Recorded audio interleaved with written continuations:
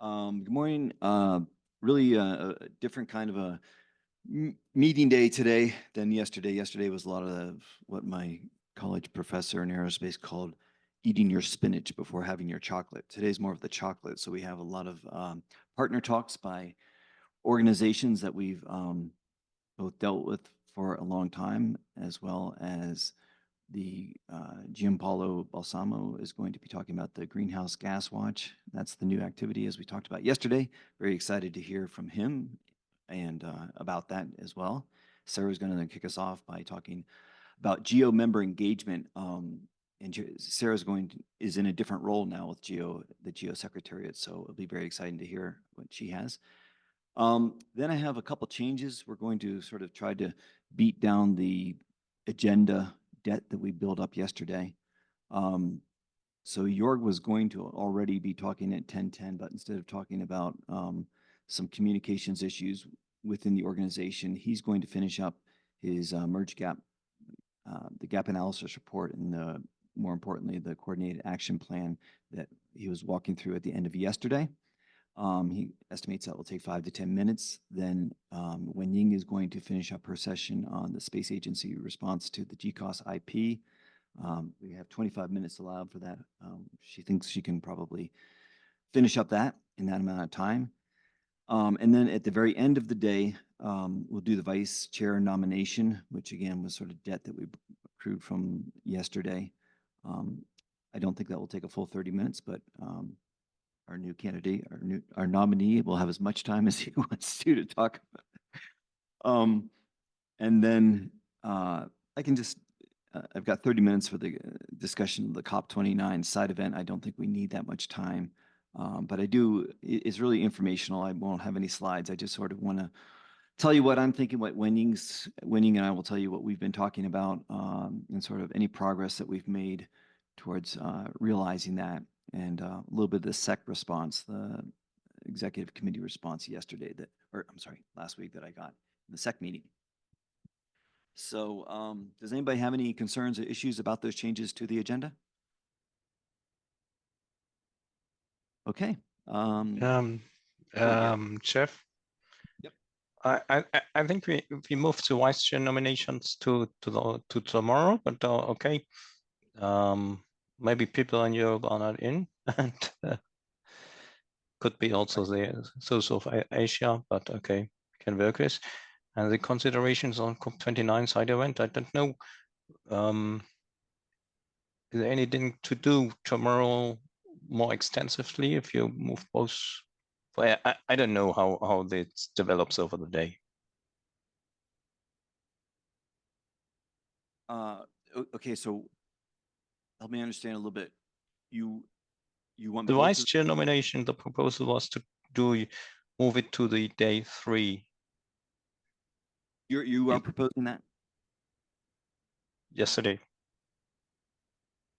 Okay. Do you have a problem with it going today? 4 p.m. means for me somehow later. The Thursday. Okay. I mean, as we said, it's not a we're problem. We're a global organization, so there's always going to be somebody who's it's not going to be a convenient time. I can change it. I don't mind, but just sort of going forward, everybody needs to realize, if we're making it easier for one group of people, we're making it less easy probably for another group of people. But I'm happy to make that change. What about the side event?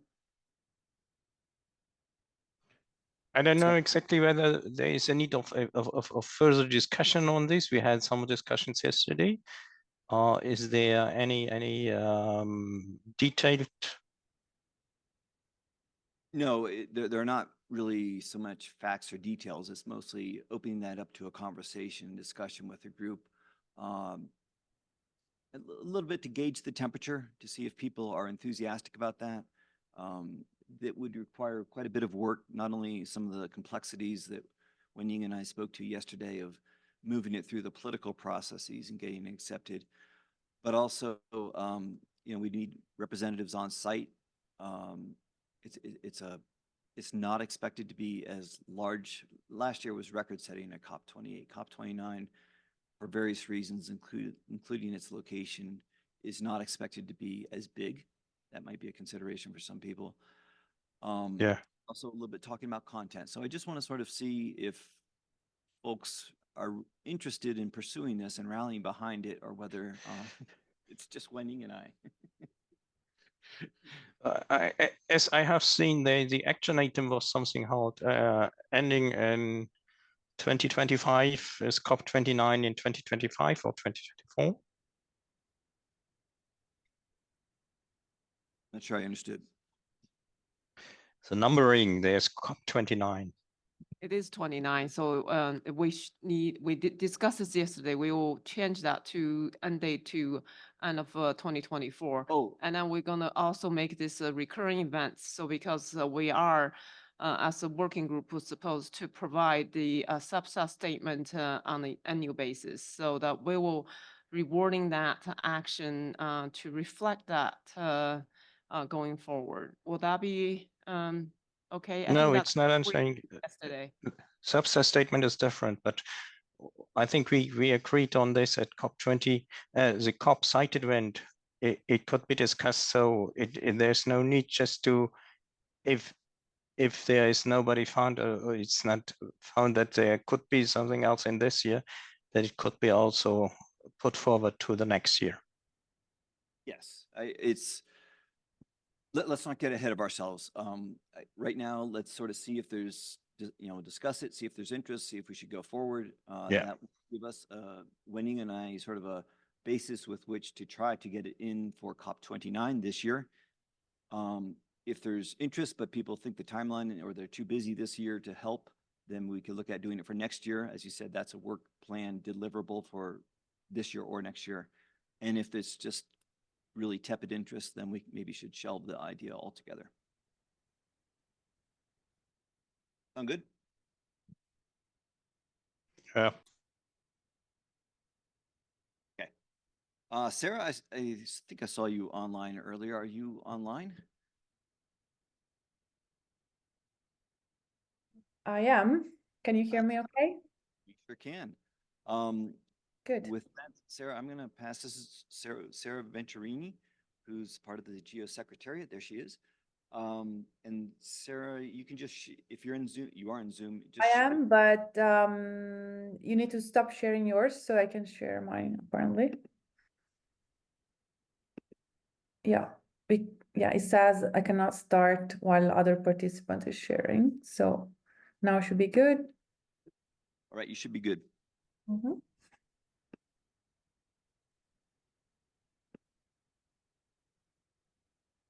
Okay. All right, then. So great seeing you all, and good morning from Geneva. Thank you for having me. I didn't expect this invitation. As I said, I had communicated that my role as climate and biodiversity coordinator at the GEO Secretariat has changed, and I'm now heading the member services unit at the GEO Secretariat. However, Jeff and Wenning kindly invited me to be here because, in fact, we think that our cooperation will continue anyway. There will be a person who will replace me. Just sharing this, even if it's kind of preliminary. We haven't even started the selection process, but we plan to have somebody to replace the position of climate coordinator in GEO. So somebody else will join soon, hopefully. In the meantime, I'm happy to present what we are thinking with this new member services unit in GEO. So many of you know how GEO works. We have our annual plenaries, and this year, last year in 2023, it was also a ministerial event. So last year was particularly important because the plenary adopted this new overarching framework called the GEO Post 2025 strategy that gives GEO the mandate to continue its work beyond 2025. 2025 was the sort of threshold that we had because we work through 10-year mandate. So 2025 we are coming to an end, and we needed a new mandate. And we've seen our work evolve over the course of these 20 years. And we are moving towards a direction of coordinating Earth observations for the development of operational services, not just for the coordination itself. And this has been already visible in the next few years with the activities that we have currently in the work program that are going towards this operationalization. And many of those are being supported by the space agencies, of course. And GEO remains the partner organization for CEOS, and we see CEOS our space arm indeed. So the main point that I wanted to make here with regard to the member services unit is that this framework also provides the rationale to have a stronger focus on our member countries. We would like to focus, in fact, on an integrated approach that brings together advocacy, communication, member engagement, and resource mobilization for Earth observation. So we need all of those elements to be able to reach out to governments and to lobby for Earth observation to be recognized in the international arena. And in particular, we have in the strategy a few elements that can be considered measures of success going forward. And that will be an increase in engagement of the members in our governance and activities, and recognition and trust in GEO and international multilateral environmental agreements and other fora, such as the UNFCCC in this case. And of course, strengthen participation of users, in particular, those communities that are typically underrepresented and are also should be the beneficiaries of the work that we are doing. Together with the strategy, the ministers who attended the conference in November in Cape Town also adopted a ministerial declaration. And this also gives us a political direction for the new member services unit with a stress on the intergovernmental nature of GEO that we would like to, in fact, highlight and give prominence to through this member services unit. And the ministers have encouraged us to maintain strong relations among GEO membership, including being more responsive to members' needs and all the participating organizations and associates, of course. We also have been given guidance on implementing the work program and developing new initiatives that support the implementation of multilateral environmental agreements, and to do so through our members with direct calls on our membership to continue this commitment. And of course, to expand and increase the participation of new members and users in the GEO network. So this is the overall context, and the structural rationale, in fact, is based on the Secretariat concept of operation for the year 2023-2025, which was adopted by our executive committee in March last year, which has been empty so far. And as of January, I have been appointed as the chief of this unit, and I'm together with two staff at the moment. Ernest Champong, you might have met him already. He's been with the Secretariat for a while. He is the Capacity Development Officer, and he will be, again, in charge of promoting Earth observation, maturity assessment, and capacity development training through our across our members, typically beneficiary members. Tushara Maturi is our associate, and she will stay on. And we are also looking at 3 empty vacant positions that we hope to fill over the course of the next year or more. We are asking our members to provide the budget to do so. These are quite important positions because they will help us really liaise with the regional GEOs and with the individual national GEOs more efficiently. The functions are also proposed in the Secretariat of Operations report, and essentially it is about ensuring that there is a consistent interaction and engagement with the current and future GEO members, and support capacity development opportunity for user communities. So this is already an entry point that you can see for CEOS. And of course, we are maintaining the governance services for our GEO members, including all the administrative processes, the onboarding, and so on.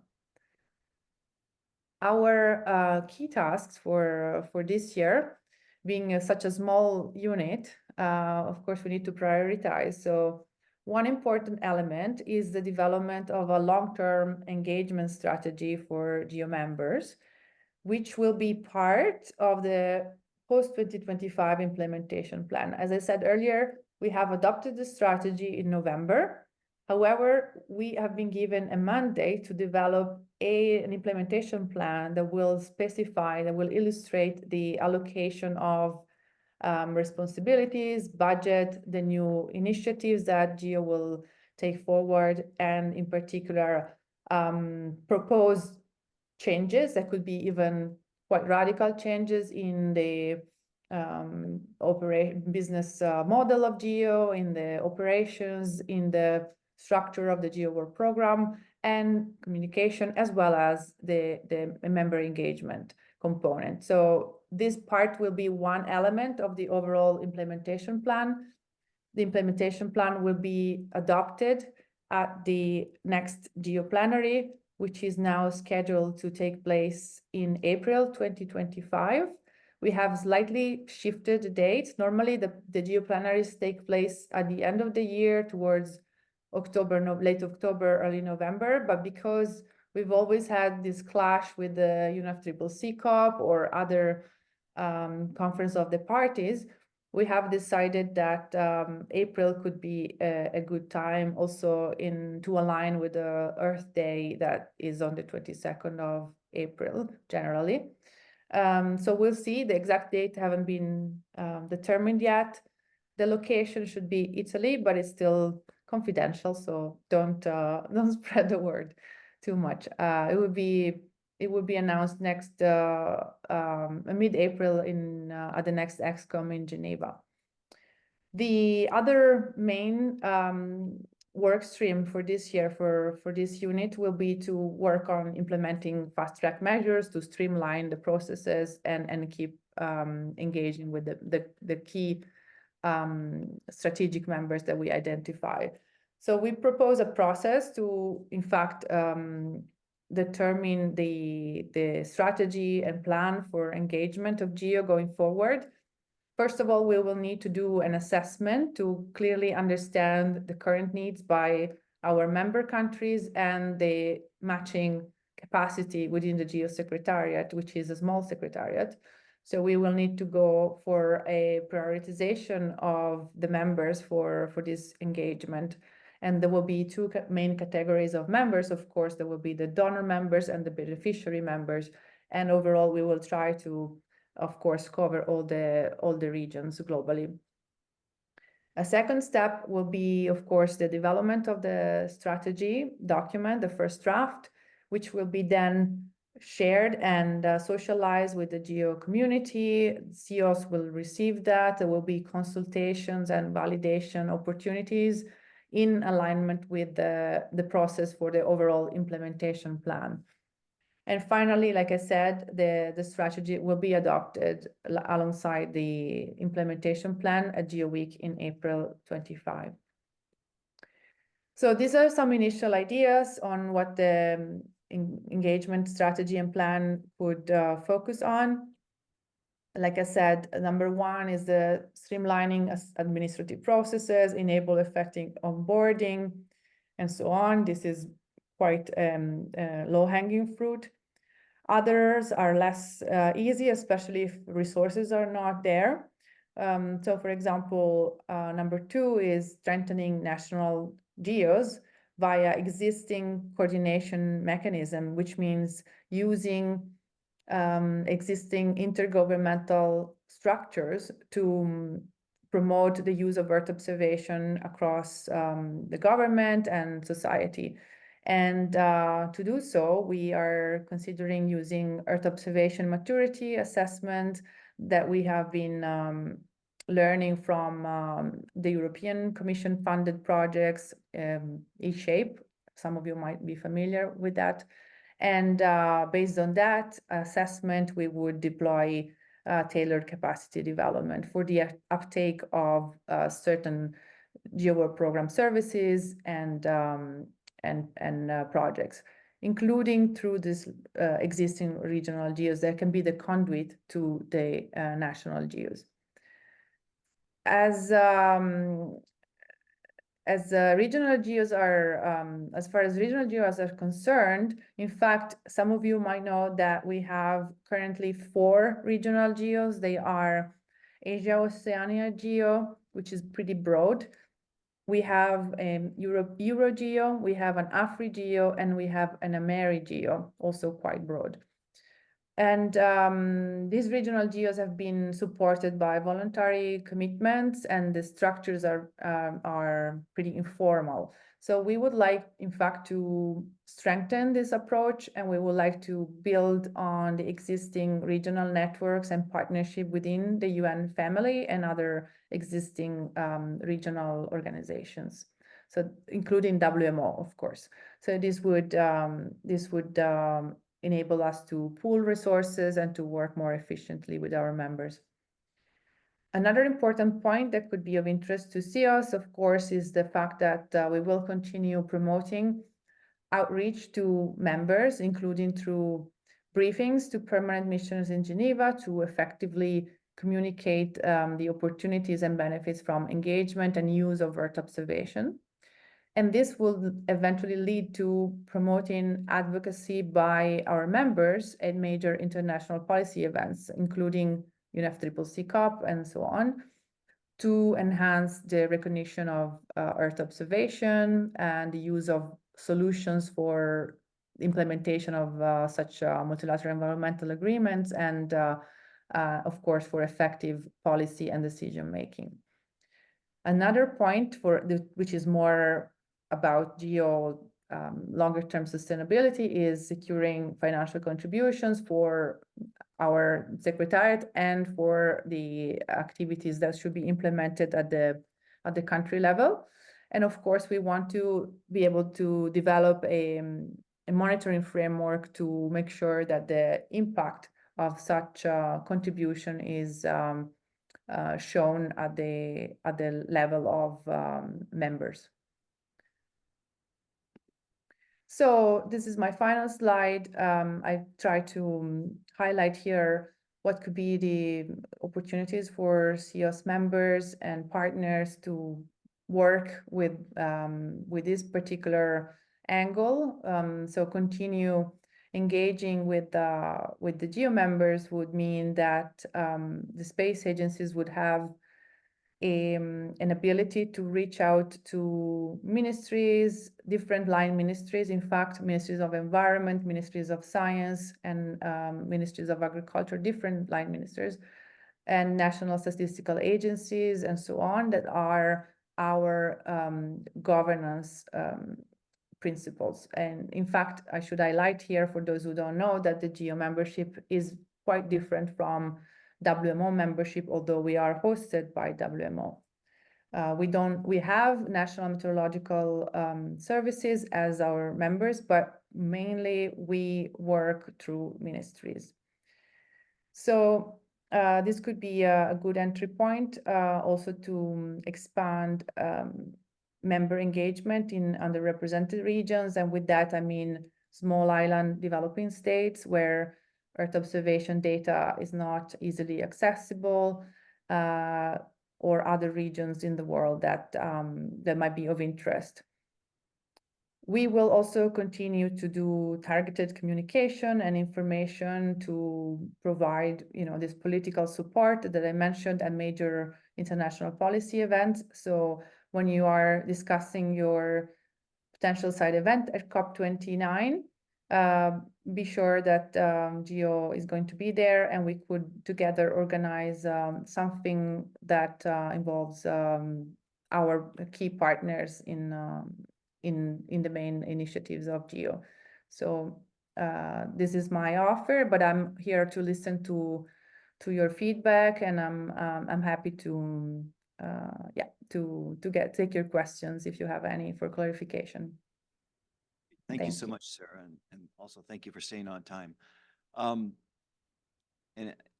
please go ahead and leave that last slide up, actually, if you don't mind. I think that's sort of a great Okay. kickoff point to the discussion.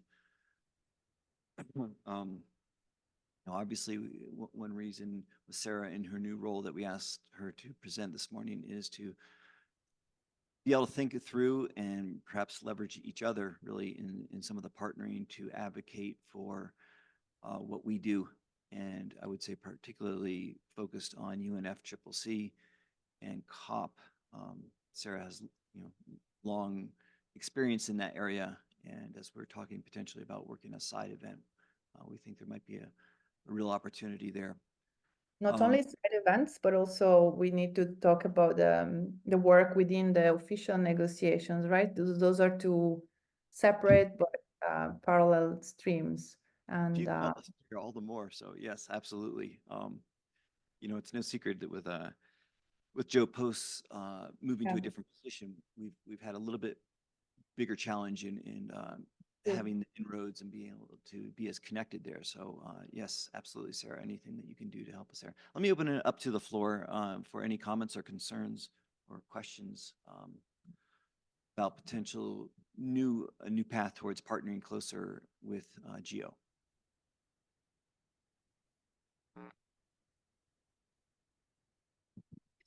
Antonio has. I'm sorry, Antonio. I apologize. I didn't see that. Go ahead, Antonio. Yes, thank you. Ciao, Sarah. Oh. We work in the same building, so I could also ask it personally, but I profit of this occasion. And I'm sorry in case I missed something, but your membership team will deal only with the members or also with the geo participating organization like GCOS, but also CEOS, ESA, I don't know, some of them are around this meeting. Yeah, good question. So at the moment, because the secretariat is so small, I am still dealing with the new participating organization, the new associates that approach Geo. But in fact, we will have another person who is going to be dedicated to the partnerships, and that should be under the communication and partnerships unit, Nicoletta Panta, so under her. And I will be focusing on member governments only, because that's the ask that we got from our plenary and our ministers, to focus on this intergovernmental nature of Geo and give priority to member needs.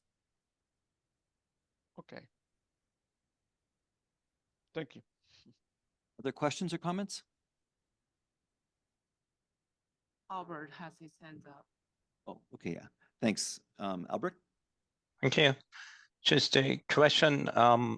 If there is a new work plan, are there any changes to be expected with regard to the climate change working group? In that sense, that there will be a restructuring or something else? Because Yes, this is from interest for us, Absolutely, I should have mentioned that. Thanks for reminding me, Albrecht.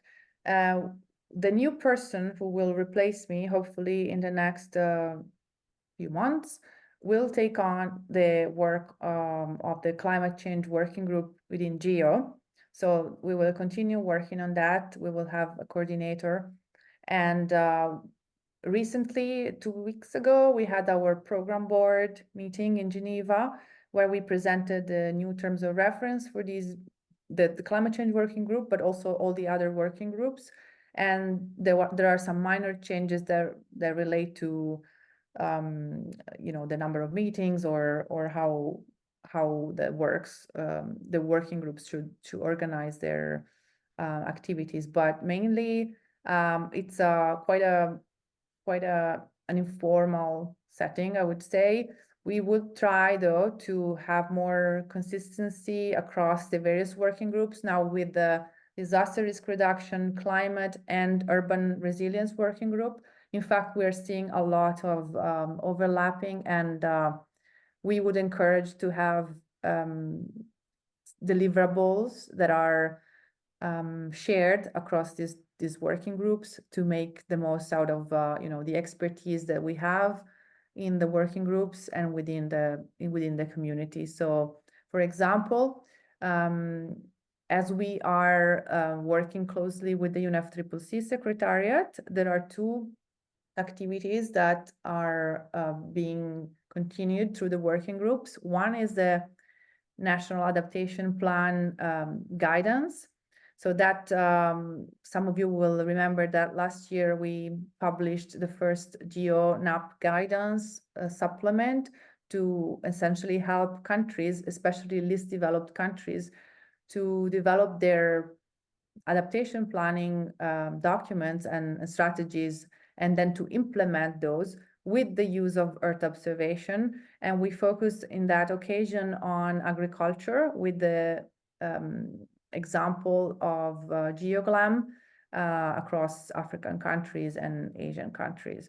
So that was a good one. Now we're moving forward with the Geo Land Degradation Neutrality National Adaptation Plan. In fact, this is led by the UN University and CCD Secretariat.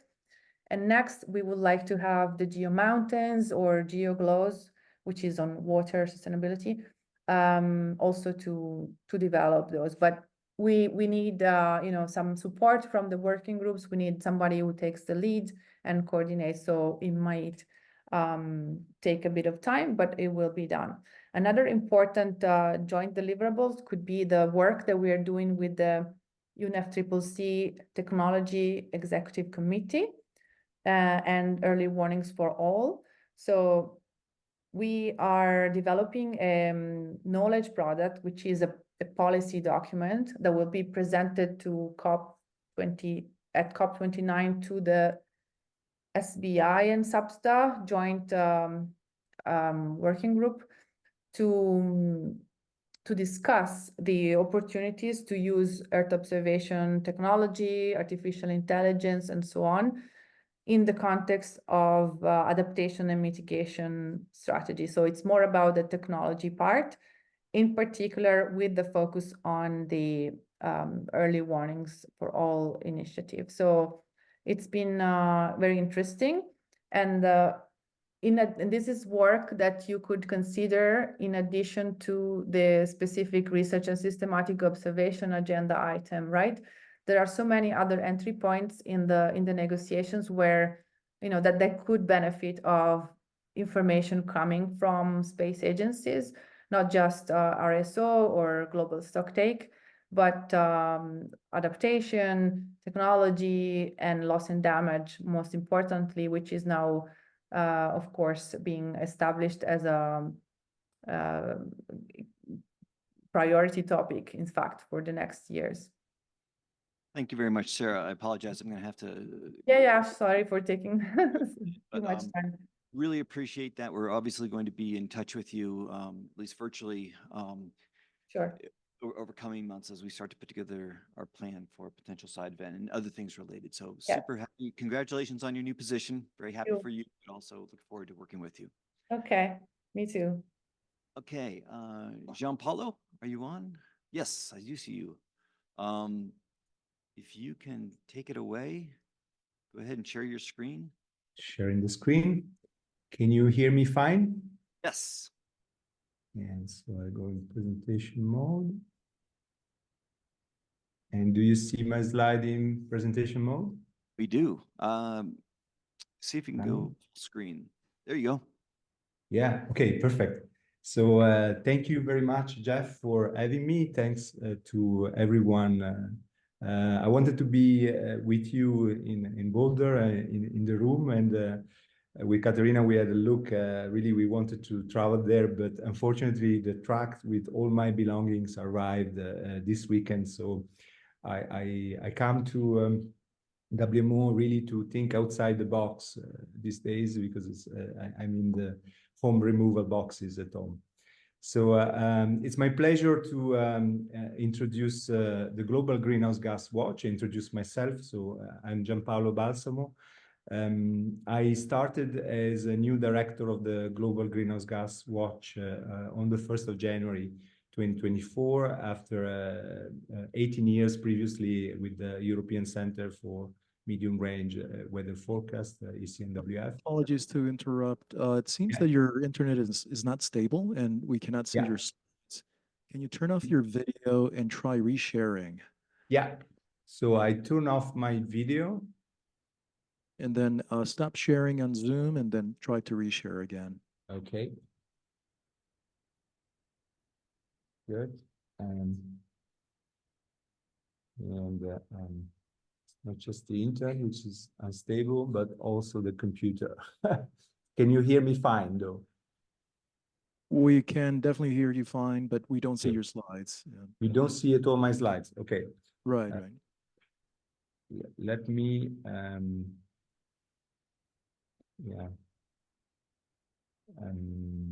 I need to, my computer just stopped.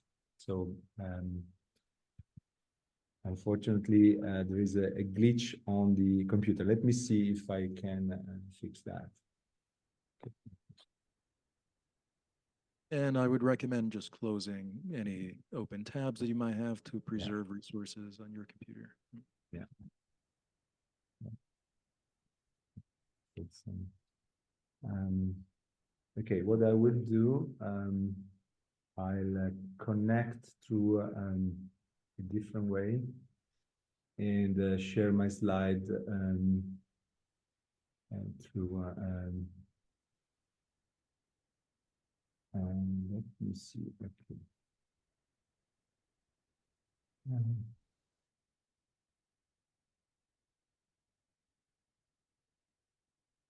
Alternatively, if you want to email your presentation to us, then we could just you tell us when to flip pages.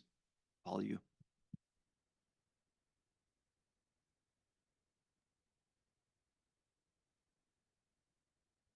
Otherwise, Gianpaolo, I have your presentation. If it's the same you shared this morning, I think I can share with you. You do have it, Antonio? I think so. Gianpaolo, Maybe, can you hear me? If that's the same presentation, maybe you can share it and we can just use. Yeah, but I don't think Gianpaolo. He's currently off. Yeah, because this morning he shared with us here in WMO, but I don't know if he changed something or.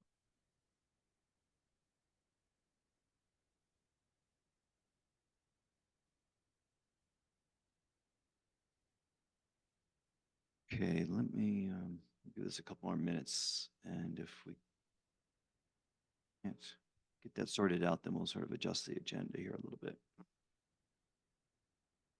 Georg, would you be able to go sooner rather than later? And let's give him a couple minutes, but if he cannot get this going in a couple minutes, then we'll switch to you, and then when he comes on, we can switch back to him. Yes, so this is Jörg. Good morning. I think we just go through what we did yesterday afternoon. So for all those who were not online because it was deep in your nights. So we basically set up the scenery, how we finish all the gap analyses and coordinated action plans.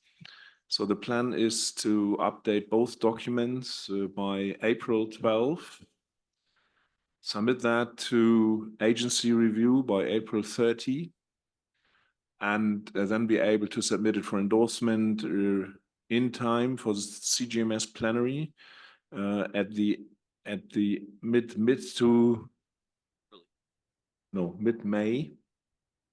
So 30th of April review, so mid to end of May to submit this for endorsement in time for CGMS plenary, and we will ask CEOS plenary to endorse it in writing at the same time.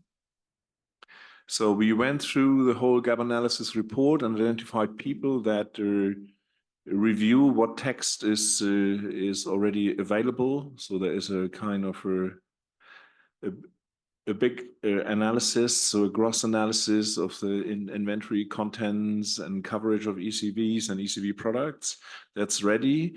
And then we have identified a couple of people that signed up to fill holes and review contributions on specific ECVs. So I think I asked Kyle and Jeff already to make that document available to the working group. So it's in a Google Docs. So as you were not here yesterday, we have not really signed you up for doing things there, but you can still do that.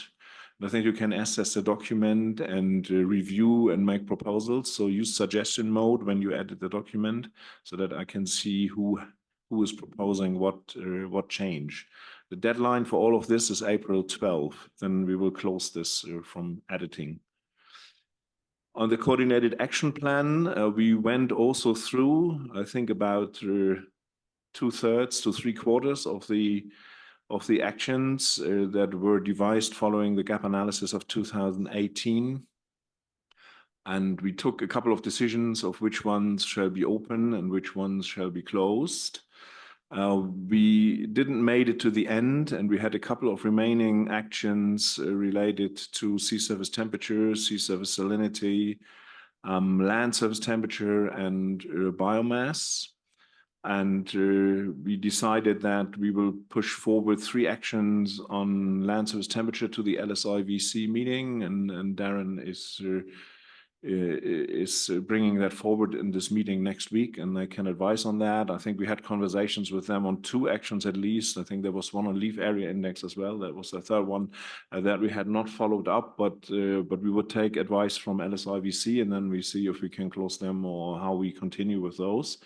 For all others, sea surface temperature, I will make proposals. You will see that in the document in blue color, what to do with the actions, and then you can still see until 12th of April if you are disagreeing with that. So if you're just agreeing, I'm happy. If you're disagreeing, then we need to have a little discussion, but I think we won't have the time to go through all these remaining actions today and give rather room for the GCOS IP. I think that's all I need to say. So just so I understand, as people are making their adjustments, the individual assigned people to make adjustments, anybody else who wants to take a look and review that should be also completing that review by April 12th. Okay, so if you're going to look at somebody else's, make sure you have any additional comments in that document, or how is it going to just be adding the comments within the document? How do you want to do that? So I think I sent it to you already, the 2 links. If you can just distribute that to the working group, so whoever has the link can edit the document, but use suggestion mode, not edit mode. That's what I was going after. Okay. So that I can see who proposes what. That's important. Yeah. Okay. So make all those changes by the 12th. So the period between the 12th and 30th is really just for Jorg to do the polishing and clean up. So thank you very much. That sounds like a great plan. And then Jorg, one other question. So this is the cleanup of the 2018. Will this be considered a 2024 new release? Will this be the official baseline going forward? Yes. So in the gap analysis report, so in the macro analysis, there are already, I think I put 2 or 3 recommendations. So when you review that, you can see if that makes sense to you. There are in some of the texts for ECVs, there are also recommendations made by the teams that wrote this in the past. No? So whoever is engaged in that block should review that.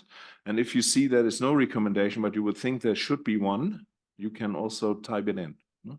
Just feel free. No? So we can still have a telecon if we need to rationalize this, if there is if we ran into a conflict on some of recommendations. Also suggestion mode? Yeah, it's suggestion mode, everything in suggestion mode. Suggestion. Yeah.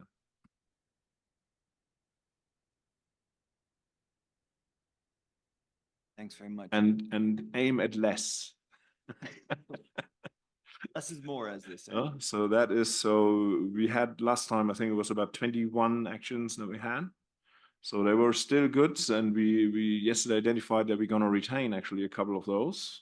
But we were pretty much hammered by the pandemic, that has basically stopped a lot of implementation of these actions. No? So that is, so put rather less, because we are still the GCOS IP. There's also overlap with this, and these actions are from 2018, so it's not always actual. No?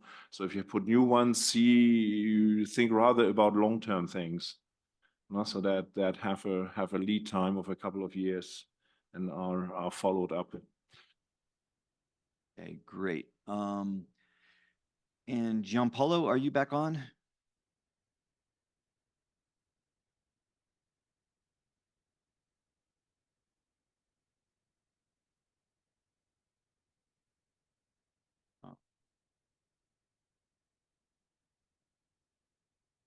And Jorg, there's a question from Mark in the chat box. Isn't LP? He was able to share for a little bit.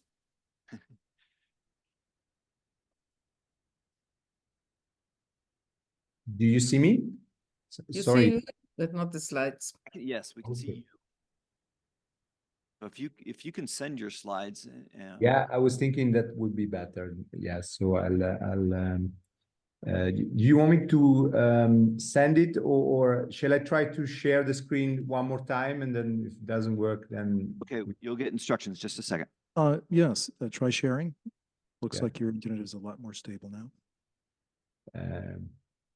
Do you see my slides?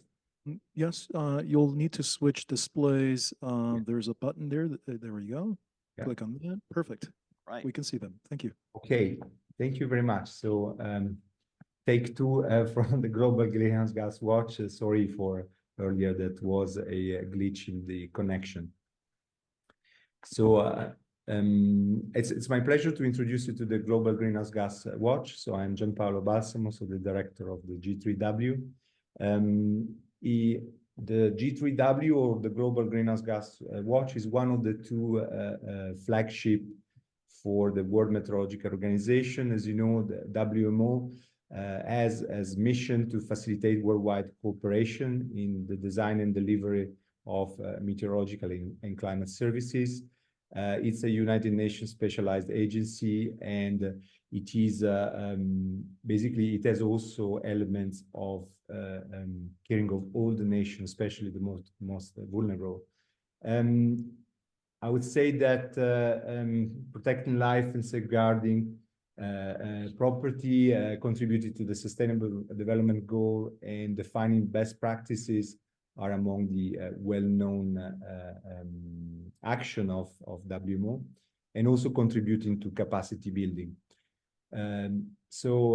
There are two well-known action. I mean, the Global Greenhouse Gas Watch I present today is really the new kid on the block, but the early warning for all is the flagship, which is looking after climate change adaptation, in particular with respect to extreme weather event, so extreme in the water cycle. And it is a complex and challenging target, but with a very simple target, very simple presentation to ensure every person on Earth is protected by life-saving early warning system by 2027. So it is articulated again as an interagency coordination. Sara Venturini before me has mentioned this desire in the UN family to aspire to interagency coordination because of the size of the challenge, and this is one of the cases where the early warning for all will need a lot of coordination across the different actors, especially to be delivered in such a short time. And there is well-known financial systems associated to the early warning for all, the CRUISE and the SOF. The SOF is particularly successful in raising funding for the systematic observation financial facilities, and it is in pledges already over 200 million. So it's really a very efficient way in order to have embedded elements of supporting the countries, especially the countries in need of early warning for all and infrastructure for the early warning for all. The Global Greenhouse Gas Watch is maybe a little bit less known because it's a new flagship, and it completes the climate action with mitigation. And this is something that has been brought to life recently by the Congress, which is our supreme body for decision making at the World Meteorological Organization in 2023. We have, thanks to our study group, which was mandated to write an implementation plan, we have put together an implementation plan, which is now about to be discussed at the intergovernmental session for the infrastructure on the 15th of April. And we have also put together a vision of for the G3W or a master plan for the future. So this 4 years, started in 2024 to 2027, is mentioned to be the implementation and preparational phase, and will be followed by an initial operational phase by 2028, 2031, which will see the global stock take, the second global stock take of the Paris Agreement. And will thereafter have enhanced operational phases. So it really is designed to serve the Paris Agreement, so the implementation of the Paris Agreement. There are elements of financial stability or sustainability attached to the G3W. In particular, in the implementation plan, we have costed how much will be the first phase in terms of ensuring the infrastructure, which is 70% of the envelope, the integration of observation and the coordination. So we estimated that in $1 billion for this financial framework 2024-2027. And 1% of that estimate is for coordination, so global level coordination at WMO. G3W, so the Global Greenhouse Gas Watch, is meant to use really all the experience and infrastructure or structure, working structure of WMO. Therefore, the technical commission, the advisory group, the panels, and the different asset of the WMO, the WIGOs, the WIPs, and the WIS, looking after observation, modeling, and data distribution. The greenhouse gas is a very complex cycle.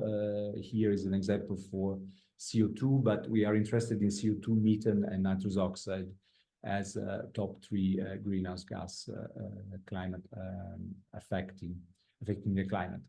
In one slide, if I have to resume the what, how, and why for the G3W flagship, here is how we attempted to do that. So the G3W will fill critical information gaps on greenhouse gases via integrated operational framework that optimally combine Earth observation, Earth system model, data simulation, and/or artificial intelligence techniques to reduce uncertainty in assessing the efficacy of climate action. So basically in support of the implementation of the Paris Agreement.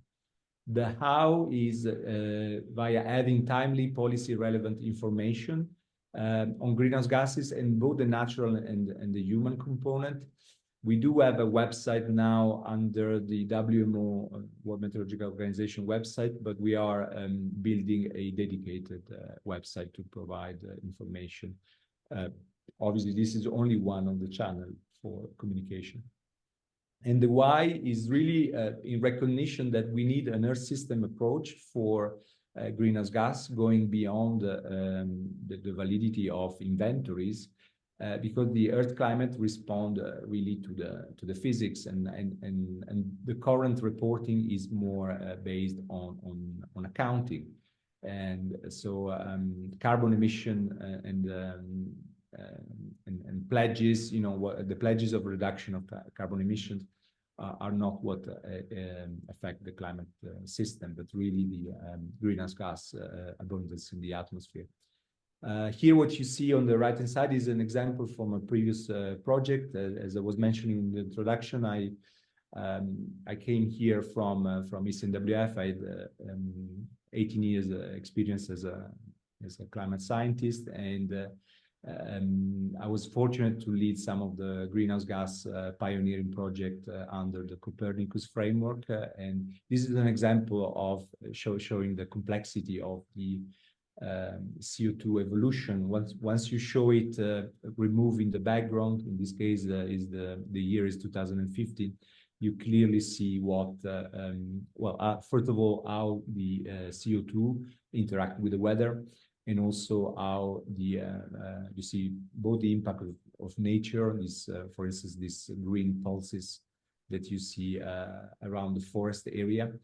And moving into the summertime, you see the impact of the northern hemisphere forest absorbing a large part of the CO2. We know that around 53% of the anthropogenic CO2 is reabsorbed by the biosphere.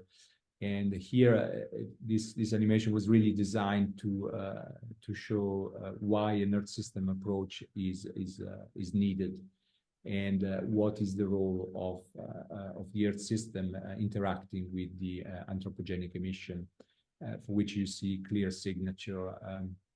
You see also clear signature of the fires. So we know that the fire season in 2023 has been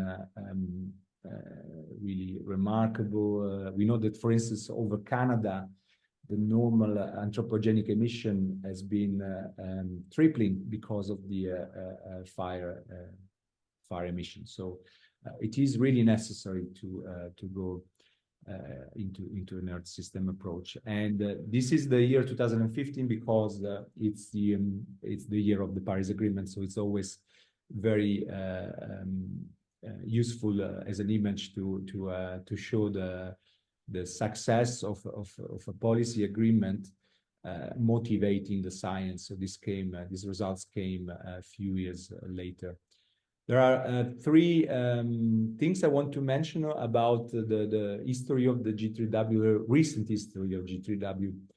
We can say that WMO has nearly 50 years of raising awareness on the importance of greenhouse gases. But in 2023, there have been two important events. The first is the Global Greenhouse Gas Monitoring Symposium, which took place in Geneva with 200 scientists on site, 500 scientists online. So it's one of the largest events with 700 people contributing. And the World Meteorological Congress was after this event, so it was in May, and gave the green light of G3W to proceed with the development. But I would say that the symposium had really a crucial role. So many of the greenhouse gas experts across the world contributed to give momentum of this activity, and the World Meteorological Congress gave the green light. COP28 was also important for us because Substaff 59 noted the G3W, and this is it's not an endorsement, but is being noted by 196 nations, so it put us on the map. For us, was a successful closure for the COP28.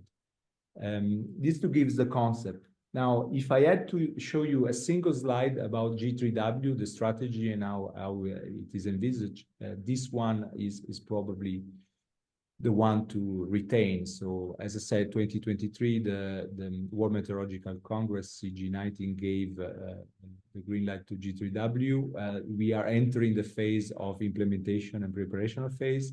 And then these two other phases I mentioned are in the following 4 years.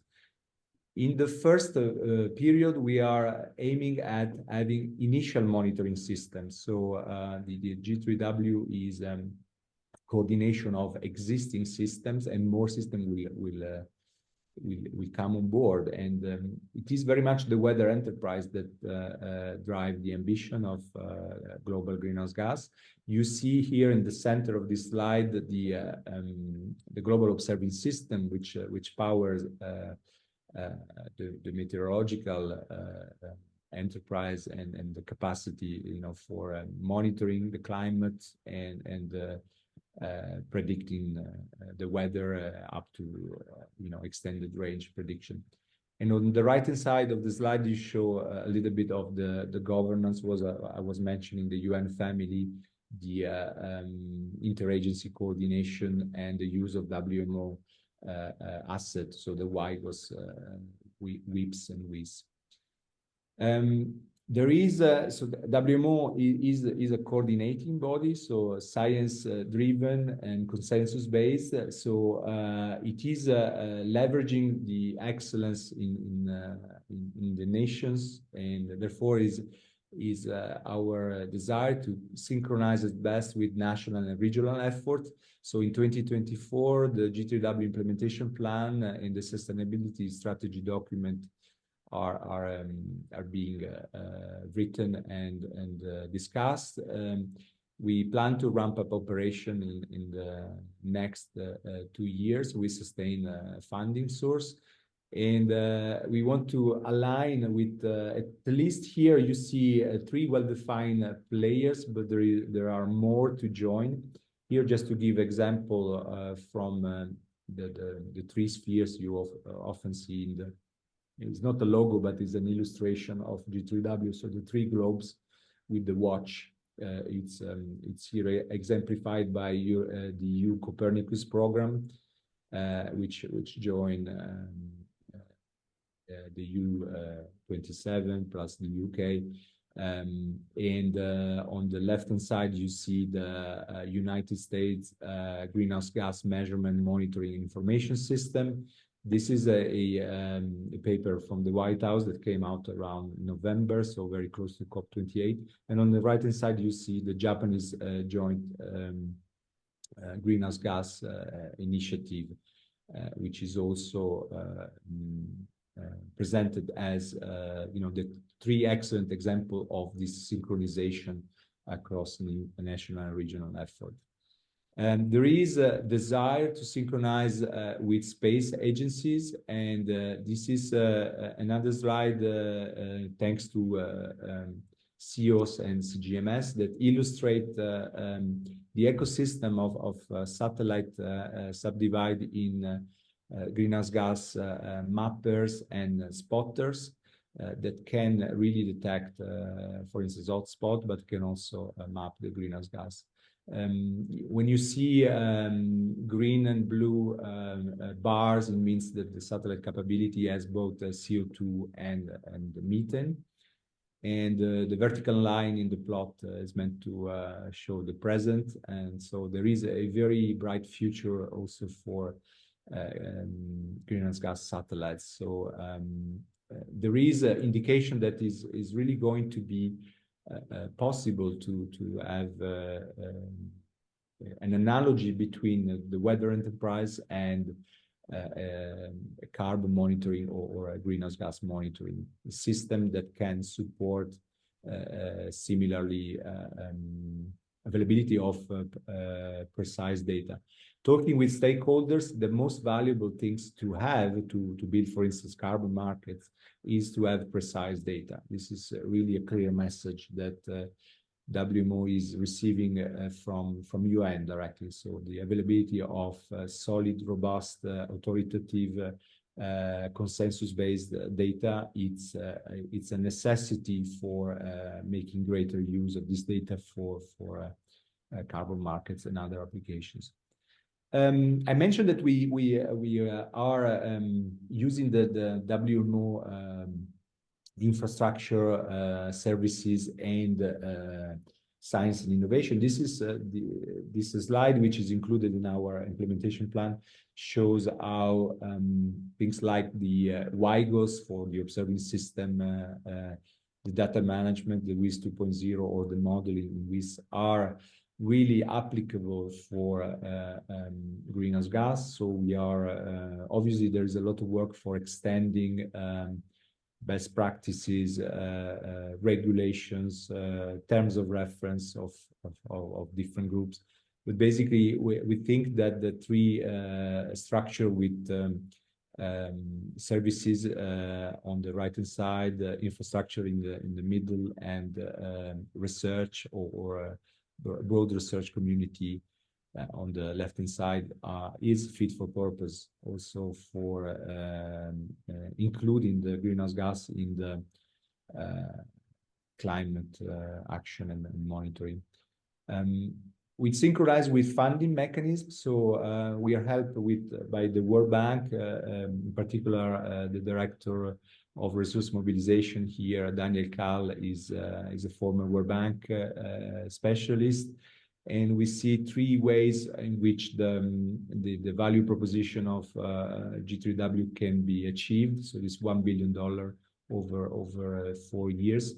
The WMO internal funds given by the Meteorological Congress as Resolution 5 in 2023, we have already given some funding and that created the position of the director and give some initial portfolio. Then the G3W Trust Fund is designed to receive donations both from public or private sources.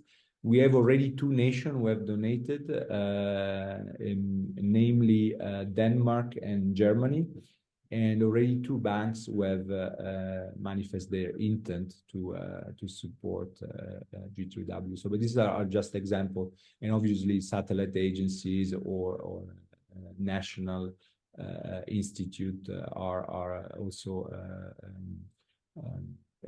it's also open to public and to private sources. And then there is a third mechanism which we are co-designing with financial institute helping us to receive the large funding sources. This is really done to have a specialized financial mechanism in case there are very large donations.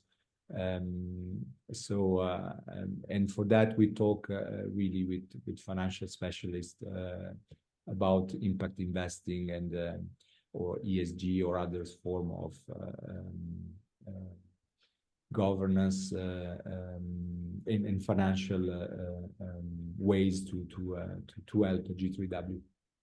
This will probably be outside the UN system in order to facilitate, for instance, energy transition or you know, the bigger picture. In Europe, there is the Green Deal, who is you know, helping to mobilize a lot of resources, but we think there will be other such initiative also outside Europe.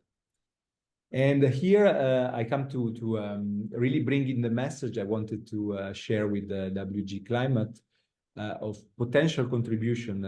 We drafted and discussed already internally three messages to bring to you. First of all, we think that Earth observation, satellite-based and surface-based requirements can be brought forward to facilitate the G3W, in particular the operating center, since G3W is operational as in nature. So the timeliness of the observation will be very important. So we can bring forward the requirements for the timeliness, and we hope also to define very soon standard for measurements, standard for required quality. So the classic things where WMO has been really helping to define standards and therefore to have unified observation practices across the world. The second point is the regular updates communicating existing and upcoming greenhouse gas capabilities. You saw my slide on the synchronization with satellite agencies. This is really kindly provided by CEOS, by Dr. Yashka Meyer, who provide the link to these very nice facilities curated by CEOS. I think regular updates are a necessity because we are seeing also the private sector being very enthusiastic about greenhouse gas. In particular, we know about methane, and recent launches like MeteneSat are also part of the picture. And then the third point I wanted to bring is the calibration validation activities. So G3W, within G3W, we will have a pilot project, and therefore we would aim at co-development in collaboration with satellite agencies and national and regional efforts. And I think this is also a key point for co-development or co-design of CalVal activities that can help both the satellite agencies and national and regional operating center, but at the same time also have embedded some of the strategy in the G3W implementation plan. So particularly helping countries that are basically in need of capacity building or infrastructure building. In terms of the communication, the point 2, I wanted to give this example of the high-level consultative meetings that took place in February. So both CEOS and CGMS members were represented here. And this is an example in which, for instance, WMO could help and support the cross-coordination of at least for the greenhouse gases, but in general for a new sector of Earth observation, providing a regular meeting. So this 15 sessions, so the CM15, it was after several years of a drought from this meeting, but the intention is to have regular annual meeting for the coordination across satellite agencies. So this could provide one regular update in which both CEOS and CGMS and eventually also private sector, we want to consider inviting also stakeholders from the private sector. For I think for the greenhouse gases is clear that there will be a lot of emphasis also from these providers. And the last slide I have is to bring forward what I think are the GCOS, GO, G3W. So these are all internal acronyms, but I'm sure you're familiar with that. So Global Climate Observation System, the Global Atmospheric Watch, and the G3W, the Global Greenhouse Gas. We see a lot of synergies with WG Climate, in particular for observation requirement differences. As I mentioned, G3W is operational, therefore needs near real-time capacity, but also contributing or uptaking the information on the common gaps of GCOS and G3W. So we know that, for instance, deep ocean carbon storage or the cryosphere from the point of view of greenhouse gases, those are important aspects for both GCOS and G3W, but there are needs for observations and infrastructure there. And then the third point is about more about services, I think, but we feel that there is need for emerging climate indicators of critical tipping points. So we know that tipping points are used as a term, but there is maybe a potential to design or co-design again with GCOS, G3W, and the stakeholders, US or Japan or Copernicus or Europe, to co-design indicators that could help to see emergent tipping point. And then several other things I could bring forward, but the optimal network design is something that we will plan to organize as a workshop in Q3, Q4. We are thinking about COP30 as a thematic program. So it's, COP29 is pretty soon from a G3W point of view, but we can prepare something really more solid for COP30. And then, the communication, we will work a lot on the communication together with our partners. And we're also interested in participate to a common project for resources, because as mentioned, G3W is also fundraising for financial sustainability. this is where we are at the moment. So we are running towards the two important moments this year. So G3W will be presented to the INFCOM3, which is our intergovernmental commission for infrastructure. So this is when the 193 members do comment on our plan, and they have a request to endorse basically a recommendation to the council, which will take place in June. And no presentation would be complete with acknowledging that all this work presented is made possible by the G3W study group.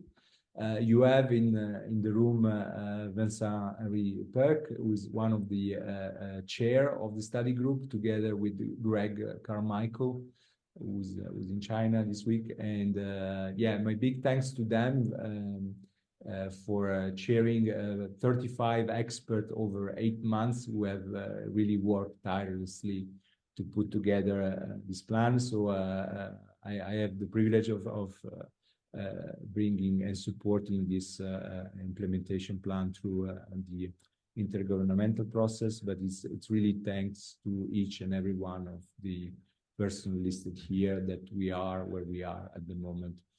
And that's all for me. Thank you very much for your time and your attention.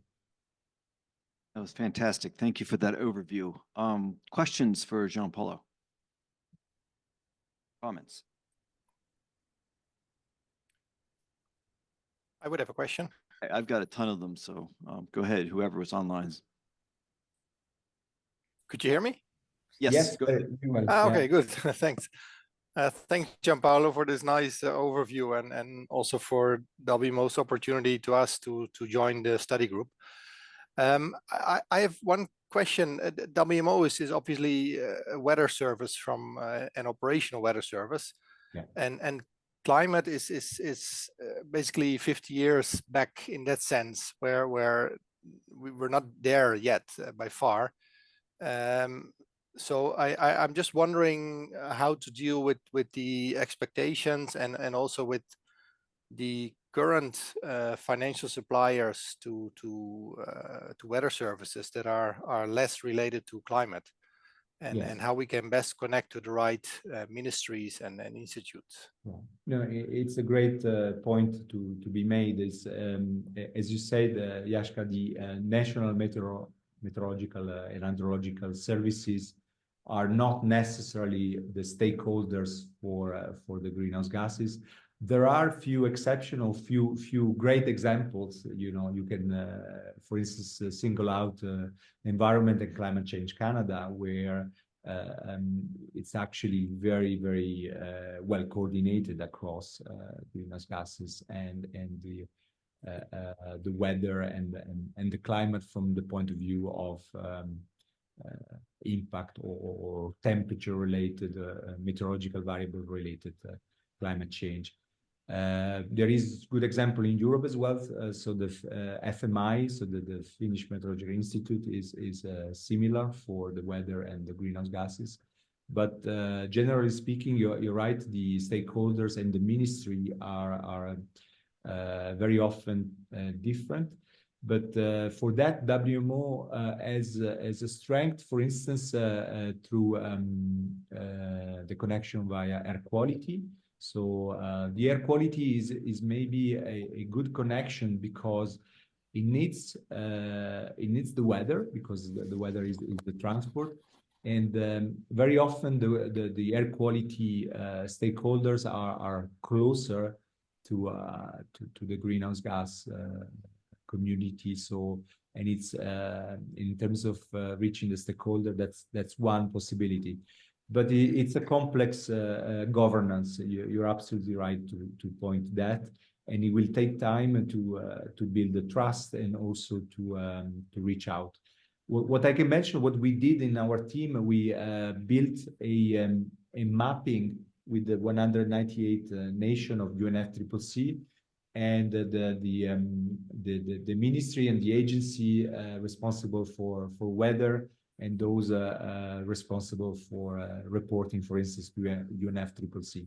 So we started this exercise one by one with the 198 nations and territories in order to map already the complexity of the problem. But the solution to it will take time and a lot of work also at a contact level to build relationship and build trust. Thanks. Any other questions? Mark has his Oh, hand. Mark, sorry, go ahead. Yeah. Yeah, thanks, Gianpaolo. Yeah, a comment which is kind of building on what Yashka asked as well, but first a quick question which maybe you can address afterwards. So the question is, when you were talking about the funding mechanisms and opportunities you're exploring, you also what I didn't hear you mention, sorry, is making use of the SOF in particular for the ground-based observations. So I'm just wondering if there's an intention to formally recognize in the SOF program that contributions can also be used for supporting the surface-based observations for G3W. So that's yeah. Absolutely, yeah. No, it's a great point. Thank you very much, Mark. Is in the plans. So there are a few steps in order to be able to consider SOF for greenhouse gas. First of all, we need to enter the what is called the GBON, so the Global Basic Observing Network. And to do that, we need to be able to define best practices for observation. We need to be able to also define what kind of sensors will be advised to have, and that there are complexities there because, for instance, in Europe there is a certain type of sensor. There is maybe already good agreement with these sensors, which sensors to use.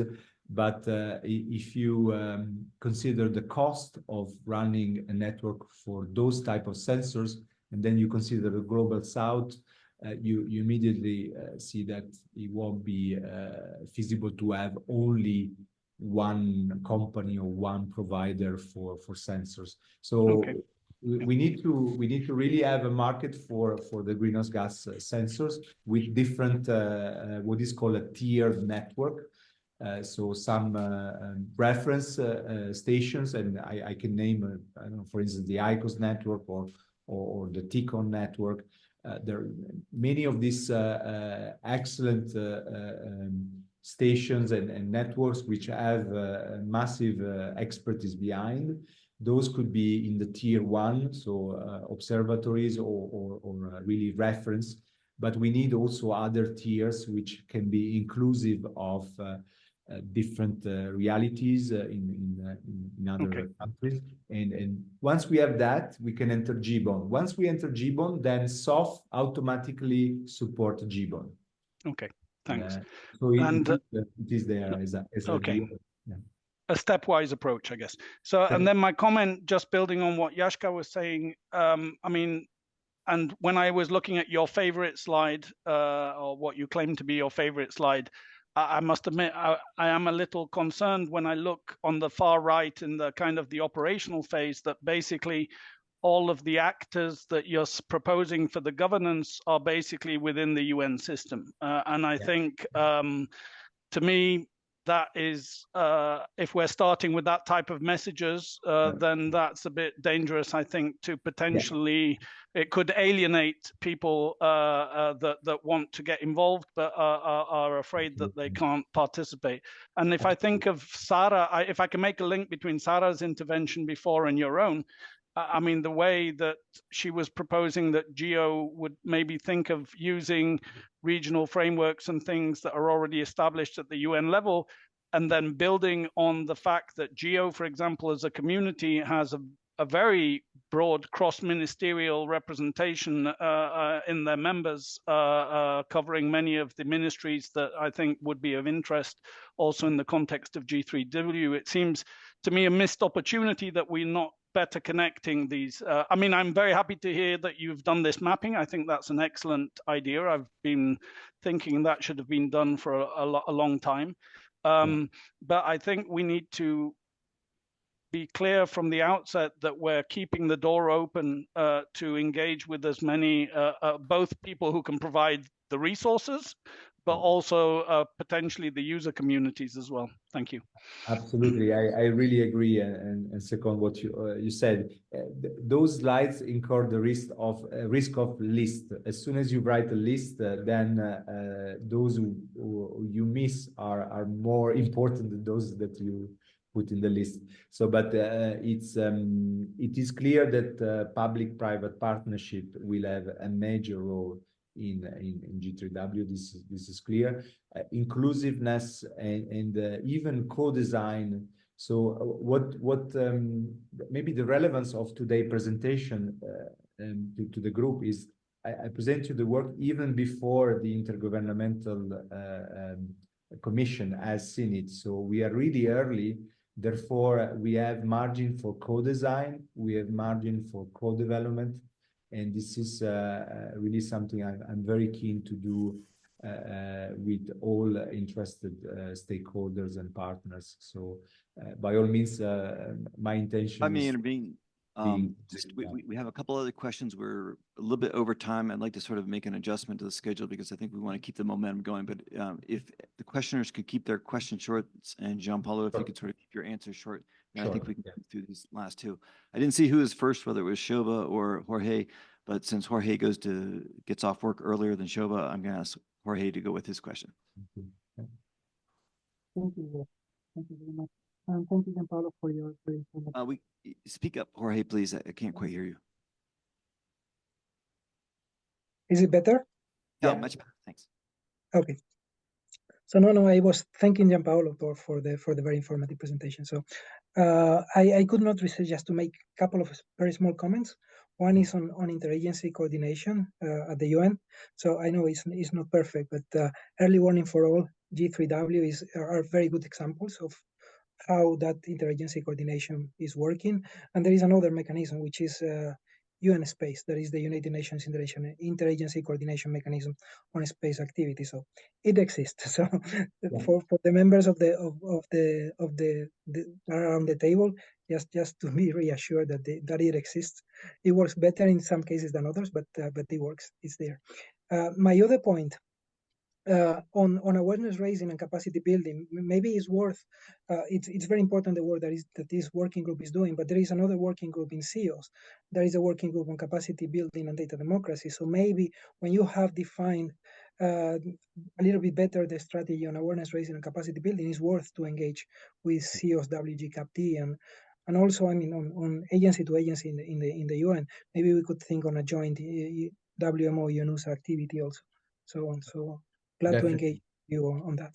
Thank you. Yeah, definitely. And I agree on both points. Interagency is important, and there is already, what you mentioned, that United Nations Space Coordination. I think that's great. And please do not hesitate to write me to also to mention the person I could be in contact with to make this interagency coordination work. I always find that it really matters to try to contact the person and have a meeting or an online meeting in order to make this coordination happen. So I will do that if you write to me, and I'll be very happy to receive feedback on that.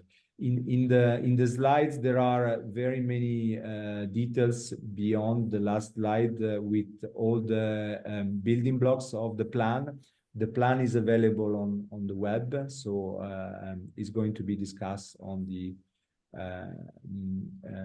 15th of April. So it's the second item in the Intergovernmental Infrastructure Commission meeting. So and we will have at that moment hopefully a lot of feedback on how to improve further.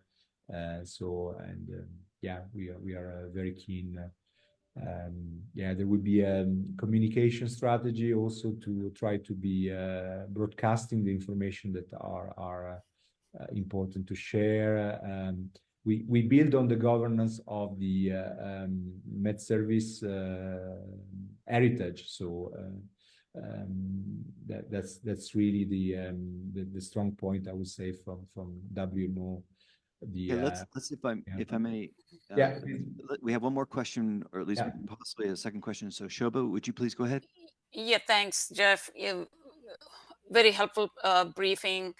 Quick clarification question. So did you identify the models that feed into your framework in order to be ready for GS2, for example? Not yet. So, but the three big players I put as examples, they do have done this exercise of identifying models. I think it's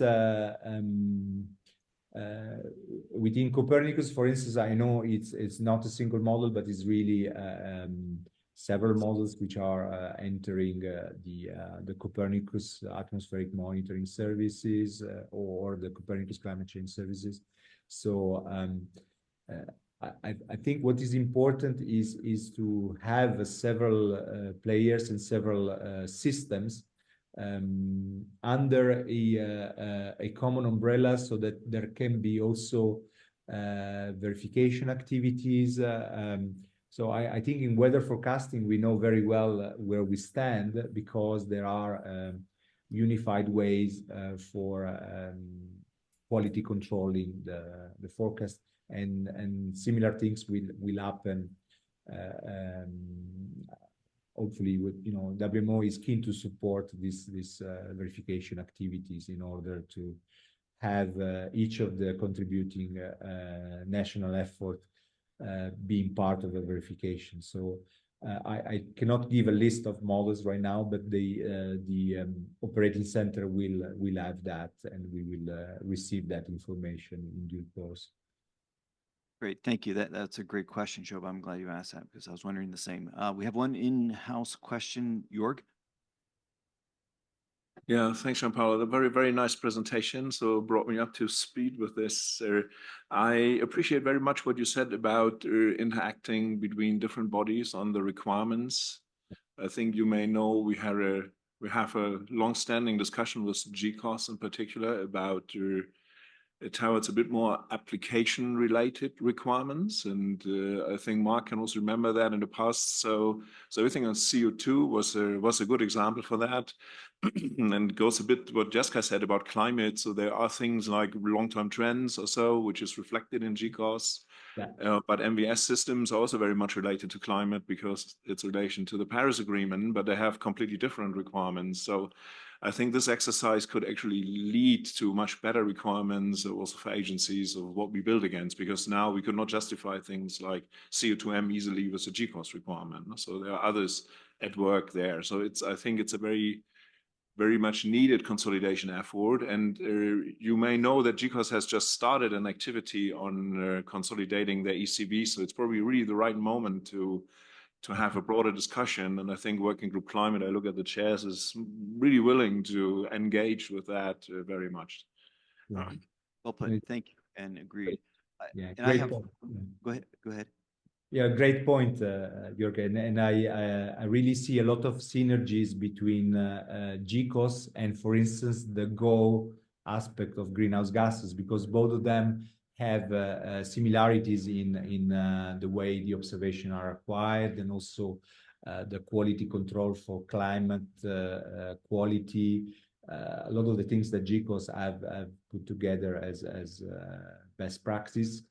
So I'm very happy for the ECV's expansion or further refining that. So I'm a big fan of GCOS, and I see very much synergies between GCOS and G3W as well, because the big difference, I think, is that G3W wants to be operational. So the timeliness will have to be better than the one of the GO station. So that's a clear requirement we will bring forward, because we want to have to be calibration for satellites. So we cannot have the observation from the surface-based network a month behind. So we need to be in a short time so that we can provide feedback to satellite agencies. So that's Jean-Paul, yeah. So first a point and then a question, and I'll be brief. First, I'm so happy to hear you mention wildfires earlier because it is important. Sometimes it's overlooked,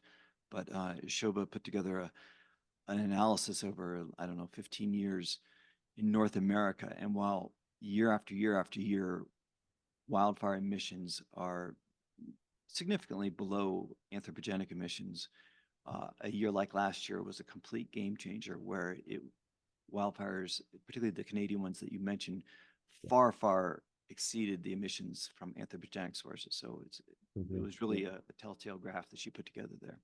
My question is, and I'm glad Yashka and Mark and everybody are on the call right now because this is coming up, and so I'd just like to understand from your perspective, where are your points of entry into CEOS and CGMS? How would you answer that question as far as communications? The points or of do you have entry. multiple points of communication into those organizations? Yes. So the ideal case scenario, I would have traveled there also to have a clear what the benefit of the coffee break discussion and the dinner to really learn a little bit more what is the best way to communicate. But I'm happy to hear what you think about it, because we are in setting up the G3W team. So we at the moment it's you know, the desire is to have a frequent and regular communication so that we can basically do co-design and co-development.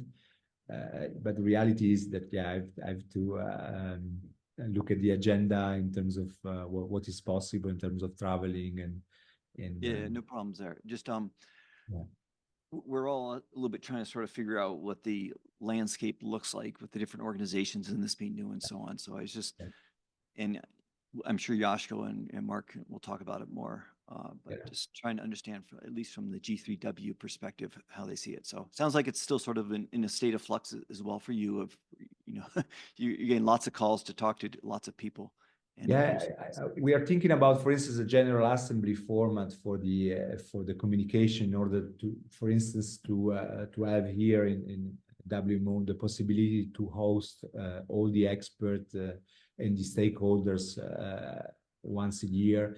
And I know there are similar mechanisms for favoring also the relationship across the experts.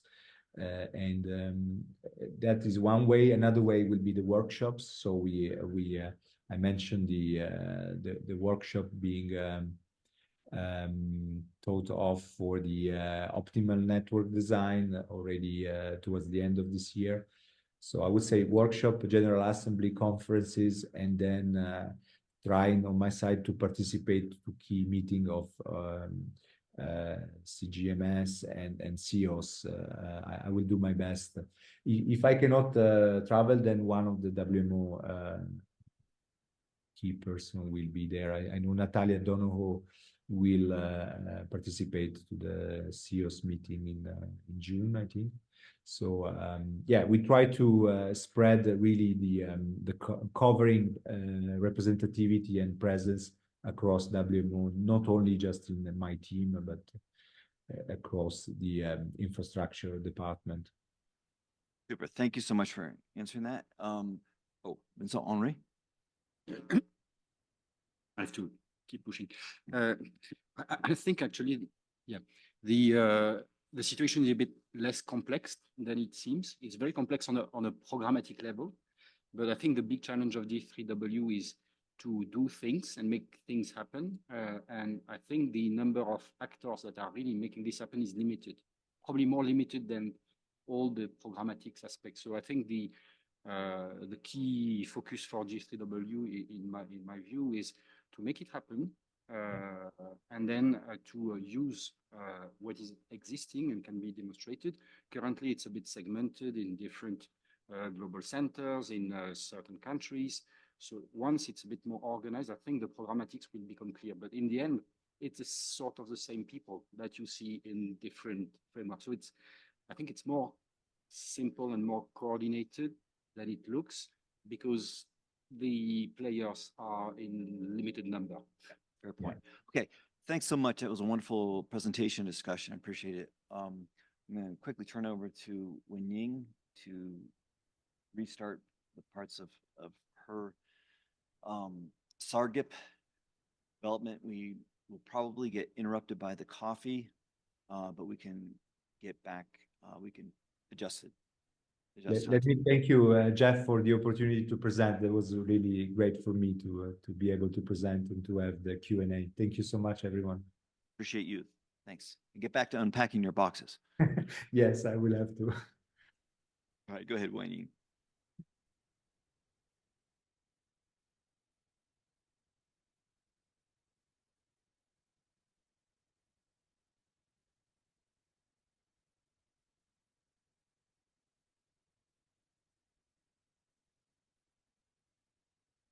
You'll see the slides. I will just pick up from where we left off yesterday. So I guess before I go through all those actions and ask for inputs who can help with the addressing each of this remaining actions, I just want to say a few words. So some of these actions are, like I mentioned yesterday, when we address the first 21 actions, so we probably pick the low-hanging fruit. Some of those are, relatively easier and straightforward. So that's what we did. And the remaining actions are mostly cross-cutting, maybe not so easy to address at first.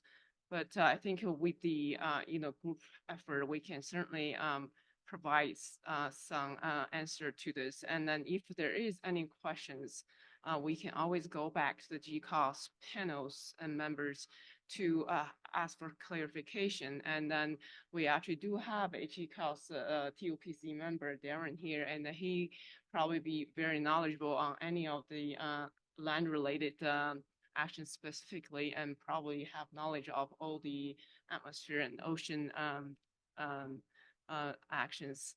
So I think just to summarize what we did last year. So basically, we have for each action, we have a group of people working on this. For example, for given action, we have ESA, NASA, UMass, and NOAA folks working together. So, like these actions are fairly complicated. Maybe when you initially look at these actions, you might think that I don't really have an idea how to address this. I think the plan and the idea is really that because we are all here as agency representative, and it's not that we can personally can address all those questions. The idea is like for you to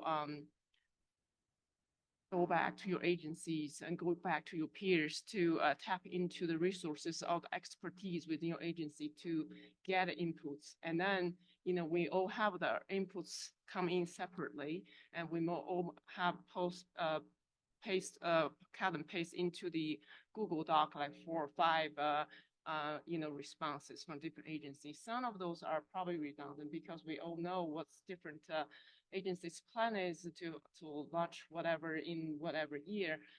And then, that's the way we work is like we have, for example, just use 4 agencies as to contribute to one specific actions.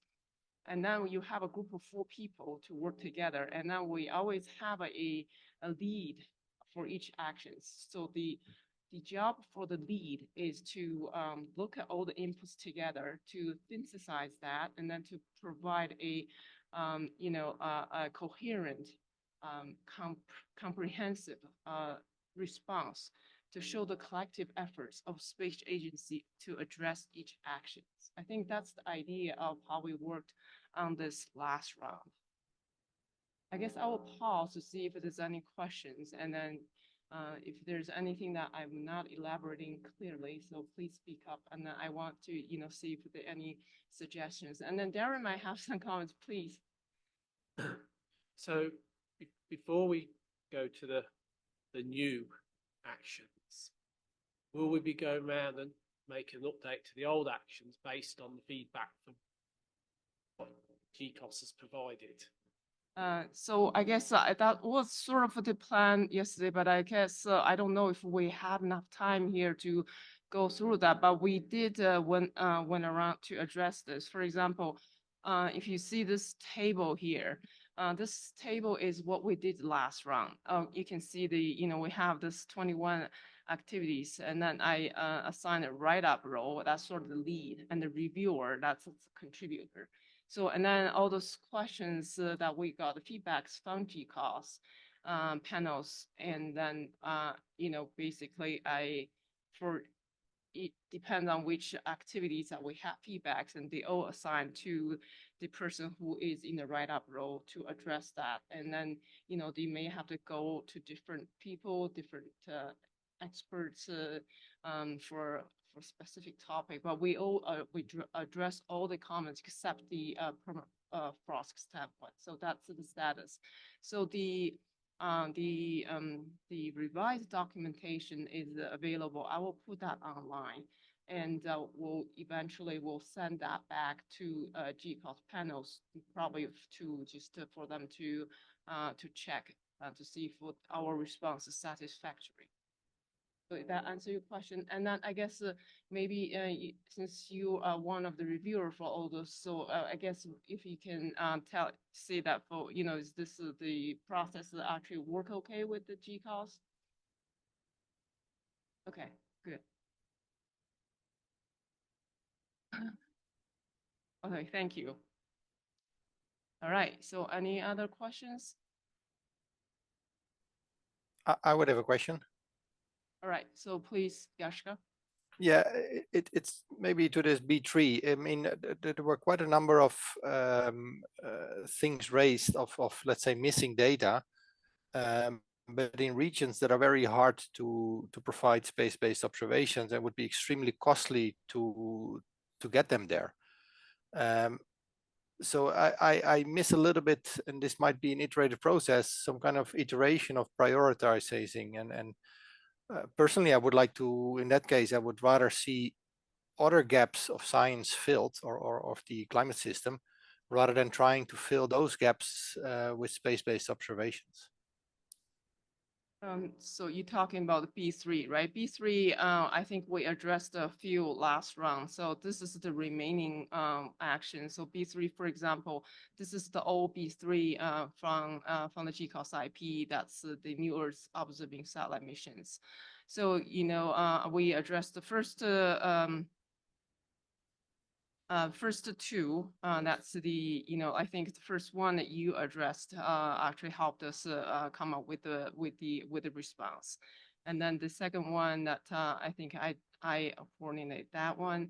And then there's another one, this the permafrost extent that we still need to revisit that. So you saying that for all this, for example, 1, 2, 3, 4, 5, you want us to prioritize, for example, which one is the highest priority to fill the gap. Is that what you suggest? Yeah, maybe I maybe you confused that one with the F2. But anyway, I mean, in general, there's obviously they put their finger on gaps that are there for a reason, because it's difficult and probably also then costly to get observations in those areas. So one thing is to identify a gap, and the other thing is it's like, should we then treat them as a higher level power and we should implement whatever they ask for, or I miss a little bit the weighing of prioritizing or an evaluation of science. I guess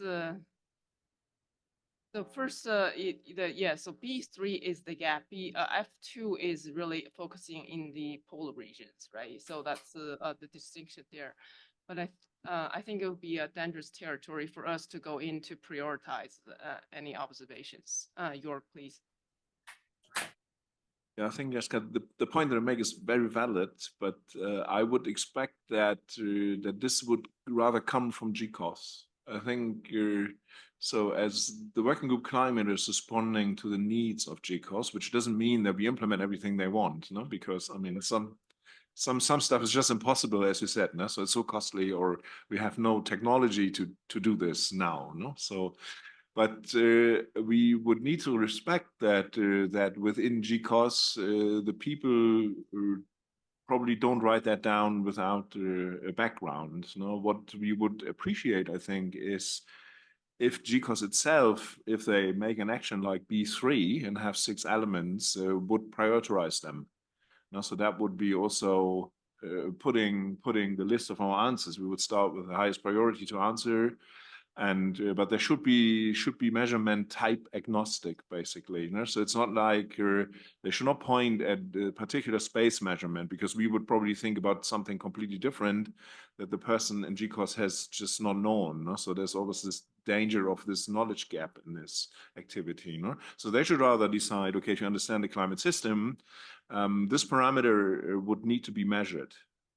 And it has this importance compared to other things that need to be measured, that are not measured. And then we can stagger our answer to that. And for some, we may say that doesn't seem feasible within the next decade or two, or is super costly. So that's just a message we can send back if we have some footing on saying that, I would think. No, that's good enough, no? So that they don't dream what will happen in the future. No? But the prioritization and what I did try to iterate. I did try to iterate with them on the polar regions where they were basically saying, yeah, in the night in the polar winter, there are no observations, and I was like, but do you expect any carbon activity in that period? I mean, it would be extremely costly to get any observations in that time of the year. And I would personally, but okay, maybe I'm not the scientist there, not expect any carbon cycle activity then. So do we really need, you know, fill that gap? I was a bit surprised, let's put it that way. We can always say that or have it in a sentence or response as well. No? So that's completely justified. No? So I think I agree with you know what you that's what I think we put in the response. I think that's okay. You know, when during the review phase by GCOS panel, they are okay with that answer. I think we can just basically, you know, truthfully and given the you know the current status of the you know the Earth observation technology and the capabilities, I think that's fine. That's acceptable. All right, so. Let's move forward and then go through this difficult part. So I guess first thing is it's more like we have to have some action needs assigned to this, and then we can work through the timelines. So we did discuss a little bit on this direct measurements of ocean surface currents from space, and I think yesterday the reaction is that we can't take this on. But I think personally, I will reach back to my agency to see if there's anybody can help with this, and then if there's anyone else here that feel that they have the the capability or the observations or the expertise that who can help address this, that will be helpful.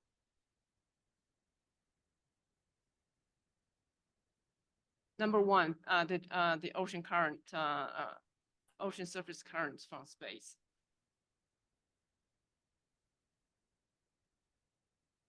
Georg is tempted? No comment? Okay. All right. So the next one is, I think the next one, explore and demonstrate the feasibility of satellite missions based on new satellite technology for climate monitoring. So this is sort of the, basically they want each mission during the development phase to consider the requirement of the mission.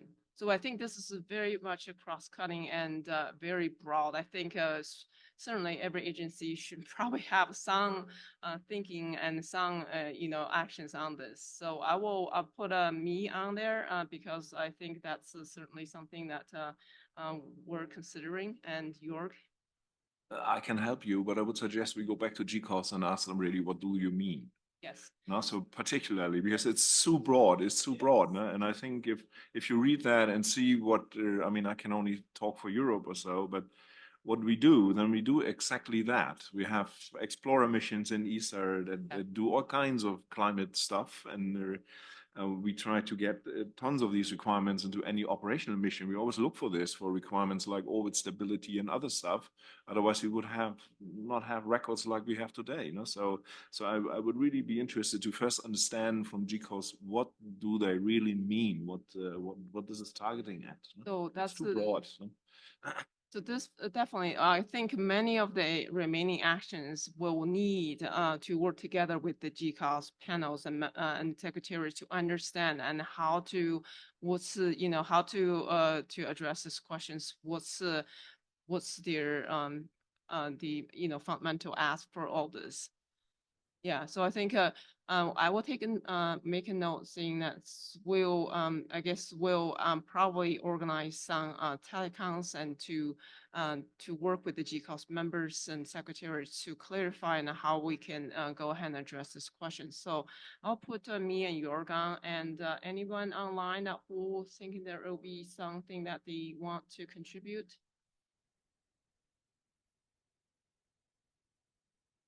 I'm not online and I'm not going to contribute, but I'd like to make a quick announcement while people are thinking about that. The coffee has arrived. In the interest of time, and particularly because Yashka is our next speaker and he's got some time commitment issues and it's the end of the day for him.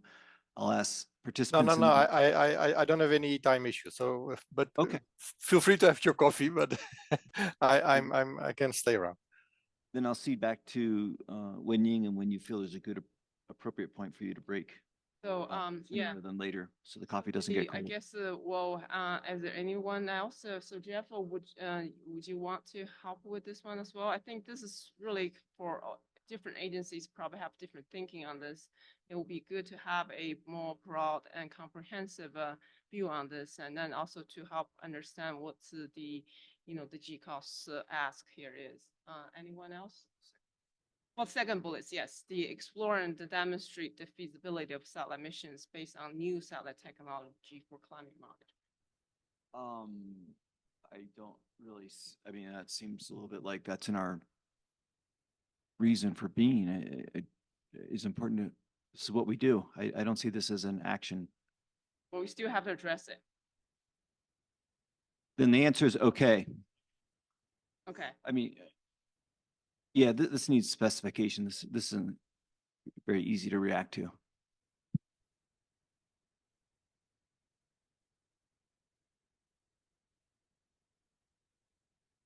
So this is the next one is B9. So this is the improved estimates of latent sensible heat fluxes and wind stress.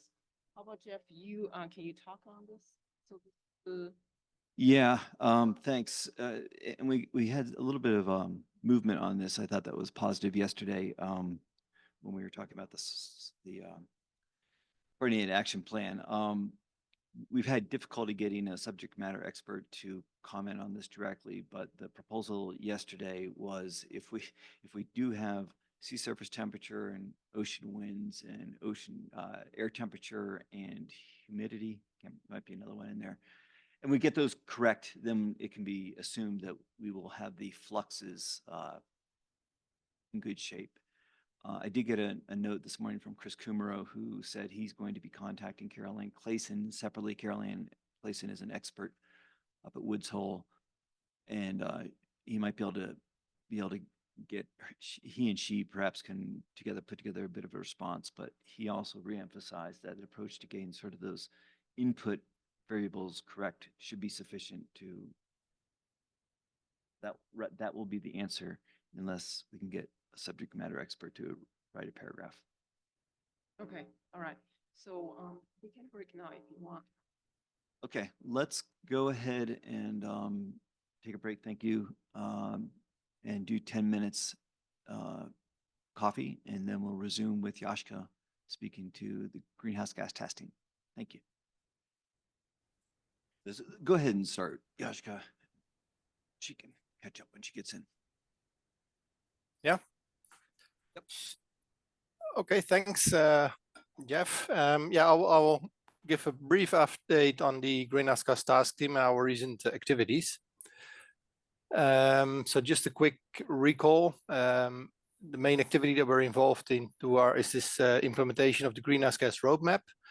But this requires interfacing to all kind of related activities across CEOS and CGMS. And I list there a number of them. For example, the Calval group, the capacity building group, new space task team, and also then ensure that these people are represented in the team. So we need to identify points of contacts, and also some of the tasks can obviously, well, not the tasks cannot all be done by the greenhouse gas task team itself. So the groups need to be made aware that these activities need to take place. Then across CEOS, there are the various carbon roadmaps or carbon-related roadmaps. So the greenhouse gas roadmap, obviously, and now the recently established AFLU roadmap. And then I'm actually not sure what the status is, if this is just still a plan or in the make, this aquatic carbon roadmap. And then obviously these are then at the moment individual pillars, and we need to ensure that they are connected, because obviously there's a lot of interchange, and so we need to define where there's overlap, and then define the interfaces on how to discuss them. So I think we need a new action or new activity to basically collaborate on all these roadmaps and to see where we can work together. At the moment, the task team organization, I might have already presented this before, but I think it's very important for me to basically hand over some of the responsibility to the area leads. So we have subdivided the Annex C with action list into these 6 areas, or how many are there? 7 areas. They keep growing the list. Areas, thematic areas. And we have, for each of the thematic areas, we have a lead and a deputy lead. And this then also allows these groups to follow up on these specific tasks and then report back to the task team. So for easier communication, we have made this leads mailing list. And then also for the whole task team, we have also set up a mailing list, which gives me an overview, and also to other people if they want, of who is involved in the task team, for which role are they there, or for which space agency. Because sometimes the role changes, but the people are still with their email there, and it would be good then to hand over the role to the next person and then get that person in the mailing list. So it really helps. And this work has been supported by CEOS, and I'm very grateful that we can continue that support. It's obviously, on a low level, but it's very important to have that support. The only thing that we are missing at the moment is a better connection to the capacity building group. And we're trying, hopefully at the next SIT meeting of CEOS, we will be able to talk to them, although I'm not sure if they're coming. And obviously also the CGMS working group. So I've iterated with EUMETSAT on this, but so far we have not been able to establish let's say an inter-working group meeting. Recent achievements. So last year we have updated the action list of the roadmap, and I will get back to the roadmap a bit later on. But yeah, we have gone through a thorough review per area, and we have been able to consolidate this and make it more up to date with current state of play. The product standardization, which was high on our list, so several meetings took place and works in progress. So this is really good and important, because that really enables a better data uptake. And what is really important to us as well, that the greenhouse gas monitoring from space is one of JAXA's headline priorities for their SIT term for the next 2 years. The portal was already mentioned, and it's already used quite a lot across by various people, and this is very good to see. New space, so significant steps have been taken, and that also connects back to the product standardization, because by basically defining, you can call it standards or best practices or whatever, guidance on how to basically substantiate the products that you're making, standardizing what needs to be in there and then what needs to be done to generate such product, really enables the usage of new space data. And we can then also define on how to calibrate and validate, and this doesn't have to be done all public, but at least that they can follow such procedure, and this might then be checked by other parties. So we have been in the international engagement. I think that was very nicely presented already by Gianpaolo. I took place also in this study group, and other CEOS representatives were there to support the writing of the implementation plan, which has now been established and is now up for approval within WMO. IMEO, this International Methane Emission Observatory, they had several working groups set up. They only met twice, but I'm pushing that they gonna extend that, and maybe not all the working groups, but some of them. And yeah, we have good collaboration there, and then we hope that this will intensify further in the next period. And then, which connects them back again to the standards, NPL, supported by the UK Space Agency, set up this International Methane Standards Workshop that was in Teddington. And this was very well represented, as you can see by the photo, also with very different stakeholders than what I would be normally used to. So that was really a mixed group of people. That was really good. And yeah, a report and recommendations are in the make. Yeah, hopefully I can share that then soon. The Greenhouse Gas Task Team meeting. So what was discussed, I think it was nicely to mention that there are now many operational systems under implementation. I think that was also shown by Gianpaolo. And yeah, so the G3W can put a bit more coordination into this international in an international framework. And further, so I think within the actions or activities within the Greenhouse Gas Task Team, there are obviously a lot of items that are going from operational to more or pre-operational to operational systems. And I think there are a lot of activities that can be pursued practically under G3W. Obviously, with our support and intense collaboration, but I think this is now also a natural landing place where activities can take place. The working group on Calval has been very active. They had a meeting in Argentina. But yeah, one key challenge, and I think that also came up a little bit before what was highlighted by Wenying, is to resolve CO2 fluxes, which are from the natural carbon cycle that are really small.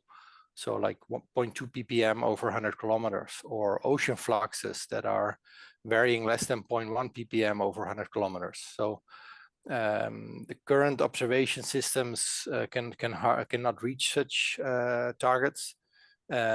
Plus also the validation sources to see if these are correct data is going to be very tough over the ocean. Yeah, and then maybe to mention the Vicarious Calibration Campaign. This is already the 16th event in the Railroad Valley. I think this is really a good showcase of international collaboration on calibration. So this is an annual event where they measure the vicarious radiometry, both on ground and from space, targeting to the same area. And that's quite a successful activity.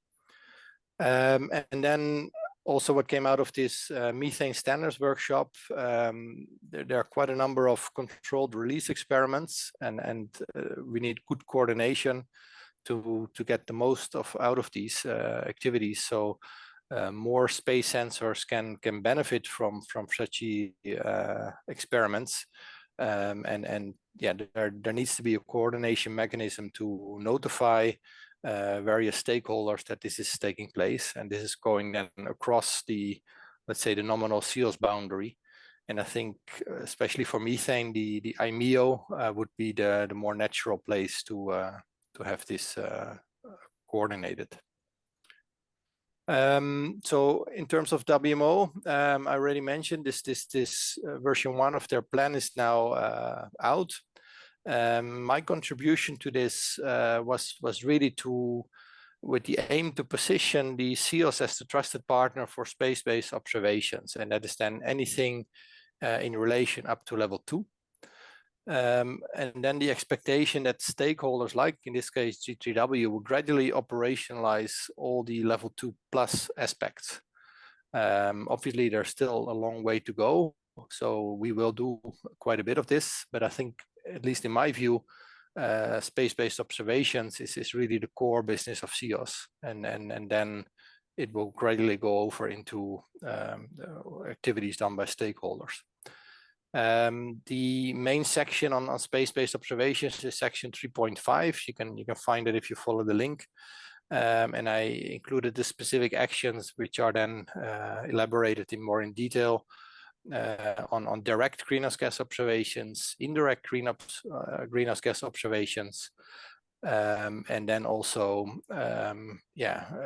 some path or at least a point where we can hook onto to think about how to monitor the carbon cycle in a changing climate. I think this is going to be at least part of our future, because we hopefully within the next 10-15 years the fluxes will go down, at least from anthropogenic, and then we will need to see how the carbon cycle is going to react to this changing climate. Like I said, I think some of the activities in the greenhouse gas roadmap can be gradually taken over by G3W. And there will be the need to have an interface, and even maybe initially an initial interface which has already been established, but then also how do we do this in an operational phase. Then IMEO, a similar story. Like I said, there have been several working groups and clear need to continue the work. Some of the working groups, again, the aim is to position CEOS for level 2 and IMEO as for all the aspects beyond that. So we had some initial activities identified. I say 3 there, but I meant 2. An automated tip and cue system. So tip and cue is that global mappers can basically see that in an area there's something going on, and a plume mapper will then zoom into that, because plume mappers don't have global coverage. So right now there's still quite a bit of a manual process involved in that. And it would be really good to have this automated. So to basically fill some kind of a database where plume mappers can pick up and maybe also notify other plume mappers that they're looking at it, and another one can then either decide to do the same or to do another plume. And I think this would be really important to set up such automated system.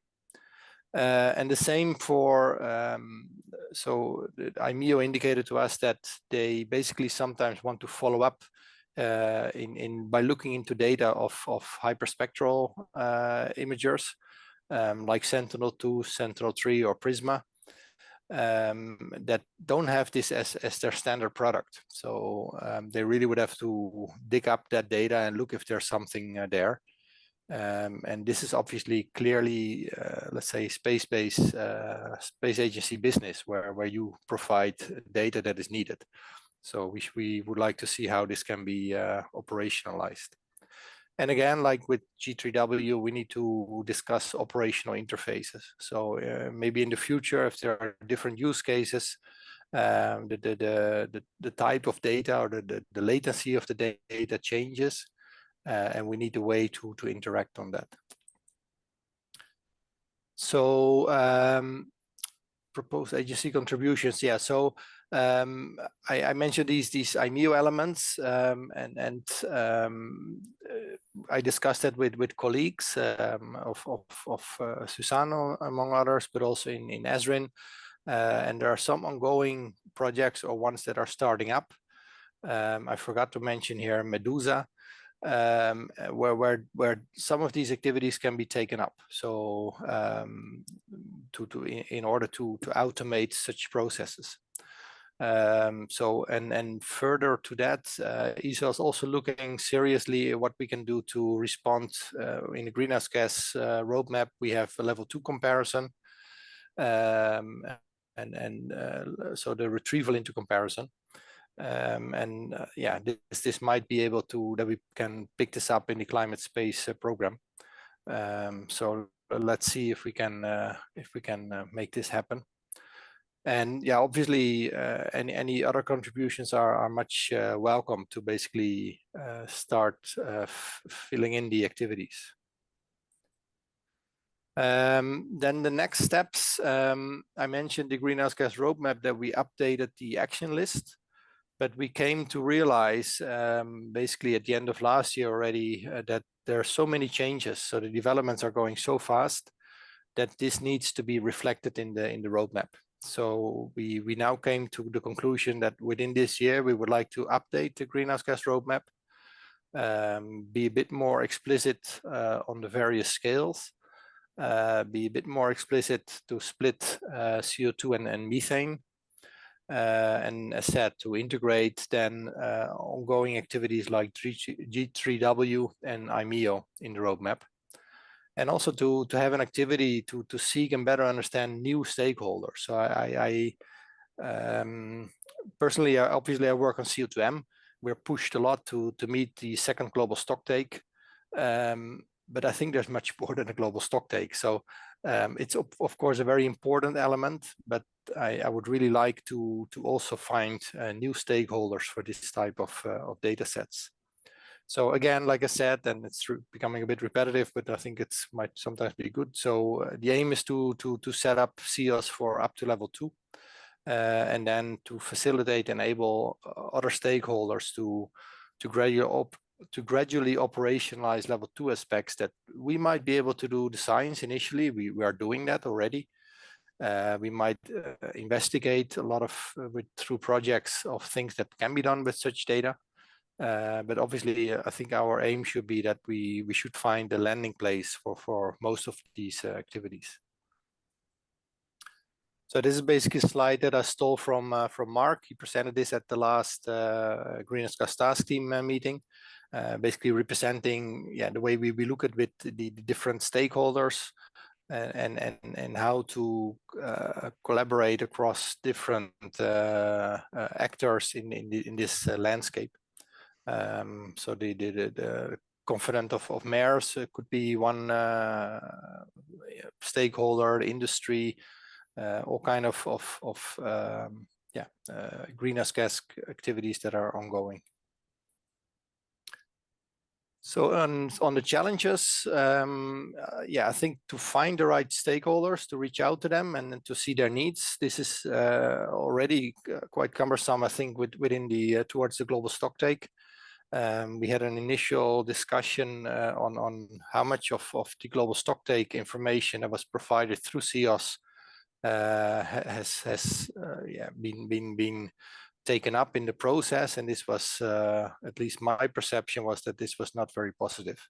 So we should either strengthen our case or change plan. But yeah, there's work to be done there. And like I said, I would really like to reach out to other policymakers and other stakeholders.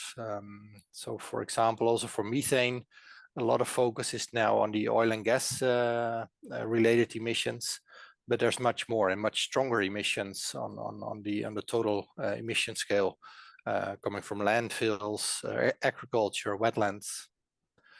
A challenge is to deal with mission delays. I think at least in the coming years, there's a bit of pressure on let's say, existing satellite missions that are, let's say, senior, let's say, and new missions that are basically overdue. Also, the false notion that new space can do it all. I think there's quite a bit of a sales talk ongoing there, where they basically sell themselves as a cheaper version of the bigger public space missions. I really discourage to position themselves as that, because I think we are highly complementary. There are completely different requirements that are related, and also often the new space missions they're targeted, so they don't provide global coverage. They call it global coverage, but it's global access, so they can see every point on Earth, but they cannot see it all the time. So and yeah, the aquatic roadmap, I think this is really important that we start this part of the carbon cycle to be included, and to timely switch to monitor the carbon cycle in a changing climate. So this is something we need to start thinking of. Yeah, the next steps is to update then the roadmap, and to start thinking about all these interfaces towards roadmaps and other stakeholders. And I think that was my last one, the headline of JAXA. So these are the two JAXA headline priorities for the next 2 years as the strategic implementation team of CEOS. Climate policy impact and greenhouse gas observations from space. So fully relevant for this group, the task team, and also working group climate. So I think this is positioning us right in the spotlight. And actually the sun is now shining in my face, so that might be an appropriate way of bringing it up. So the next step is a dedicated greenhouse gas side meeting in Tokyo, and the actual CIT 39 meeting on 10 and 11 in Tokyo. And that is my last slide. Yeah, thanks. Fantastic. Questions for Yashka?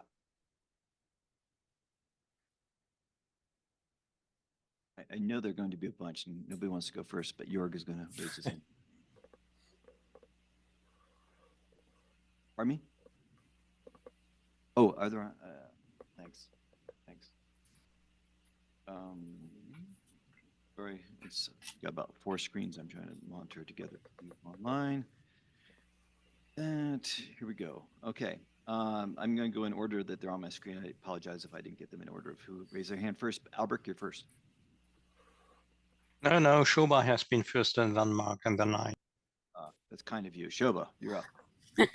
Yeah, thanks. Yashka, you mentioned the new space and then the difficulty of obviously the commercial data providers are knocking on the door, both across the pond in Europe as well as in the US, coming to the government agencies, and as you said, they could do it all. So are there any plans in Europe to at ESA, for example, to take a look at some of these commercial data sources that are available, evaluate, and come to an understanding and do an assessment of sort? Yes, there are activities ongoing. So there's we have the Copernicus contributing missions. There we are including other new space missions. In that element, there was also one element which is basically stimulating new space. So we even basically spend money on satellites that are not developed yet. So it was still in their development stage. Yeah, I'm not against new space, don't get me wrong. So I think we should be very careful that our principals are aware of their limitations, and we should basically always make sure that the full picture is known to them.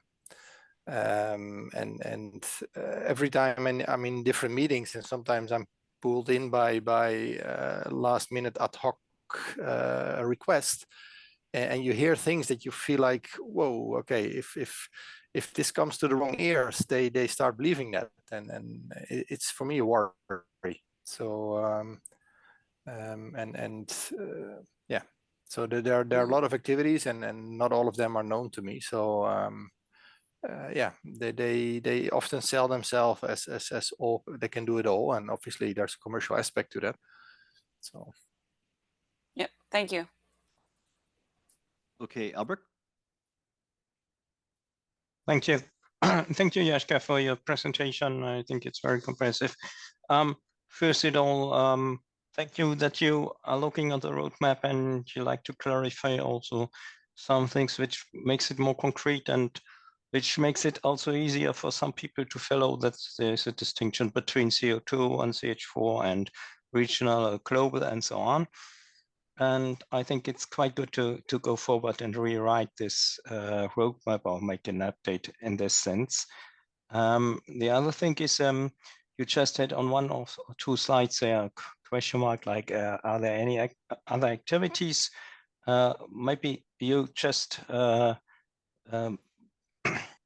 make a remark where to go for, where we can note this, because I have also in our programmatic funds, we have also some of these activities which you mentioned, for example, with the artificial intelligence and climate and so on.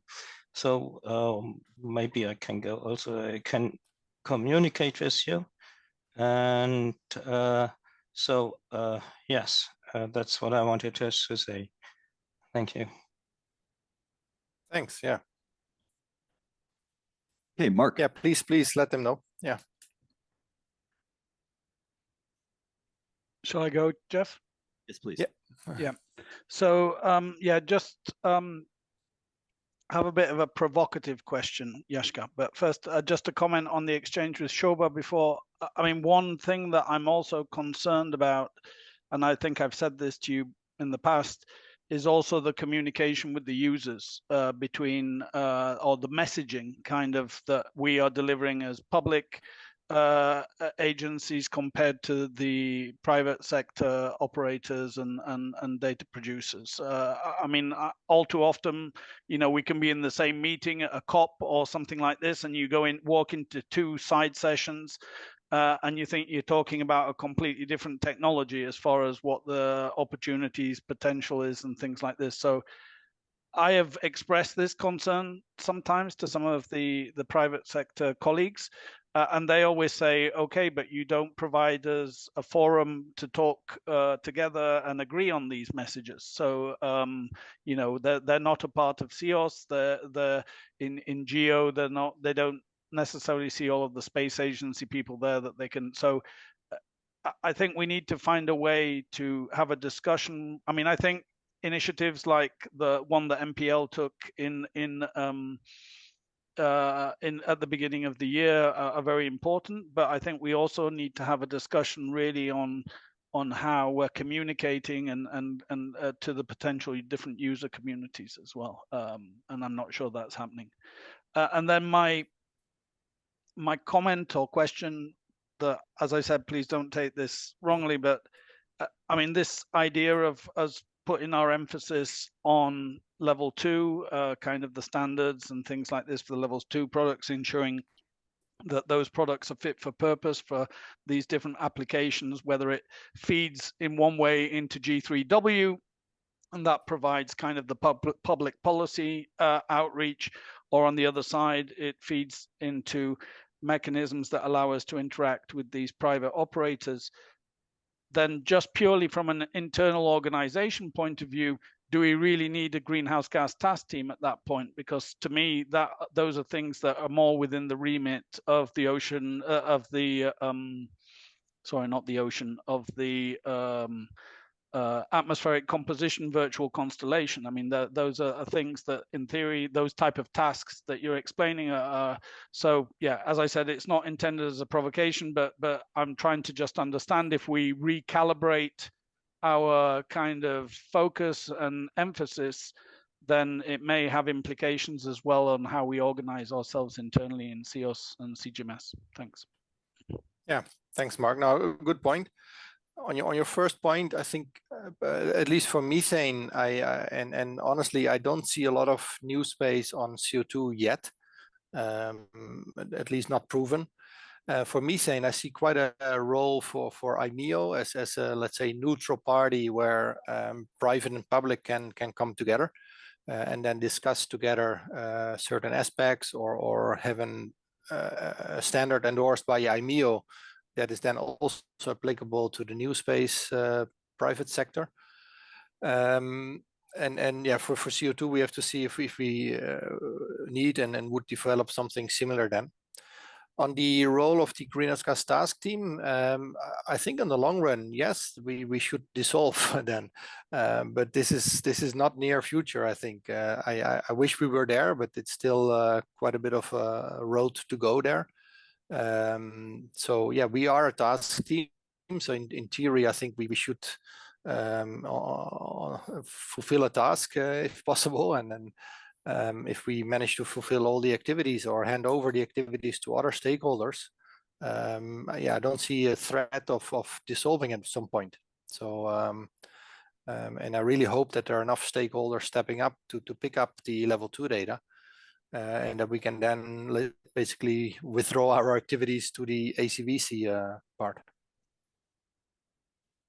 Thank you. I have a question, and go ahead, Jorg. Yeah, thanks, Jessica. I just need to scroll through my notes. Yeah, thanks for that overview. I think it gives always a lot of clarity. So I think I have a very mild critique on the past. So I think you wrote a very nice piece for the G3W. But I would have appreciated if that would have been pushed into the working group climate for review before it's submitted, actually. So that is that would have been beneficial to read that before it just went in. I think it was for us not a transparent process. So I think that's one thing. But that's very mild. If such a thing happens in the future, for example, with AMIO or so, I would be appreciating more information while it's being done. Now, because I cannot afford to go to every greenhouse gas task team meeting or so. Okay. I think the other thing is, so you are right, we are still struggling with the connection to CGMS. But I think Avenging knows more, but I think I was in the last task team meeting, and I think there was a planned device how to address that actually, based on this CGMS Working Group 2 meeting in April, and then bringing something forward into the CGMS plenary session that is also addressing carbon. And I'm pretty sure there will also be a presentation on the G3W and the Working Group Climate, so we can make really an impact there. And this brings me to the point that Mark brought up about this emphasis on level 2, and then everything downstream, you said, seems to be operational. So CGMS is actually completely on the operational side. So I think before we decide anything like giving this emphasis or make the cut there, we should first talk with CGMS, because there might be many things, even including private mission data, if they are proven useful in applications, where CGMS can actually help to make those operationally available through the networks also of WMO. We have seen VIS2 and all these kind of things. I think satellite data also provided through those channels, and this the whole system could benefit from that. So to facilitate the move into things like G3W, I think you would really need CGMS, and this would really provide a perspective to talk with them and make these links, no? Because you can operationalize that. I haven't seen CEOS putting really emphasis on doing operationalization, because it has never been the job in CEOS to do something like that. And the same may apply to set that also on the CEOS IMEO interface. So that is still, for me, it sounds a bit fuzzy to me, but they also said we need to have some operationalization activity. I think IMEO is not on a landscape of CGMS somehow, but why not? I mean, you could start a conversation about this. No? So in that sense, this could be probably some kind of an anchor where you could get something useful out of that. Mark was coming to closing down the greenhouse gas task team, so I suggest that that's not the right moment to do that. But you also said in your presentation that we have this aquatic roadmap under AFOLU, and I think for quite a while we observe also that the governance within CEOS on these different activities were all popping up since we have also the global stocktake strategy, which is solo CEOS, not combined with CGMS. So there's also kind of miss. And I think CEOS would need to have a discussion about the larger governance of all these activities and its links to UNFCCC on that. And I don't know at what time this would be possible, but it should go actually the path route in the SIT, but maybe even also in the plenary, to see how these elements could be better aggregated in a more consolidated governance. And now you are in the working group climate, and others are in, I think, Afolu is under the LSIVC and the aquatic, I don't know, it's directly under SIT, I think. So this is a bit, it sounds very heterogeneous in terms of organization. I think this is probably something where the CEOS SIT and the plenary could have a discussion. And sorry, my long intervention. My last point I have is on the carbon cycle. So what is the aim of CEOS? Do you plan to improve the understanding of the carbon cycle? Or so if one would have such an aim, which would also be good, what one would need connections with WCRP and WWRP, which are having activities on carbon cycle research. And I think they were also mentioned in John Polo's slide as an input basically to the W3G, and I think this would be probably worth to sketch that down maybe on a piece of paper. So what the aim of CEOS is related to the carbon cycle. No? I was a great fan of David's paper about what we don't understand on the carbon cycle, but I think we need to be a bit more accurate about what is our goal on the carbon cycle research with observations. Now, this would be a different story from the global stocktake and so what, but I think it's worth of exploring. Is Jörg trying to steal my presentation? Because if he continues anymore, I don't need to give my presentation later. Sorry, Martin. We're looking to save time in the schedule. There it was. No, yeah, Yashka, go ahead. Yeah, so quickly to try to address your topic. So the implementation plan, this came to maturity across last year. Not always was clear how the input was coming together in the sense of what they would do with it, and then we needed to respond to a governance structure that was not there yet, so it was not easy to work with. Once it came into a draft format, it was shared with the within all the CEOS groups. So I hope you have seen it at that point. But at that point, I must acknowledge, and I think this was also very pushy, maybe from WMO. There was a very short turnaround time to comment. So once the draft became available and was open for comments, the return period for comments was very short. But I'm sorry if that didn't reach you then. The CGMS, yes, I really hope that we can bring in more of the operational aspects. I think initially also the greenhouse gas activities were really premature, and it starts to mature more and more that we need to start thinking more about operational aspects. And then the capacity building group and the CGMS working groups are really coming in handy.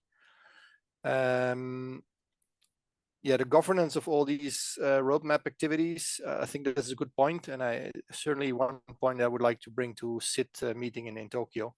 And hopefully I'm not sure if there's a clear solution, but we can certainly discuss that. And for the carbon cycle, I think John Warden is always pointing this out, and also Kevin Bowman, that there are a lot of scientific aspects still. So besides the nominal stakeholders, there's still science to be done with the data that we are generating. Yeah, maybe at some point this can be coordinated or not through WMO, but yeah, this is not clear yet, and I think this landscape will also change in the coming period. And that also might apply to this governance structure where G3W could play a role. But I mean, having said that, I mean, a lot of these activities could be taken up or pursued by WMO, but WMO is not into play yet. I mean, they have written an implementation plan. They still need to get their approval and set it up. So before it's in full swing, yeah, it will take a couple of years. So, and until that time, I think there's still plenty of room for a greenhouse gas task team and to support any user uptake of our level 2 data. I hope that addressed your questions. If I may, a couple of questions. One is, let me sort of, the first one doesn't need an answer right now, but it's not clear to me when we get closer to the provision of data sets and things to the global stocktake number 2, whether that is done by WMO or by CEOS as we did it last time or some other convention. So I'm sure somebody's thinking about this, and maybe it's a simple answer, but I think we need to start to understand who will be the target and who will be the submitter for the data sets, in addition, of course, to the advocacy thing of actually using the data this time around compared to the first global stocktake. Okay, so period, end of sentence. Second topic. I didn't see it, although maybe I missed it in your presentation, but this notion of R2O is exciting and a great target is also a little bit scary since, we weren't even doing these observations 15 years ago. I guess Skiamaki was sort of the start of it all.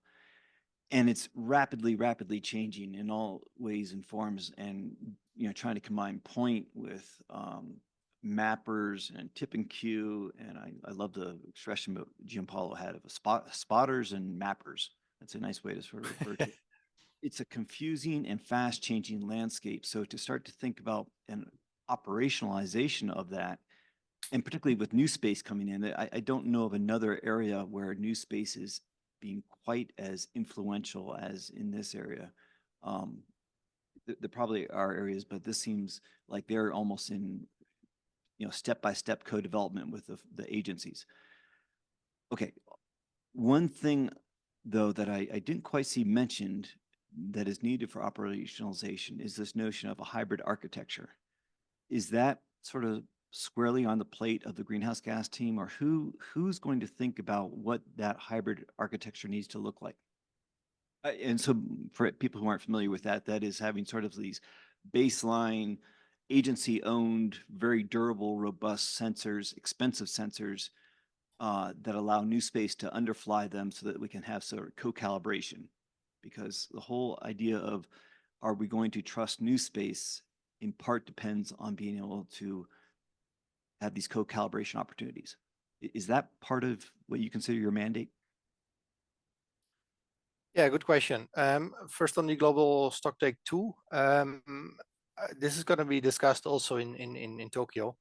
I don't have a clear picture myself yet. So like I said, I was a bit disappointed by the way global stocktake 1 was picked up. For me, I think WMO, I would be surprised. Well, first of all, there's still a bit of misperception. So Gianpaolo is not in the meeting anymore, but at least in the development of the IP and earlier talks, WMO would enable a lot of global activities, and they would specifically be able to coordinate ground-based measurements or ocean-based measurements.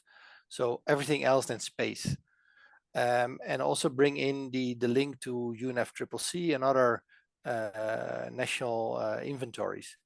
But the idea was not that they're going to do a major modeling or effort of bringing a flux to the product to the people. Although it is mentioned in their mandate, so the monthly 1 by 1 degree, I think this was not the initial plan. So if they are able to provide anything to the global stocktake, I don't know, and I'm not sure if that would be in their mandate. But they would certainly enable other people to do so, and I think there's still a big role for us to support that, unless there are other groups like the US Greenhouse Gas Center or CAMS that can generate a very thorough product. On the hybrid, yes, I think that it comes back to how to interact with new space and then the private sector. through CEOS, which is basically a public space agency group of people. And I'm struggling a bit with this. So the only viable way, at least for methane, that I'm seeing is through a third party like IMEO or G3W, or whoever else is playing that role. Yeah, and the difficulty as well, and this came out of this methane standards workshop, is that especially, for example, Greenhouse GSGSat, which is one of the bigger players at the moment, they don't want to share the level 2 data. So you really need to, so they can maybe benefit from us, but it's not so much a two-way process at the moment. So we can stimulate validating their fluxes. Maybe through the standard, we can have a standardization or approval process. And this is basically the game we're playing at the moment. Okay, thanks. And maybe really working group Calval should more be taking up the mantle on this one. I'm not quite sure where this belongs. Maybe it sort of belongs between a couple of different groups, but I do think it's important to get progress on it. It's Henri? Jeff? Yes, to clarify on the vision on WMO side, G3W has 3W in the name, not by chance, because it replicates what has been done for the World Weather Watch. So WMO is not delivering, say, global weather forecast. It's NCEP, Met Office, CCMWF, and I think the model is really the same. And if you look at the way, one of the slides of Gianpaolo, which was reusing all the different elements, so WMO is putting in place the framework for the discussion, for the agreements, but then when it comes to the delivery, it goes to operational agencies, both for the satellite part, for the in situ part, and from the modeling part. So I think if you try to project a couple of years forward, but look at the example of the way the World Weather Watch works, you have a good prototype of how G3W might work. So I think that the vision is quite clear. And it's something that even if the representative of the countries in WMO constituency are more used to deal with weather, there is generally at national level some degree of coordination that will extend to the CO2. So I expect that many member states will come with a vision that it's something that they need to do, and also climate has been part of WMO mandate for a long time. The IPCC, etc., that stand out from the WMO initiative. The other thing I wanted to say is often we put greenhouse gases in the same basket. And I think when we look at the discussion about private companies, the case is very different between methane and CO2. For methane, it's a win-win. So if a leak is detected, somebody will make a profit by stopping this leak. And what goes in the environment is a side benefit. For CO2, the case is more difficult. There's more limited benefit for people to limit the leaks or the emissions. And it probably changes the business. So that's where maybe philanthropy plays a bigger role, but where also public policy institutions have more role to play. If we think of a carbon economy, that would be different. So I think we should not, well, it's greenhouse gases, but the case of methane and the case of CO2 are very, very different, especially for these companies. And I agree with you. And now it's GSGSat claiming having one satellite, but we've not really seen the data. So it's yet to be seen whether the private sector would be a big actor for CO2. That's a great point. Thank you for bringing that up. Yashka, we're going to let you go. Thank you so much. It was a fantastic presentation. I appreciate you being. I think it was a Mark. Mark, did you have a question or no? Well, Oh, you have to go on. Refer to Mark because he's going to be our next speaker, and he can either decide to ask his question as his first point in his talk, or just get right into climate policy. So, Mark, I'm handing over to you. Thank you, Yashka. Okay, thanks, Jeff. And no, I just wanted to follow up on one of your questions, Jeff, with a very practical suggestion. So you were asking about this, how do we kind of map out the hybrid constellation?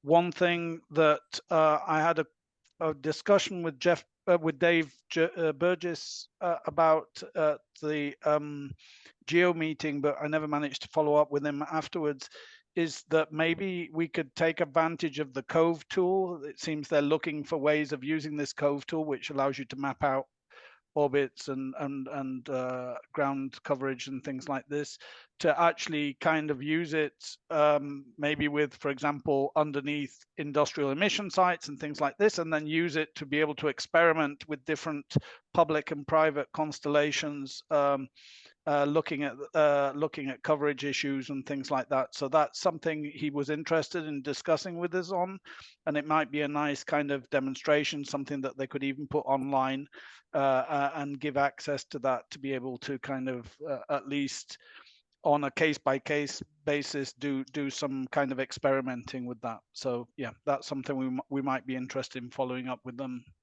in the system engineering office at some point. I didn't realize that.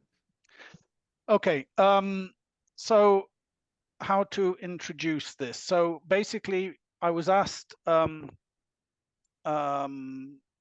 by the SIT chair team to kind of arrange a kind of a discussion session at the SIT meeting next month, to basically look to basically stimulate a discussion which kind of looks at how and where we should be putting our efforts on climate initiatives in CEOS in the future. Yeah. And again, this comes back to what Yashka was saying about them really having these kind of combined priorities over the course of the next couple of years during their SIT term, both on climate action and on greenhouse gas monitoring. And so, okay, I had a preparatory discussion with them. Then I had a preparatory discussion with Jeff Wenying, and Jörg joined as well. And so I've prepared a kind of a seed presentation, so I think we have about an hour. Or I should mention that I'm not able to travel to Tokyo, as I'm not able to travel. I wasn't able to travel to Boulder either, and I hope you're not having too much fun without me. But so basically, sorry? We're having more fun because of that. Thanks. I walked into that, I guess. You set yourself up. It was low-hanging fruit. We love you, Mark, and we wanted you here, but next time.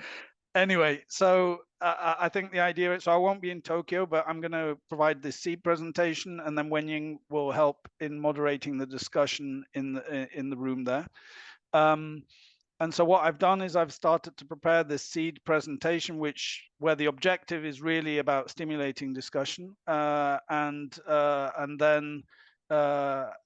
of course I'm kind of putting it at a level that is more directed towards the principles. So what I'm going to show you now, a lot of it is probably common knowledge to many of you, but I think what will be interesting to discuss today is if you think it's fit for purpose to show to the principals and to kind of get them thinking about it. I would like to provide this like at least 10 days in advance so that they can prepare and get input from their agencies on the type of things they'd like to raise. And of course, the points I'm putting in here are very much my own opinions, having kind of seen the progress of these activities over the last decade plus in CEOS and CGMS. And also, after having spoken to Jeff, Wenying, and Jörg, I've tried to be quite equal in giving emphasis on broader climate issues, on carbon issues to address Jörg's and Yashka's discussion from before, and on issues specifically related to the global stock take and greenhouse gas. So you'll see that. So what I'd like to do now, if everyone's happy, is I'll just run through these slides. I'll go quite quickly because, as I said, a lot of it is common knowledge to many of you. So I'm going to share my screen. If someone in the room could just confirm you can see what I'm showing. Oh, here we are. Okay. Can you see that? It's coming up, we think. Still black screen here.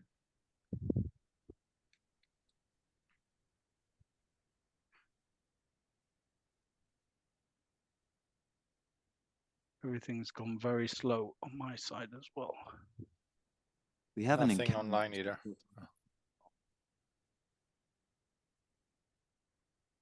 Maybe a firewall problem? Oh, no, hang on. It's coming up now.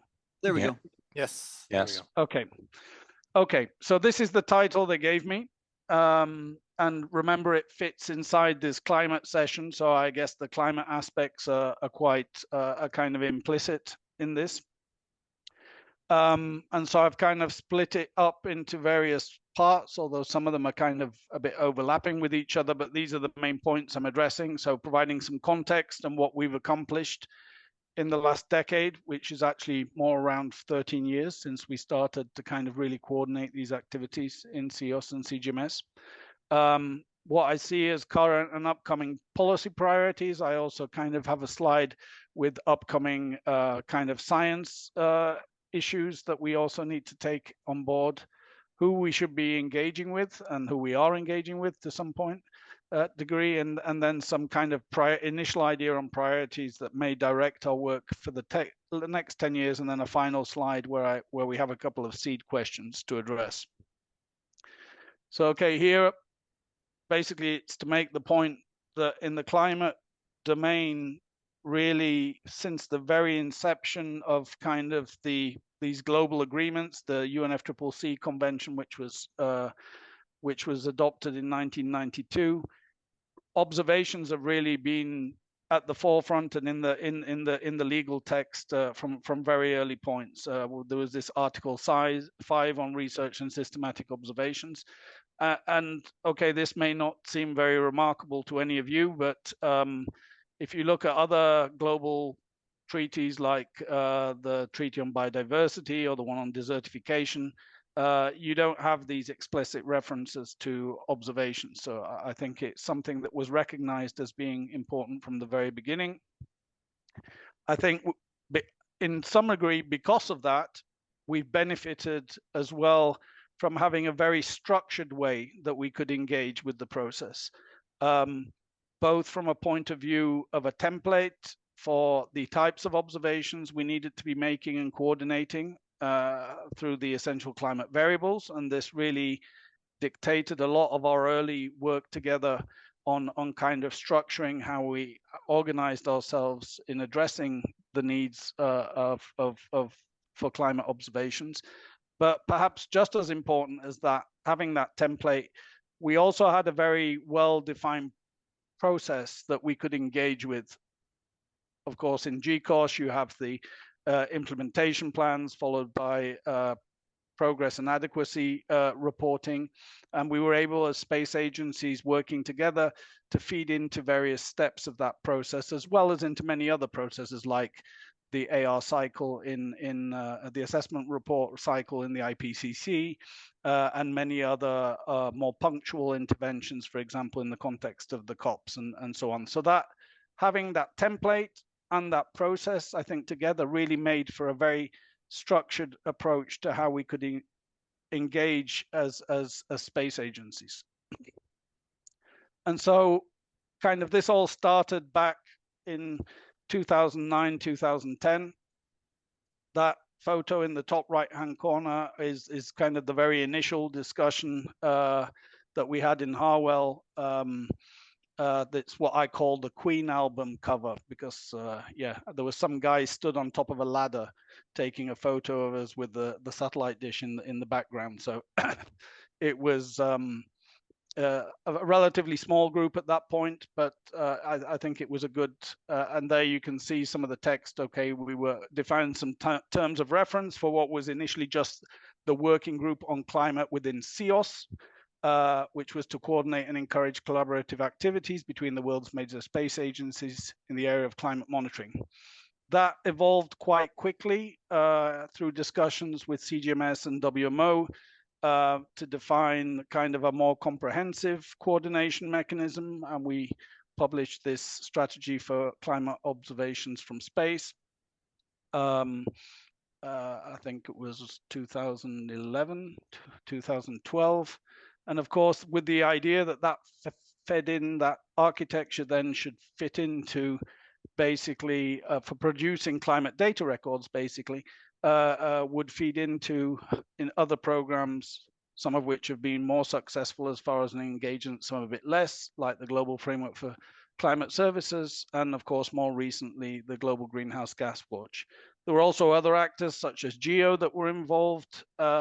And of course, that requirement cycle, the starting point for this was the requirements coming from GCOS. That space strategy towards an architecture for climate monitoring from space also underlined kind of the research and operations aspects rather than research to operations, with the continued need for research. And of course, this brought in then this very mutually beneficial partnership between CEOS and CGMS in addressing this. Here in the presentation to sit, I would like to include a slide from Jörg, which I don't have yet because I haven't asked him, which is basically showing the progress on through the various generations on that we've made in populating the ECV inventory, which was kind of the first very practical way in which we saw we could kind of monitor and keep track on the climate data records that we were cumulatively producing as space agencies.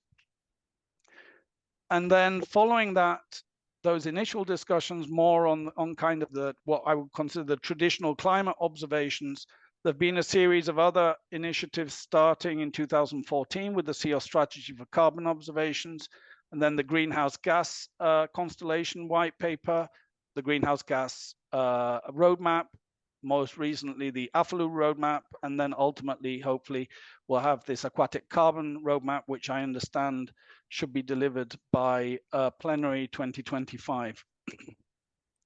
I think the important thing is that it's not just that these are independent documents, but there's kind of like a thread line through all of this as well, in a sense that the CEOS carbon strategy in 2014 had a number of actions in, and a couple of those actions were actually to define an architecture for the greenhouse gas monitoring. So those actions were followed up on initially by ACVC, and then with others contributing, and that kind of resulted in these next two documents. And it was through that process that we realized in 2018 to 2021, you know, we've focused a lot on the atmospheric composition observations, but an important part of the puzzle is also how we deal with AFLU, and that so there's the kind of this incremental or continuous kind of building on top of these previous kind of deliverables over time. There was also this CEOS strategy specifically looking at how we address the global stock take that Stephen Briggs led. And that resulted in a series of 9 recommendations. Many of them are topics we've already been discussing today and that Yashka was touching on as well. And we also made an initial attempt with these pilot products to provide some outreach to the kind of different stakeholder communities through the CEOS portal and websites, although I think Yashka makes a fair conclusion that that perhaps wasn't as effective as it could have been or should have been. So now if we look a bit further forward and start to think about how we can build on these past initiatives and what we've accomplished so far as we look to the future, I'm going to do it from 2 points of view. One, looking at what we see as kind of emerging policy priorities, and secondly, looking maybe where the science is going. Of course, the two things are not unrelated because in many cases, the science, especially on climate issues, is reacting to some degree as well to the evolving policy context. There is obviously, if we look this graph on the left-hand side here, which many of your countries probably have similar graphs. This is for Europe, but it shows kind of the policy ambitions in reductions over the next 25, 30 years. And of course, this very steep line in the next 15 years is basically the reduction of fossil fuel emissions that we're kind of targeting or aiming towards. And this is why it's critical in having observation system capacity such as we're developing through CO2M and the CO2 MVS is really to be able to track that reduction in emissions over the next 10 to 15 years. But then I think equally interesting is what's coming out after that from 2035 forward in Europe, at least. where we have reduced our fossil fuel emissions to a much lower amount, but we have to, of course, compensate residual sources, for example, from agriculture and other things, with a kind of a preservation of the natural sink. So here we bring in that whole discussion that you were starting to have before of monitoring the natural carbon cycle also under climate change and current and future climate change. So, as I said, emission reduction policies is going to be a key element that governs how we structure our observation systems and products to support that. Just as important, especially in the next decade, we'll be monitoring the remaining the carbon sinks and preserving them. I think what I'm seeing, at least in Europe, is even in the policy context, there's much more there's a focus or a transition, let's say, from just using Earth observation as a monitoring capability, which helps out in policy implementation, really to think about how we can use Earth observation really for reporting and verification. There's also issues related to loss and damage, which several people have mentioned before, and Sarah mentioned as well as attribution, which I think also have implications for how we think of our observation system activities. And then something else that's perhaps not been mentioned, at least today, is how I'm seeing, at least, that there's much more interesting in addressing issues in a cross-convention context, especially at the moment between UNFCCC and CBD, so the Convention on Biological Diversity, but I imagine also increasingly in the future in the context of new initiatives such as the new High Seas Treaty. On the science side, I'll go quicker here because many of you know more about this than me. Again, some of the things are actually quite similar because one is driven by the other. So attribution, here I use losses and damages, so the IPCC terminology.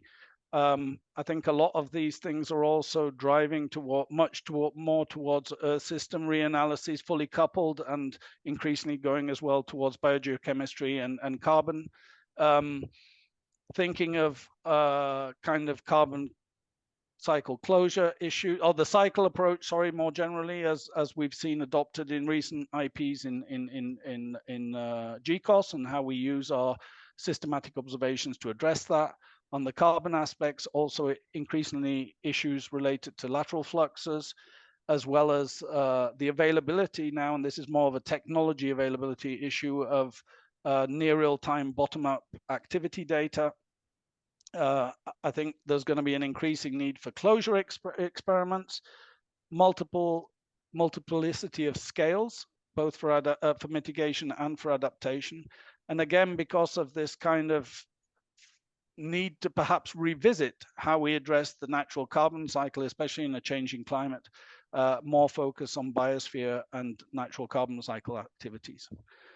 So maybe I won't go into this now in much detail. It repeats some of the things with some perhaps specific suggestions on what we think we could do or should do in CEOS. If I just pick on a couple of these, I think, of course, the engagement with IPCC and CMIP on the Earth observation side. I know some agencies like ESA are now working very closely with, for example, CMIP on this, hosting the project office. I think the issue of early warning systems, like the early warning for all and how we address loss and damages, is going to be important. And then Jörg mentioned before as well the relations with WCRP and for example, the Global Carbon Project. On the GST support, yes, we need to get this third leg of the stool finished, the aquatic carbon, but then to think increasingly on how we bring these different roadmaps and systems together. And I think Yashka was already addressing this, as well as basically being ready for an eventual, although we don't know when it's going to happen, revision of the IPCC TFI guidelines. I won't show this because Yashka showed it already, but it will be to show the principles, basically how things are organized. So now on the stakeholder involvement, some kind of specific suggestions as well. On the engagement with UNFCCC and Substa, I think we really need to have a much longer term plan on how we deal and address with Earth information days, and I'll come to that on the next slide. Also to recognize that, Sarah mentioned this, it's not just about the engagement with research and systematic observations in the negotiations, but also with other work streams, for example, on adaptation, loss and damage, and other things. We need to link to other conventions, as I was saying before, reinforce the WMO engagement, of course, Global Greenhouse Gas Watch, as we've been discussing, early warning systems for all. And I think specifically it will be useful to have regular meetings between CEOS and WMO in the same way that we do with GEO. On the GEO side, again, there's common involvement in UNFCCC. I think with GEO in particular, we could work more on adaptation issues as well as the climate biodiversity link. And GEO is a forum as well for private sector engagement. So that may be another way of engaging with GEO. And then private sector and NGO data providers. I think here I should also mention, of course, the successful collaboration with IMEO so far, which could be replicated. I think the engagement with countries and parties, we need to think very carefully about how we structure this better. Silver Carbon has done a very good job on the forest inventory side, and maybe we need a kind of a Silver Carbon on steroids that could basically also address some of the other issues, such as the greenhouse gas inventories compilers as well. And then, as Yashka mentioned, we shouldn't forget about other actors on climate action, such as the Covenant of Mayors and industry. So on Earth Information Day specifically, I'm almost finished. This is basically, I really think we need to structure better. At the moment, I feel we're pretty much reactive in addressing Earth Information Days rather than being proactive in coming up with a well-documented approach to this.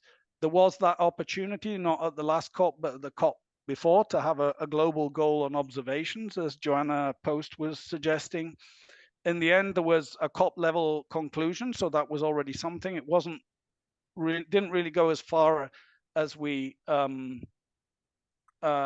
hoped. But if you look at this specific point, which was in the conclusions, the basis of what is underpinning that was really what we were hoping to put forward as a global goal on observations. So to really enhance the coordination of systematic observation community, improve its ability to provide useful and actionable climate information for mitigation and adaptation and early warning systems, as well as information to enable the understanding of adaptation limits and the attribution of extreme events. So although we didn't get the global goal on observations, that was really the basic elements of what we had hoped to put in there.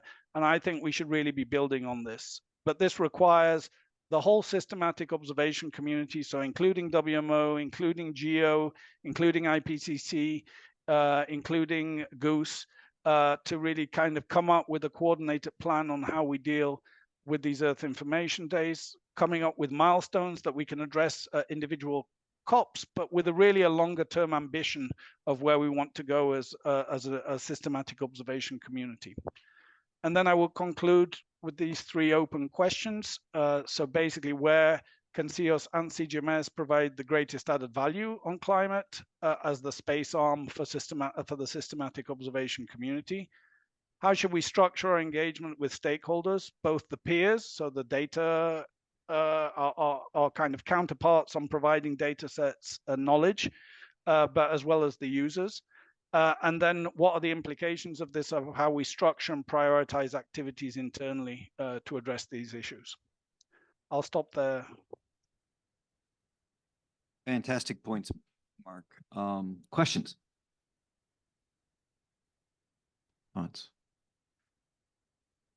Jorg. Yeah, thanks, Mark. That makes it much clearer than what we understood first from the agenda when we saw that from the SID agenda. So this is actually very good. I can say I will deliver you that slide, so I will make a new one, I think, so that looks a bit more beautiful than numbers. So in that sense, so I will try to make a new one next week. I think you had this slide. There were no numbers on it. I was saying, so where is climate and Earth observation science going? I think it was a text slide somewhere down. No, it was rather after. So this 12, maybe? This one, this Jörg? one, so I think one thing that is that WCRP is fostering is some stuff like water resource management and the direction of food security. So it would probably fit a bit to when you said what I very much like about cross policy needs fulfilling. No? So, and I think I was at a workshop recently. It was about precipitation. There's this new WCRP kind of lighthouse called GPAX. They will also do big field experiments on precipitation. And GBAX is already talking about so kind of water resource services. So how can you do every year an estimate and all these kind of things? So basically not water cycle anymore, but they think much more going downstream also to people exploiting that. There will be one point in that. And then another one is you mentioned early warning. I think early warning is also very much connected with adaptation. So I delivered actually a talk, I can send you that, to the WIPS workshop, which was on adaptation extreme weather, where ESMO, so the Earth System Modeling Observations Core project in WCP, was asked to present.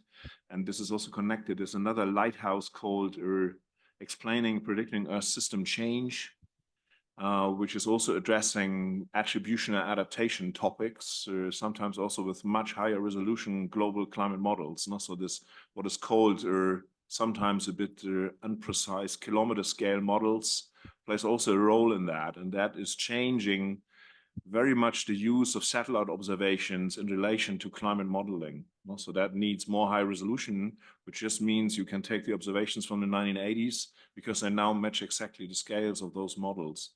And this is changing how you compare, how you evaluate, and all these kind of things. So one can see in terms of the presentation, I think if this water resource management, food security topic would also be something that CEOS will be interested in. I remember there was some in the past, there were also attempts to write a paper about this, or about precip or something like that. So maybe that would be good.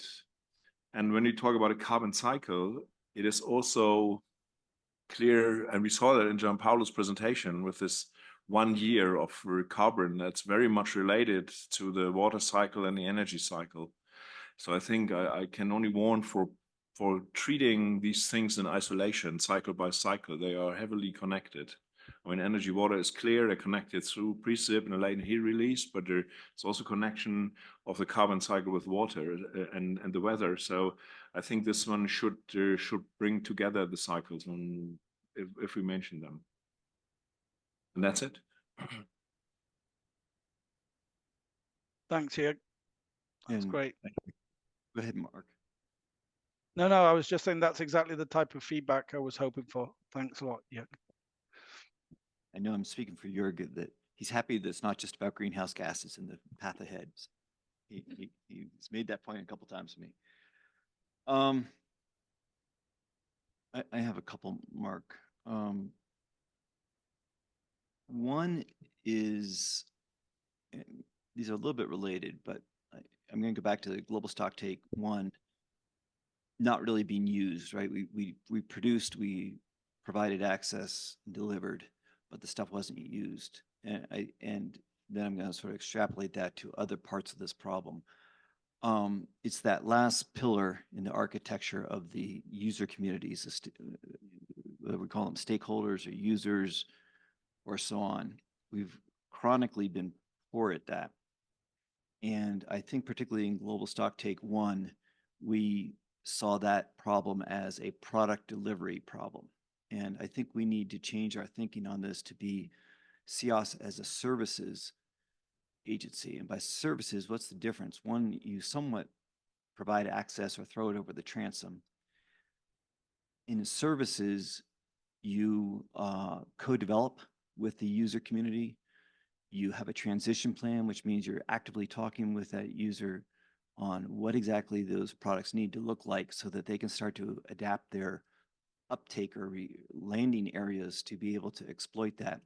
And then you assume some iterative back and forth, and they say, well, it doesn't quite work for this purpose. And then so we try to adjust on the upstream to provide something slightly different, and you work that out. That takes time, obviously. And with Global Stock Take 1, we really didn't have time. We sort of, we had the George Briggs plan, we executed, we built a website. It was amazing what got done and how successful that was. But I also think we need to declare victory rather than seeing it as a sore that they did not take it up, because it's not, it was a first effort. They didn't have a mature reception pad for it all. And, it was, and as you know better than anyone probably in the room, the politics and how you say, some country, hey, we figured out what your fluxes are and how far you are from your NDC. That's a tough nut to crack. So I look at Global Stock Take 1 from the CEOS side as a very big success in that we actually did deliver things that were relevant. And I think towards Global Stock Take 2, we really need to focus on helping create that landing pad so that there is seriously a much more mature opportunity for them to uptake and use the information. Seen again as a service rather than a product. Yeah, a couple of reactions to those points, Jeff. And I've been thinking about this, of course, quite a bit. But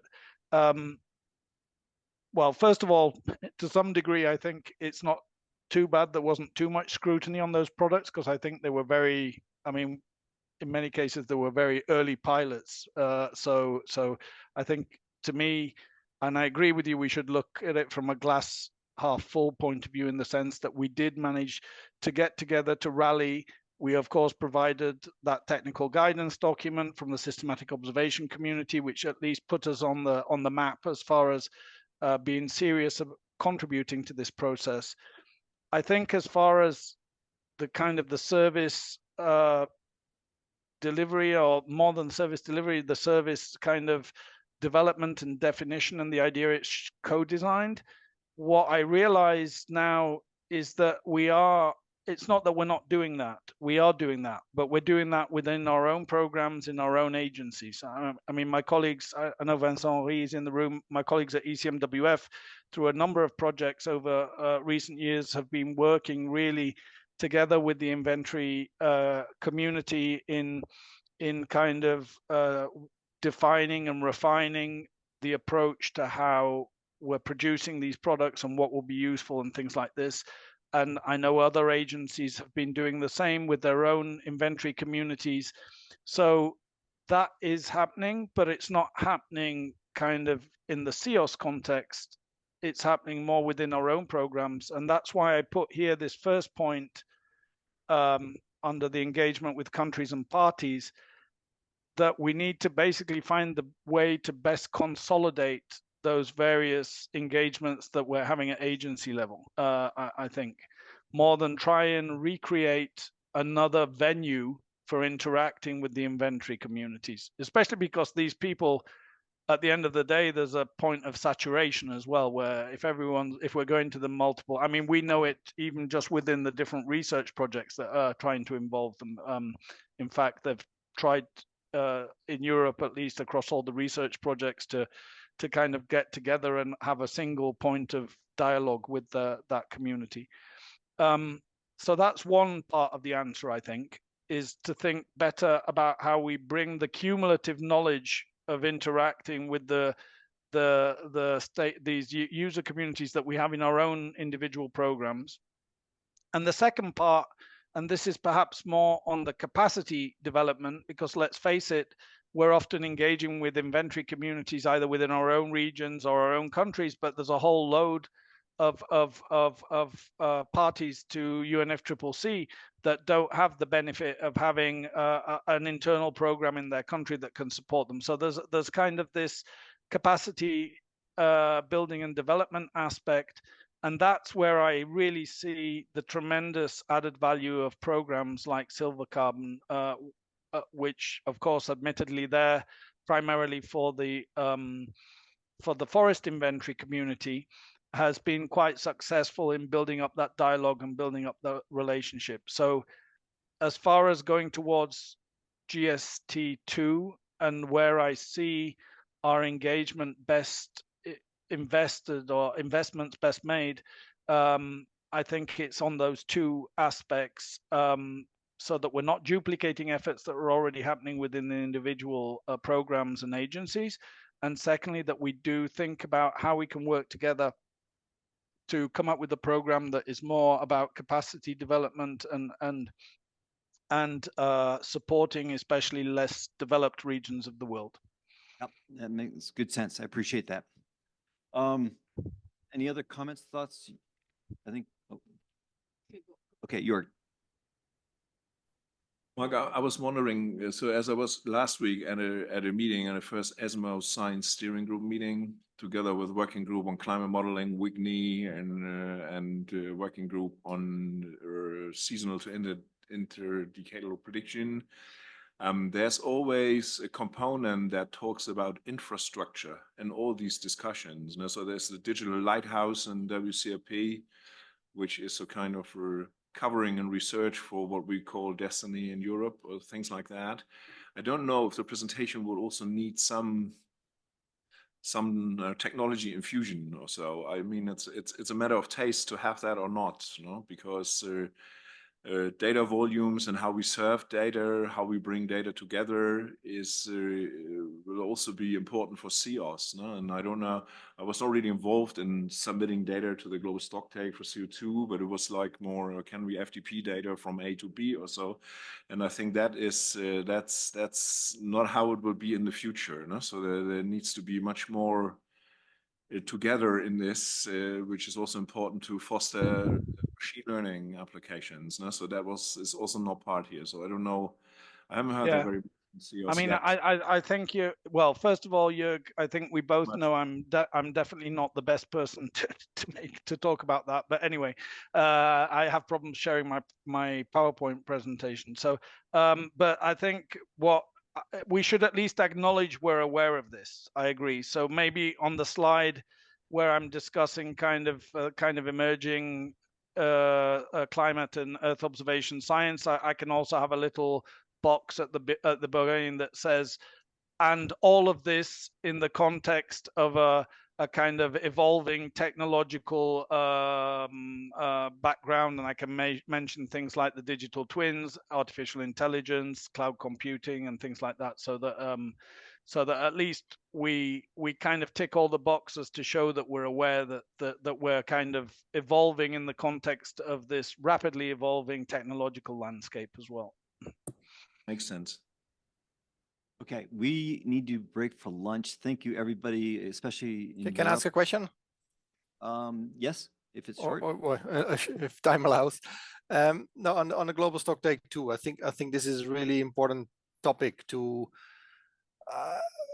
I personally come to terms that the global stocktake is a very formalistic process set out in the Paris Agreement, to which I think Earth observation does not have a place in terms of the formalistic part. Otherwise, it would have been brewed into the whole agreement itself.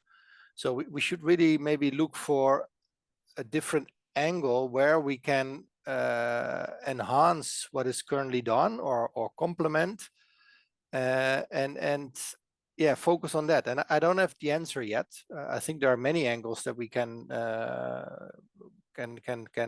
provide enhanced transparency, especially on what was mentioned earlier today on the timing aspect. I think the global stocktake is every 5 years.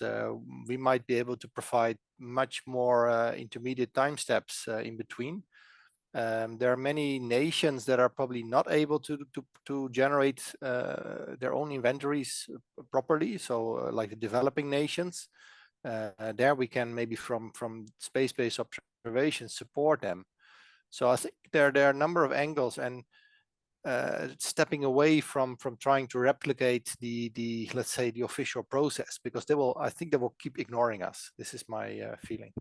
Okay. And the Well, other aspect is, as yeah, you know, Yashka, at least some of the agencies are making commitments to support that process. So I'm not sure we can really back out of that completely.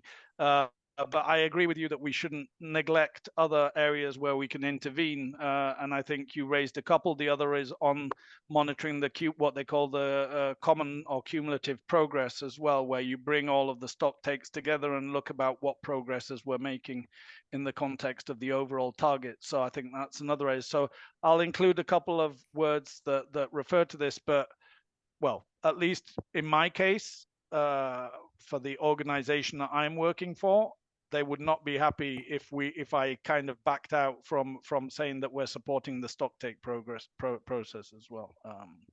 I think one aspect that we are much stronger in is for example, so whatever ends up in the atmosphere, we will see it.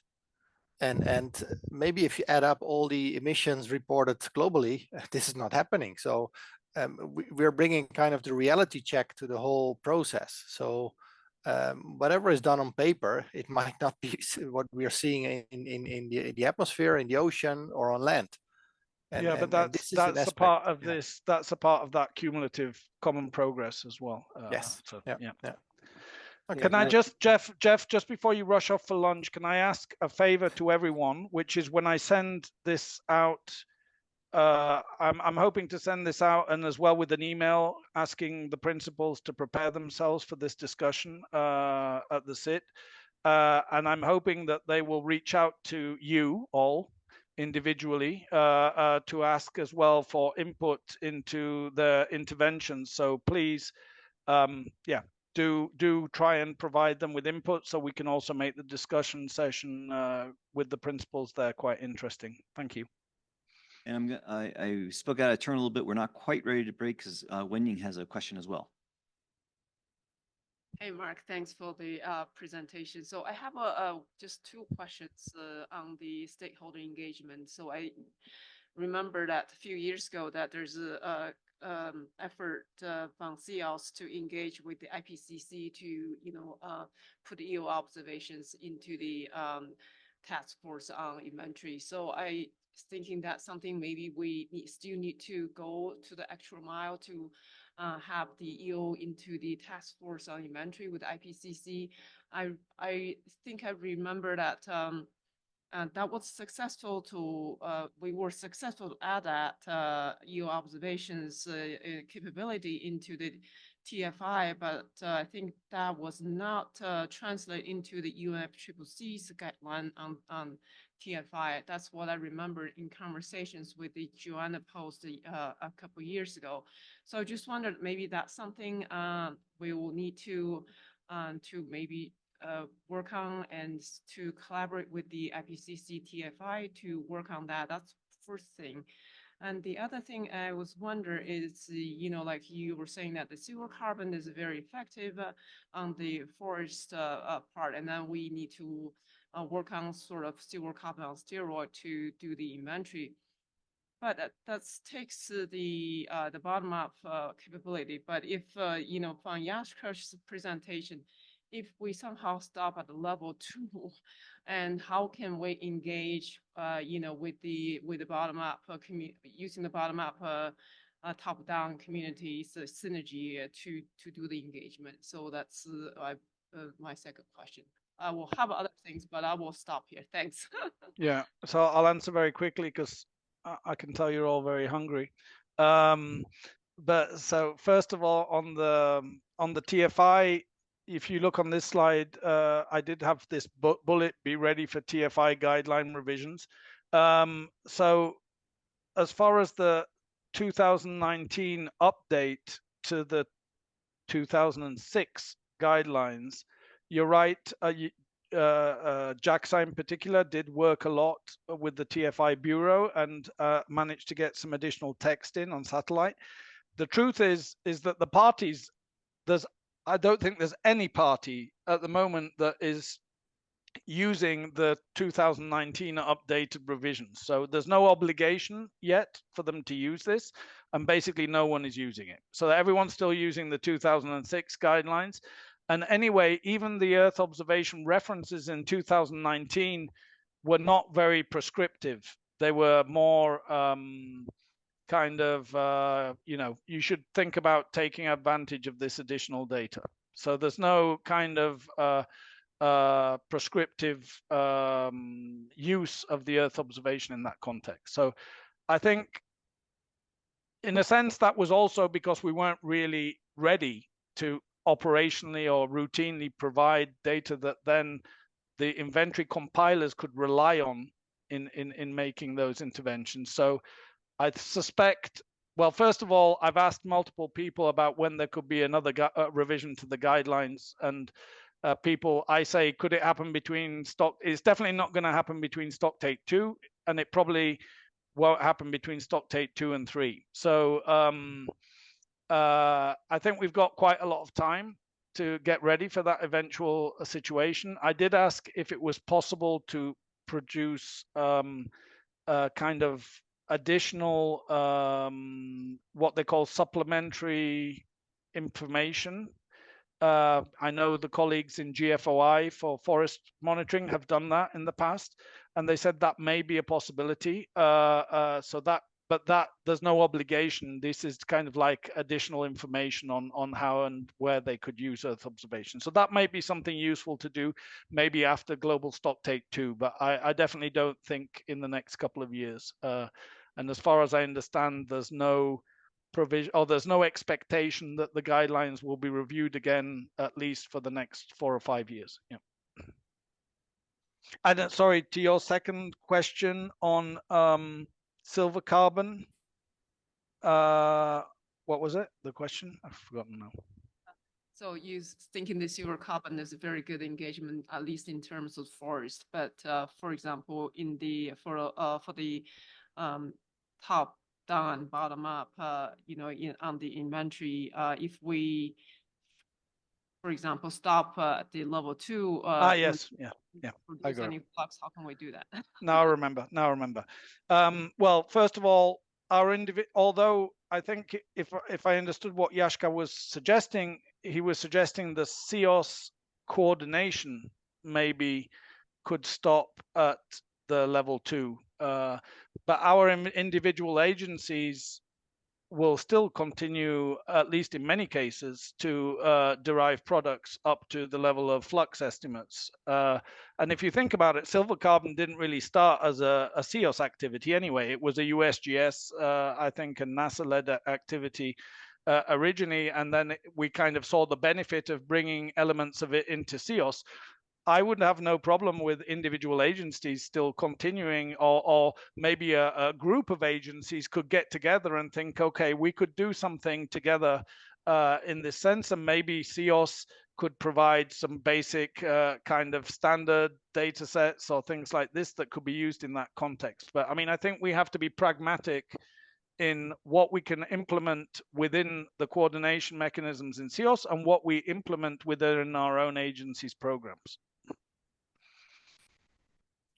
Yeah, I confirm that, Mark. So my idea was not to pull out altogether, only if whatever we produce has been picked up by another stakeholder, then my suggestion is to pull back.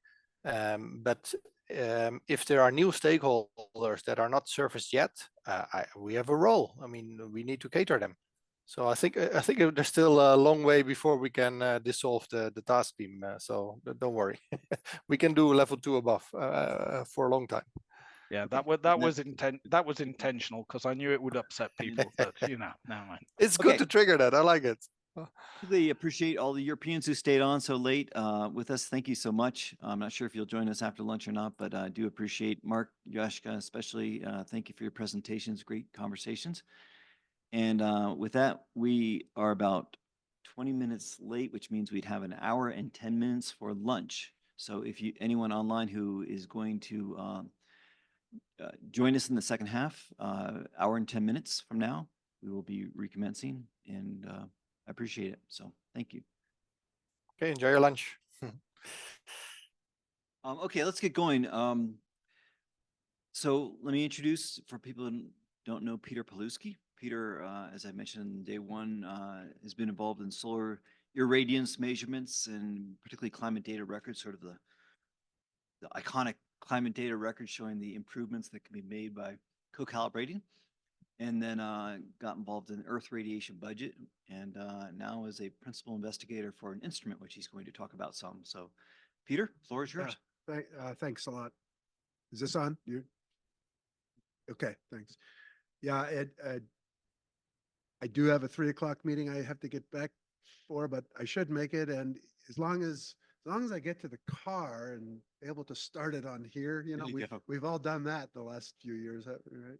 Well, I think we only have 30 minutes for you. Just well, technically only 20, but I saw. Oh no, But Chris's went quite a bit longer yesterday. So anyway. Did it? Oh, all right. And I've just wasted two of my minutes, haven't I? I want to say quickly, one request to the chair, your future meetings, make sure everybody has placards so that your visitors can see their names. I know a few people here, but good affiliations. Second thing, thank you for the invitation. And, you know, when you sent this, which was a while ago, you know, I thought this is great. This is spring break week. I'll have a lot of open slots on the schedule, but it's collapsed like it always does. So anyway, so this is going to be on Earth radiation budget, climate data records.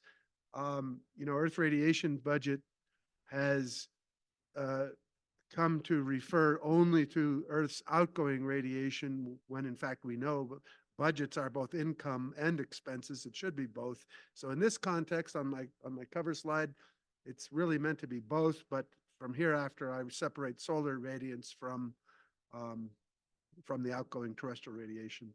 So first, the incoming solar radiation, and a lot of this is based on the work that we started when we were original members of the NOAA Climate Data Record Program that Jeff and John Bates started, and I was the original PI, but Odell Coddington has taken over and done very well along with Judith Lean. And so this was, I guess, 2015. I guess that's when we actually had a data product. We were certainly involved much earlier than 2015, but I think that was when we started the product. And this is based on the Naval Research Lab total and spectral irradiance models. They have two separate models that are tightly constrained with the measurements from source and then TSIS. And some of this I'll go through kind of quickly.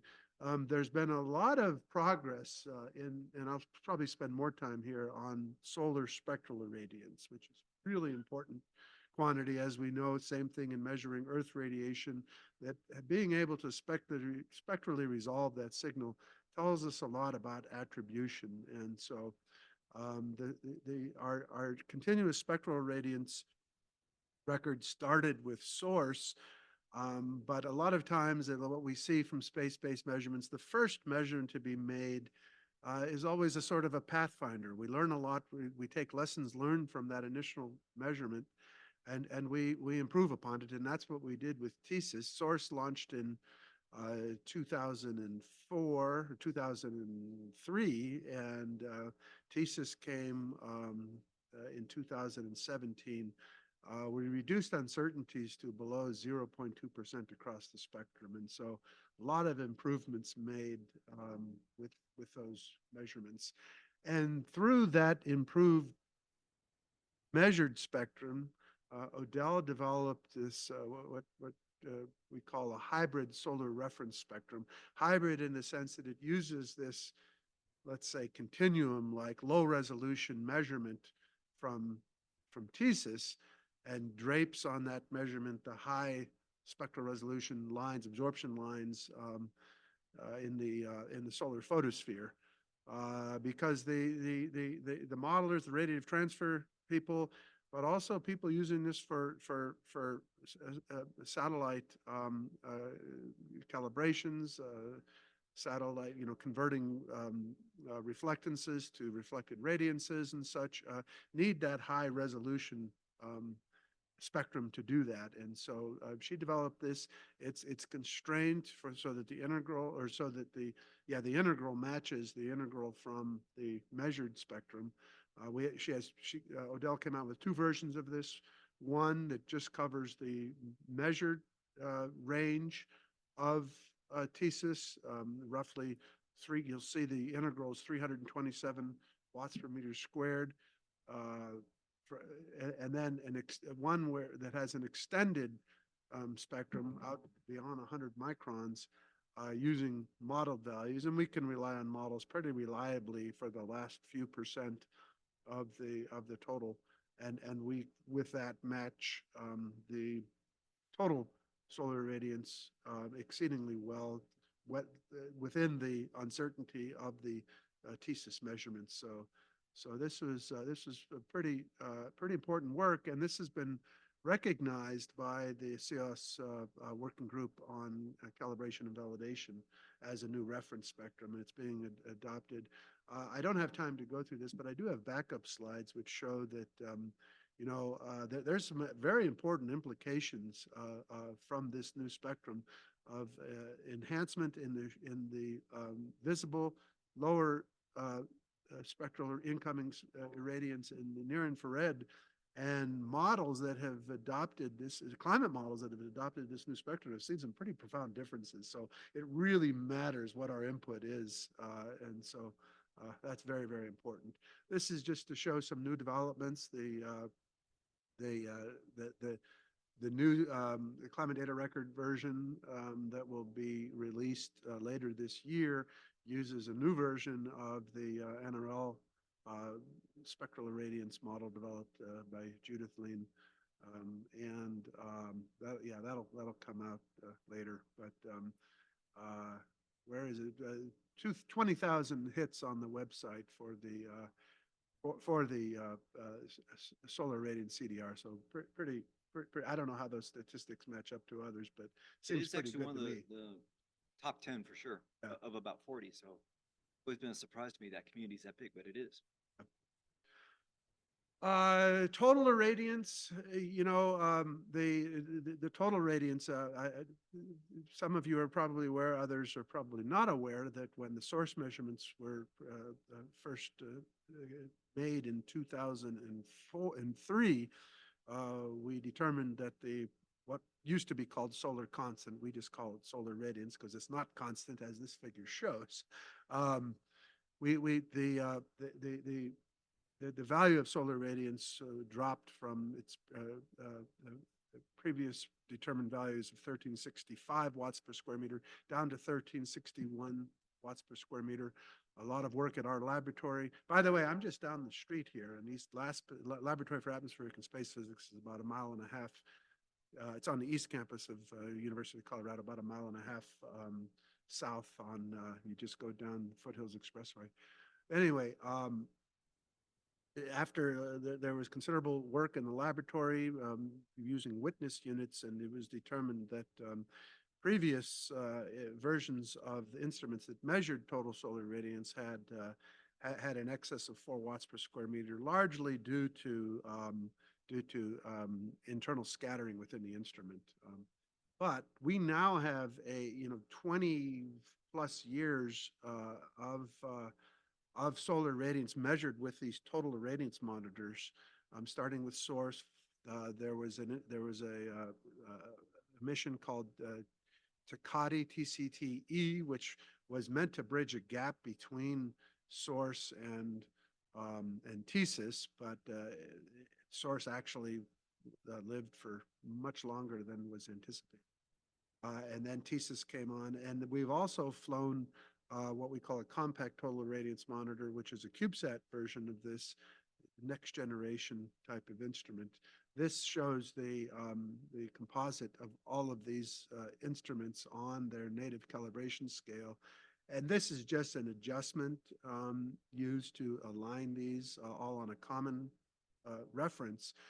But we have much more sophisticated ways of doing these informed ways of putting these measurements on common reference scales. I won't go over it now, but these measurements collectively are on the order of 0.04% or less. Our latest measurements are down to 0.01%.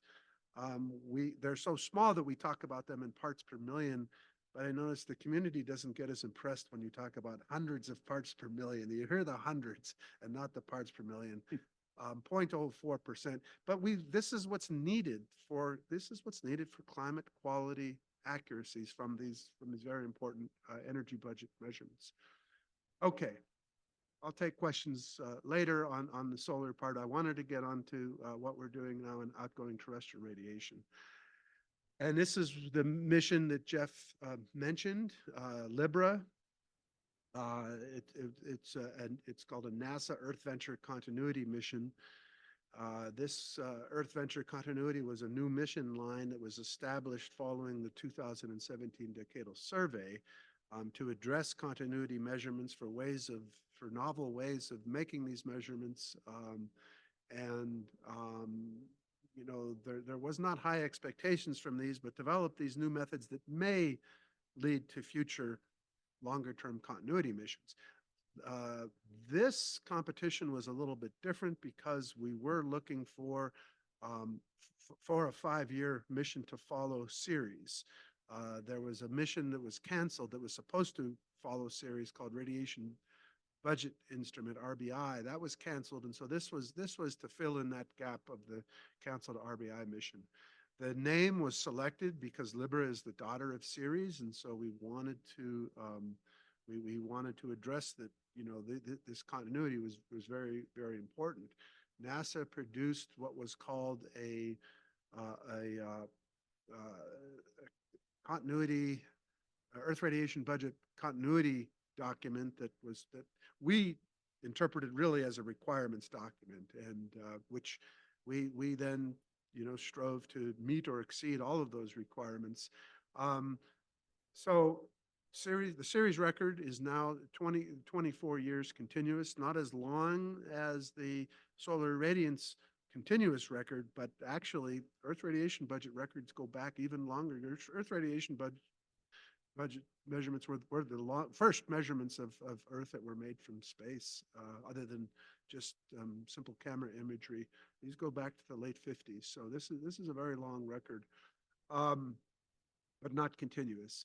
We'll match the spectral ranges of the shortwave, the long wave, and the total radiometers on series, but we add something called a split shortwave measurement. This splits the shortwave part of the spectral range in half into the visible and near infrared. It's roughly half of the incoming energy that comes in at the top of the atmosphere. But really the split was meant to try to separate where solar radiation is deposited into the atmosphere versus surface. Most of the absorbed solar radiation in the atmosphere comes long of the visible, primarily due to water vapor, but also other species, versus radiation measured at the surface, at the ground and ocean surface. There's more absorption in the visible, and so this helps us to you know, try to gain insight into what we're seeing in the long-term trends in series.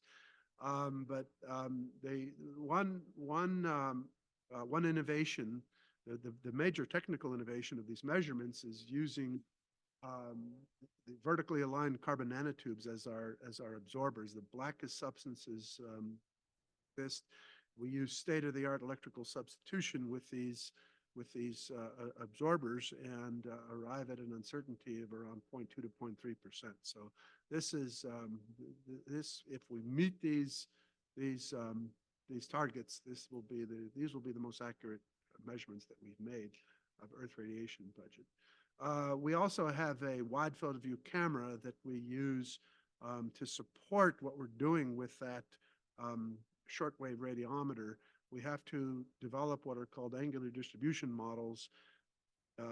For a large part of this, we'll use what has been developed from series, but for this radiometer, we actually need to develop new angular distribution models. This is to convert our directionally dependent measurement into the directionally independent measurement of the irradiance that's required to do radiation budget. Past critical design review last year, We have a delivery scheduled in fall of next year with a 2028 launch on JPSS-4 and a 5-year prime mission. This is just some beautiful pictures of these radiometers. You can see the black there. It's very black. This is a tight collaboration between my laboratory, LASP, and the National Institutes for Standards and Technology here in Boulder. They develop they grow these vertically aligned carbon nanotubes. We turn them into detectors with a lot of sophisticated control electronics. But these ones at the top, these are our solar detectors. This is where my cursor is here is for solar spectral irradiance, which I just talked about. This is for total irradiance. Here, these have both flown already in demonstration flights for NASA and actually made exceedingly high accuracy measurements. This instrument here, while it was intended to look at the sun, we actually turned this back at Earth during the eclipse portion of the orbits and measured some Earth outgoing irradiance and on the dark side, sorry, I should say radiance, and did some comparisons which match up very well with the series. These instruments are in development. None of these have flown yet, but these are in development for our outgoing terrestrial radiation. This is our latest prototype that is now the flight detector for Libra.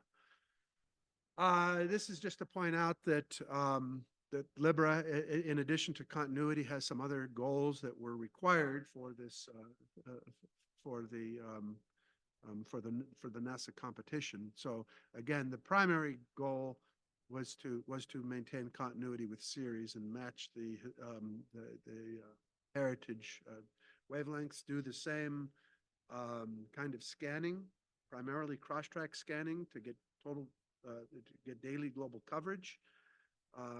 But again, we want to continue these data records. One thing that that's become very clear to me in doing 15 years of work in solar irradiance is that these data records gain value over time, and there is a price to pay with a gap. That price is one of accuracy and one of understanding what our trends are, and avoiding gaps is very, very important in these. Another goal was to develop the self-contained, innovative, affordable observing system. This was a structure that was set up with these continuity missions. And part of our objective here was using this wide field of view camera to provide scene and angular context. One of the ideas was that, one way of perhaps making these measurements simpler is to decouple them from the requirement of flying simultaneously with what we call a complex imager, either MODIS or VIIRS. And we have to be very careful that we don't mean that we are replacing the utilities of those imagers, but just to take some steps. What can we do with a camera? It's fairly simple. It's monochromatic, but it has all angular views at the same time. So that adds a dimension that we've really not done before, that we've really not incorporated into these measurements. And but in the future, I think we're going to have smaller instruments, smaller hyperspectral instruments, which will actually outperform what MODIS and VIIRS do now. And it's probably a decade away, but this is the thinking here is, what can we achieve over the next decade? Then the new and enhanced capabilities is related to the reduced uncertainty in the direct measurements and the addition of this split shortwave channel. I don't want to go through the details of here, but this is one of the motivations for the split shortwave channel. On the right, these are the trends that we've seen in the Ceres data for the last 2 decades, and the net radiation, the net increase and gain in radiation by the Earth system is on the order, this is on the bottom here, it's on the order of 4 watts per meter squared per decade, which is a really rapidly increasing trend. We now think that the energy imbalance at the top of the atmosphere is on the order of 1 watt per meter squared, which is pretty large and growing at this rate. However, the trend in absorbed solar radiation is even higher than that. So over 6 watts per meter squared per decade, 0.6 watts. part of which is offset by an increase in the outgoing long wave radiation. This is shown as a decrease just to make the sign, to keep the signs the same. So you add the two and you get this net increase in Earth radiation. And so the fact that the solar radiation is dominating this trend, this is one important motivation of having this ability to just split the shortwave and into these two regions where there are large differences in where energy is deposited into the system. So it gives us some insight into attribution of these trends. This figure I like to show just to demonstrate the impact of a gap. Jorg, I'm sorry I missed your talk yesterday. You gave an hour and a half. I planned on staying. I couldn't stay, but it was about gaps, I believe, right? Yeah. So this particular gap, this is a gap between, draw your eyes to this dark dashed curve here. This is IRBI. This is the IRBI scanner. IRBI went longer than this, but it was a different type of measurement. The scanning instrument, most similar to CEOS, is shown here in the dashed trace. And this is a lighter dashed curve showing CEOS picking up in 2000.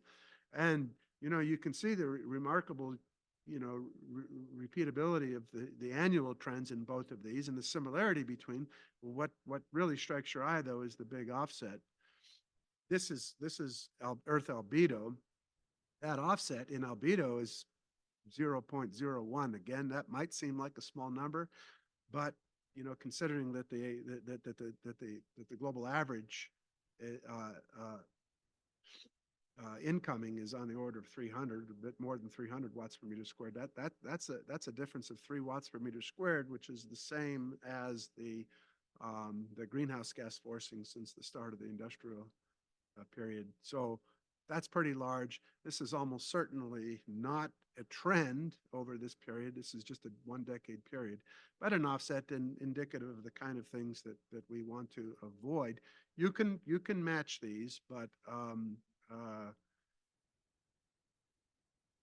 you can adjust these scales, but you really, a lot of evidence show, we can quantify how we would fill such a gap. The CEOS team will use imagery data to do this, but they estimate that it's going to have a much larger uncertainty than we do now. And that uncertainty is going to be close to the magnitude of this trend that we see already in the decadal trend in energy imbalance. What that means is the loss of information on what on the magnitude of these trends, much greater uncertainty on those trends. So that's the cost. And we've seen this with solar irradiance, but having overlap with these various measurements that date back to Nimbus 7 in 1978, we can do something like that, which I did with him only. So more on Libra. It's a pretty complicated mission, and the structure of the mission as set up in the program was a bit complicated.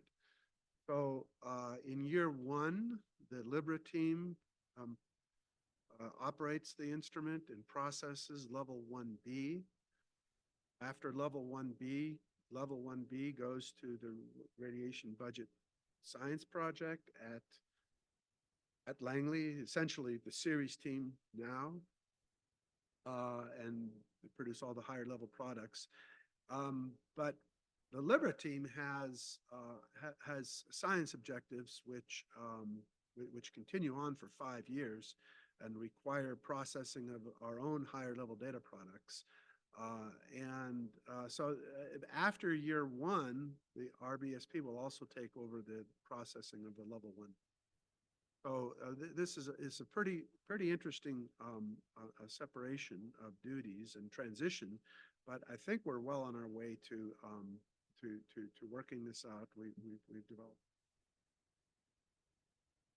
One thing as far as data continuity goes is that the community, this is what looks complicated is actually a simple, relatively simple representation of the series flowchart here. This is the part that we'll do in the first year is develop these level 1B data products, and then series will produce the exact same data products that the community has come to rely on all the way down to level 3B. So so that continuity is maintained, and so I think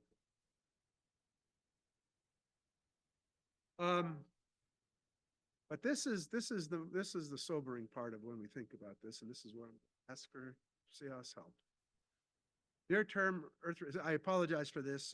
I stuck this in and realized this hasn't been updated in a couple of years, but this part of the figure is pretty accurate.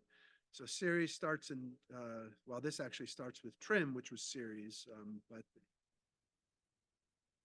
real continuity, the global coverage started with series Terra in 2000 and followed by Aqua, assuming NPP in 2011, and then the latest version of series FM6 on NOAA 20 in Libra. Hopefully FM6 lasts long enough to overlap with Libra. So that's our near-term Earth radiation budget continuity. Near-term solar radiance continuity. This is we only go back to the TIM and SIM, the total and spectral irradiance monitors that started on SOURCE, followed with Takati, with TSIS here in 2017. The two CubeSat flights are shown here, CSIM, and I don't see, we got to put CTIM. Oh, there's CTIM here. TSIS 2 is not scheduled to launch until next year, about this time next year. That's only a 3-year mission. Hopefully with extension, it gets us to the end of the decade. So the question is, what are we doing for long-term continuity? What's planned for Earth radiation budget beyond series Libra? Nothing yet identified. There's a lot of activity within the community, new mission developments, new instrument developments, but there's no formal place, at least in the US, but I'm fairly certain that there's nothing yet identified in national space agencies to continue these measurements. Libra 2028 launch with a 5-year prime mission, so that's 2033. Need to be planning now. In fact, one could argue, are we already too late for continuity? UX has encouraged the development of a concept that one of our Libra science team members and one of the people that goes back to the very start of these measurements in the late 50s and early 60s, Tom Vonderhaar, just north of here at Colorado State. This is a concept that Tom developed, and GUX has encouraged this development.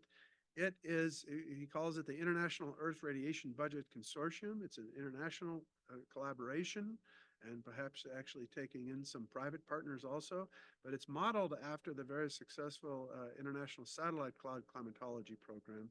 And the goal is to design, implement, and analyze what Tom calls 7th era of Earth radiation budget observations. 7th era, again, starting with the very first era in the 1960s, and then follows on Nimbus and Irby, Ceres, Libra. I've missed something in there, but I've missed next era, next generation was the 7th era already. Under this concept, there's a sun synchronous constellation with 6 orbital planes that could help in reducing one uncertainty in their current estimate.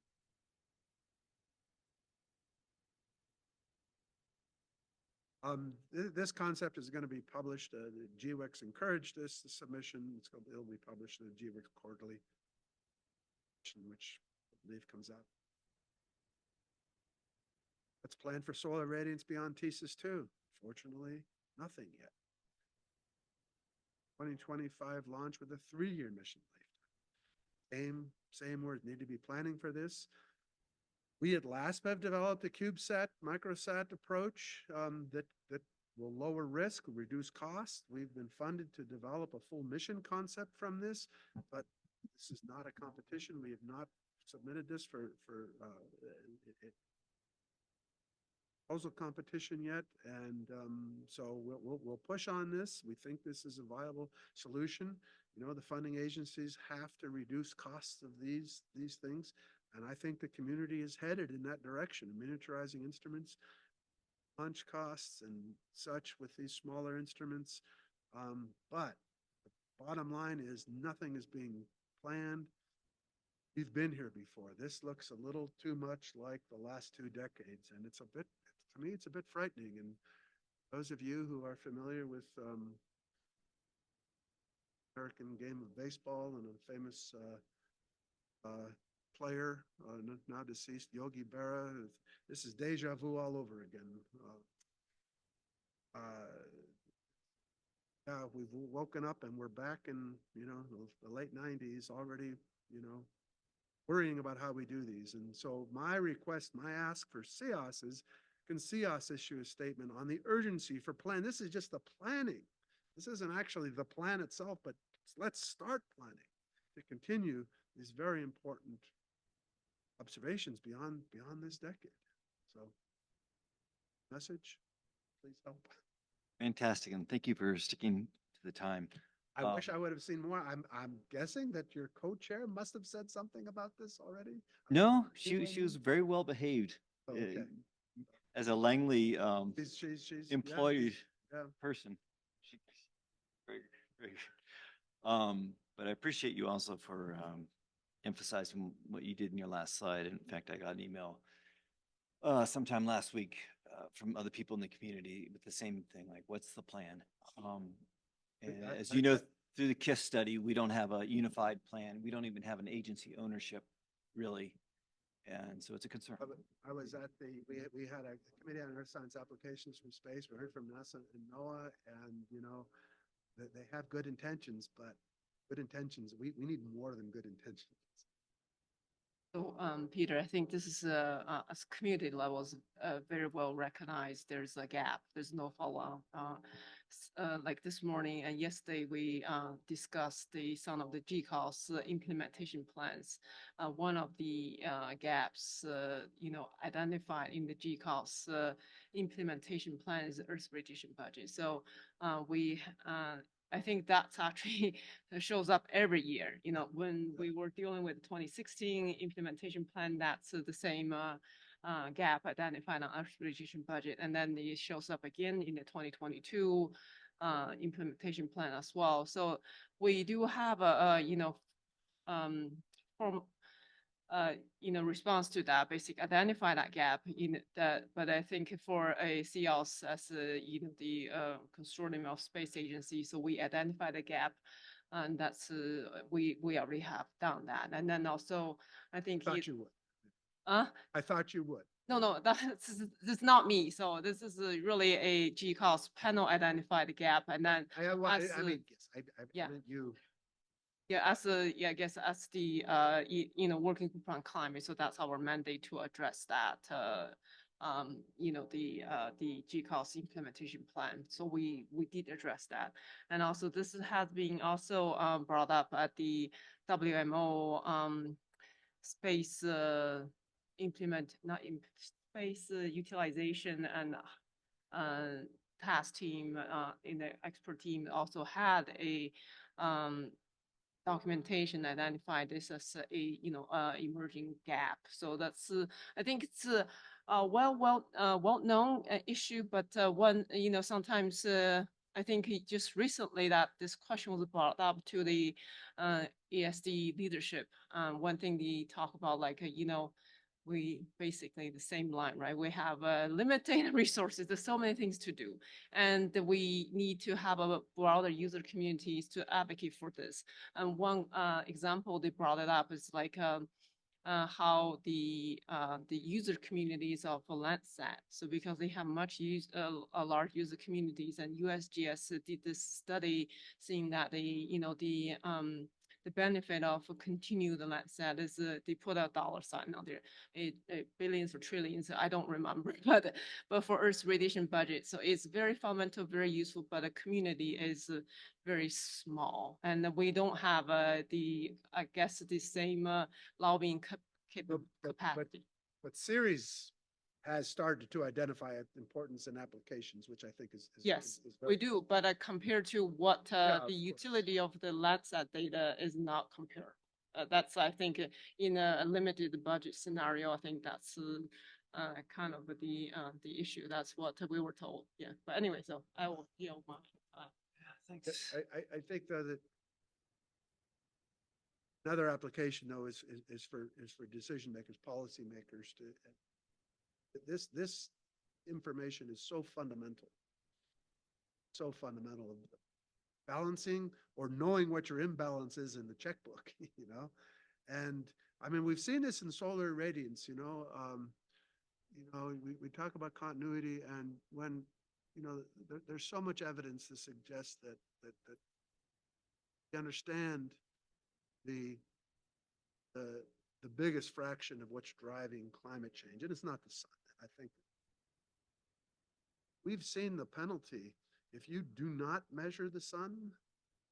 Penalty of misinformation, that misinformation that spreads so quickly. And I've seen this in other fields.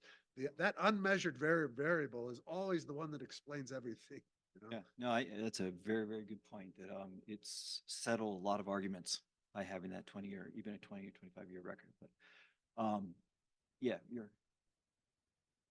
Yeah, I'm not sure. I think what I missed in the talk in terms of instruments is this ESA forum mission. Would that not help you? That's in the far infrared. In the far infrared, yes. Very important, by the way. Yes. It's great to see how you got forum, pre-fire. What am I missing? So we're finally measuring the far infrared. Very important, but that's total energy, small part of the total. Benjing said is unfortunately true, you know, because I remember a debate in EUMETSAT on the EPS second generation program, where of course there were these kind of instruments always on the list, and they fall off the list because they have only one application, and it's climate, while all other missions support climate, weather, environmental monitoring, nowcasting, and whatsoever. No? And that's just the reason. No? It's just too narrow. So I think the only way out would be, I mean, one thing, what you once had when you flew it on an operational platform, no? So like NPP, and then you went off the operational platform again. That's kind of untypical, I would say. But for Earth radiation budget, that wasn't. I mean, the operational program was. Those were originally MPOs. MPOs. Yeah, I know. Yeah, I know. No, but it needs to. PSS is operational. I think that. So it's. Unfortunately, we need to move on. We got Douglas and everything ready. Thank you so much. That was great. I really appreciate it, and trust us. We'll be advocating for this. Appreciate it. I'll put this on my slides that sit that, you know. Thanks a lot. Among other things. Thanks for the invitation. Absolutely. All right. Always good.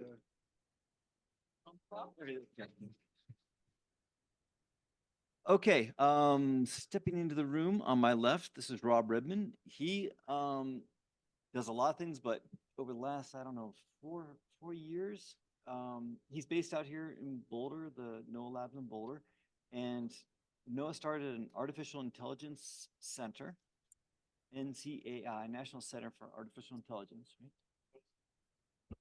Pardon me? NOAA, what did I say? Oh, national, yeah, NOAA. We're starting with just NOAA, but we're going to take over the world. And yeah, so Rob is in charge of that. He works very closely with the first name you see up there, Douglas Rao. Douglas works with me out in Asheville and other people, of course. He's with the Cooperative Institute there, which means the university NC State employee, but he works side by side with the NOAA people. And they're going to tag team a presentation that is AI Ready Open Environmental Data at NOAA is the title. But these folks have been looking both at the applications, but also the preparation of climate data records for purposes of AI. And this is a little bit beyond what I think CEOS was doing when they were sort of starting to look at analysis ready data. I think it was a little bit more focused on the operational data sets and things like that, where I know at least Douglas has been thinking much more about the climate data records. So I think that's a difference. Anyway, Douglas, can you hear and see us? Are you ready to rock and roll? Yes, I can, Jeff. Can you hear me all right? Take it away. Great, thanks. I'm sorry I cannot be there in person, but Rob is there, can answer almost all the questions that you may have. So don't throw my question at me, just throw questions at Rob. And if anything is not right, it's Rob's problem.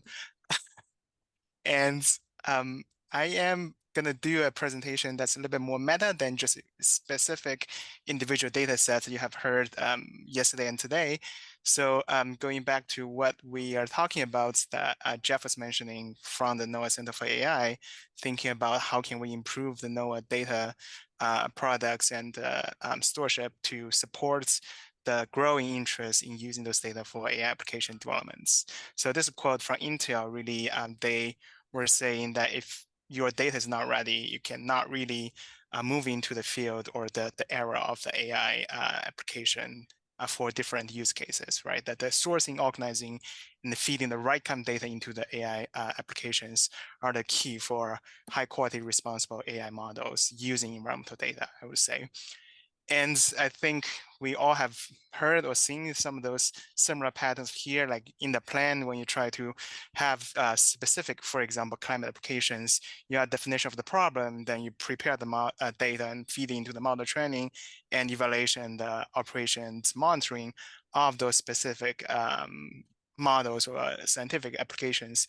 But in reality, you spend significant amount of time in your workflow on the data preparation piece. This is not really a one-to-one to scale for the real effort. If it's to real effort, this like bubble for data preparation probably will occupy at least half the screen, if not 80% of the screen.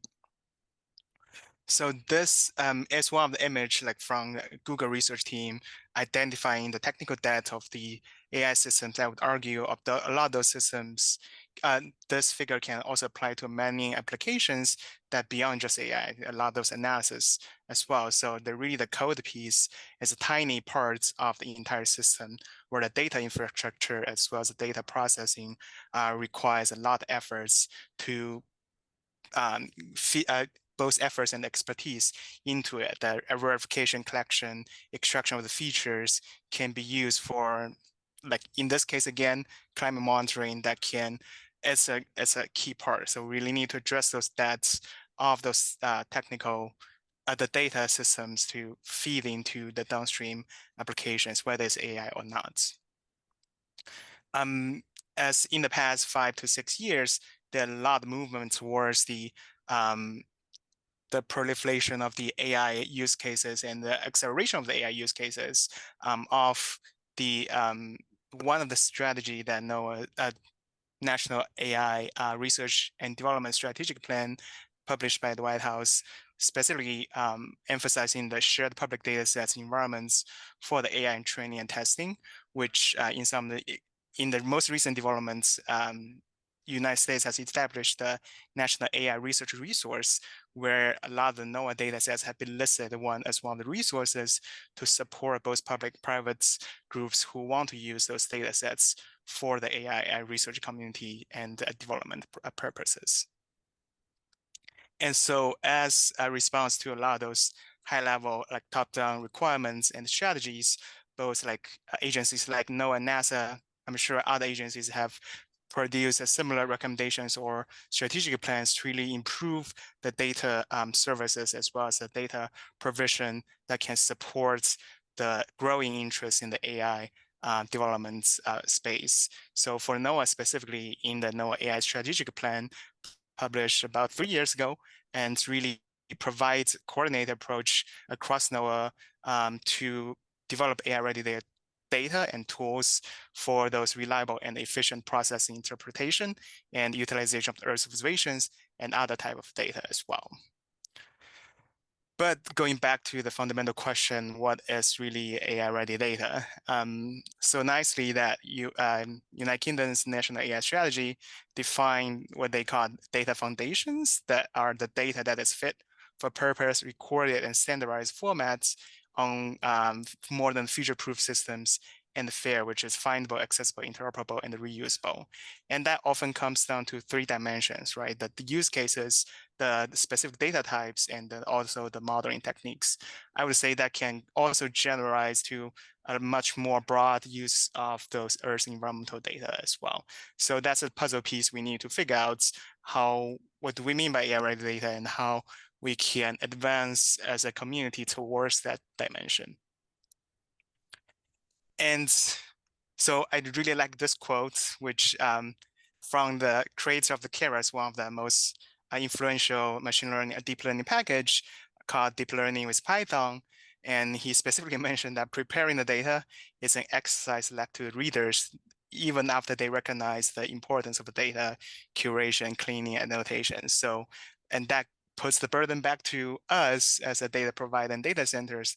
How can we really work with users to make the user's life easier to use those data for different use cases and for different modeling techniques? And stepping back a little bit, looking at the entire landscape of the AI-ready data ecosystems, and there's something for the use case driven, like Radiant ML Hub is a nonprofit that has been looking at collecting and distributing a lot of those Earth observations for machine learning applications, specifically those training data sets that they have been funded by NASA to do some of those works.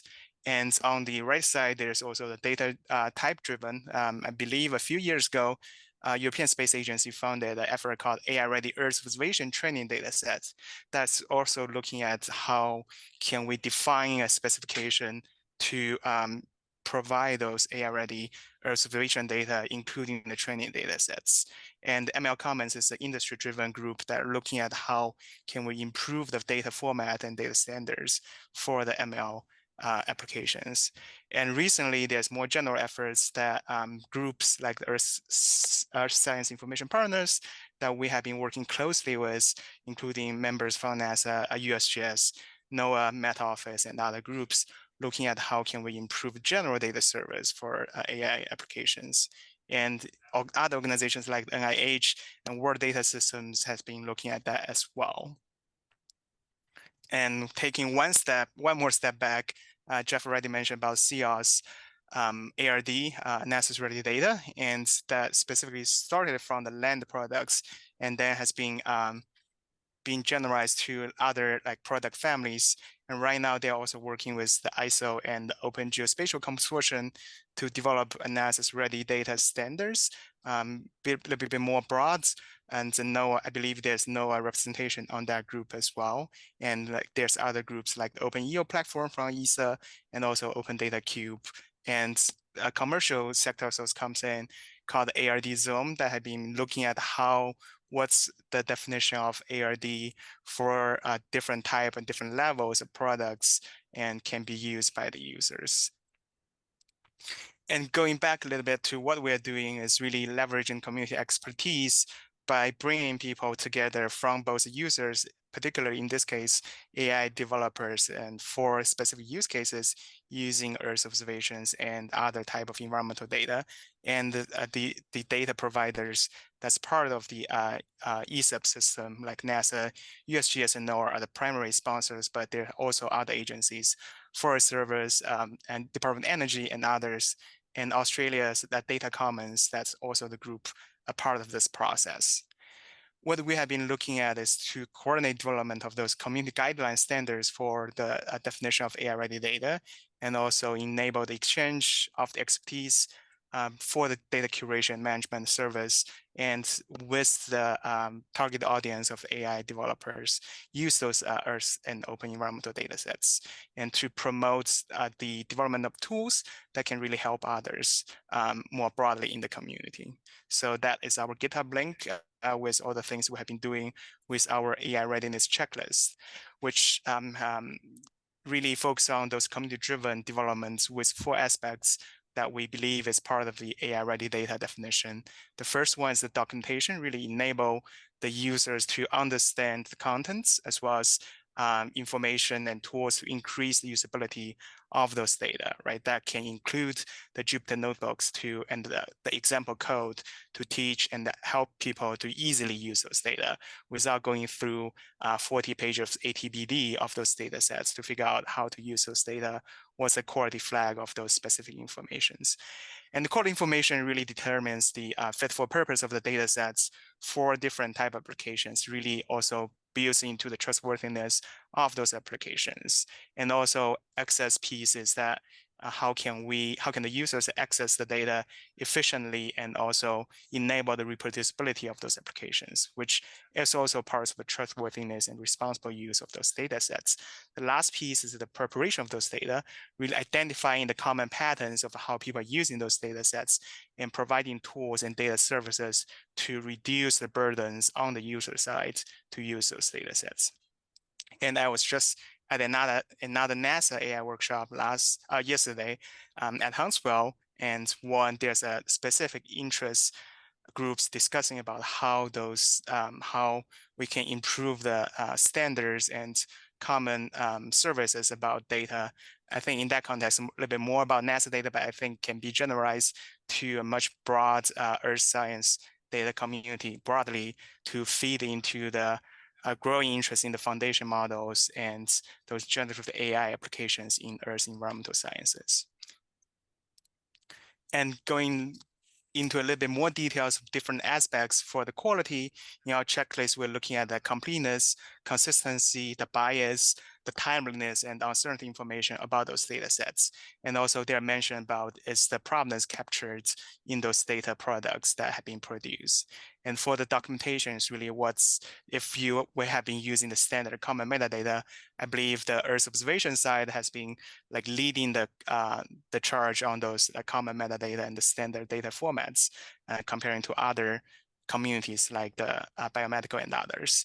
And the tools and examples that has been emphasized by a lot of people when we're doing the survey across the community, really looking at the codes and softwares and increasingly the demand on the computational notebooks to really get people into the door of using those data easily, and the dictionaries of how to describe different data variables in those data sets. And identifying that license information also a key part of documentation for the access that we seen that people prefer a diverse way of accessing the data and in different formats, which we always need to balance the cost and the efforts needed to maintain different formats of our data sets. But there are technology advancement like Kerchunk and others that can really let you just keep one data format, but also provides a different way to access the data efficiently without additional labors to maintain those data sets. For the preparations, really the common requested features are those labels and targets being identified, also how those data has been used in the past, and then whether those missing values outliers has been identified or filled the gap, etc.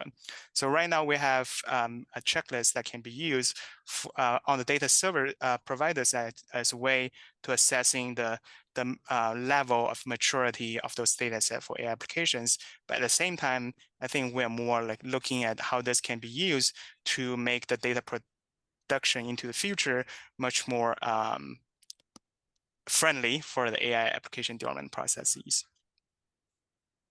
And I'm going to go into a little bit more on some of the work we have been doing with the NOAA climate data records.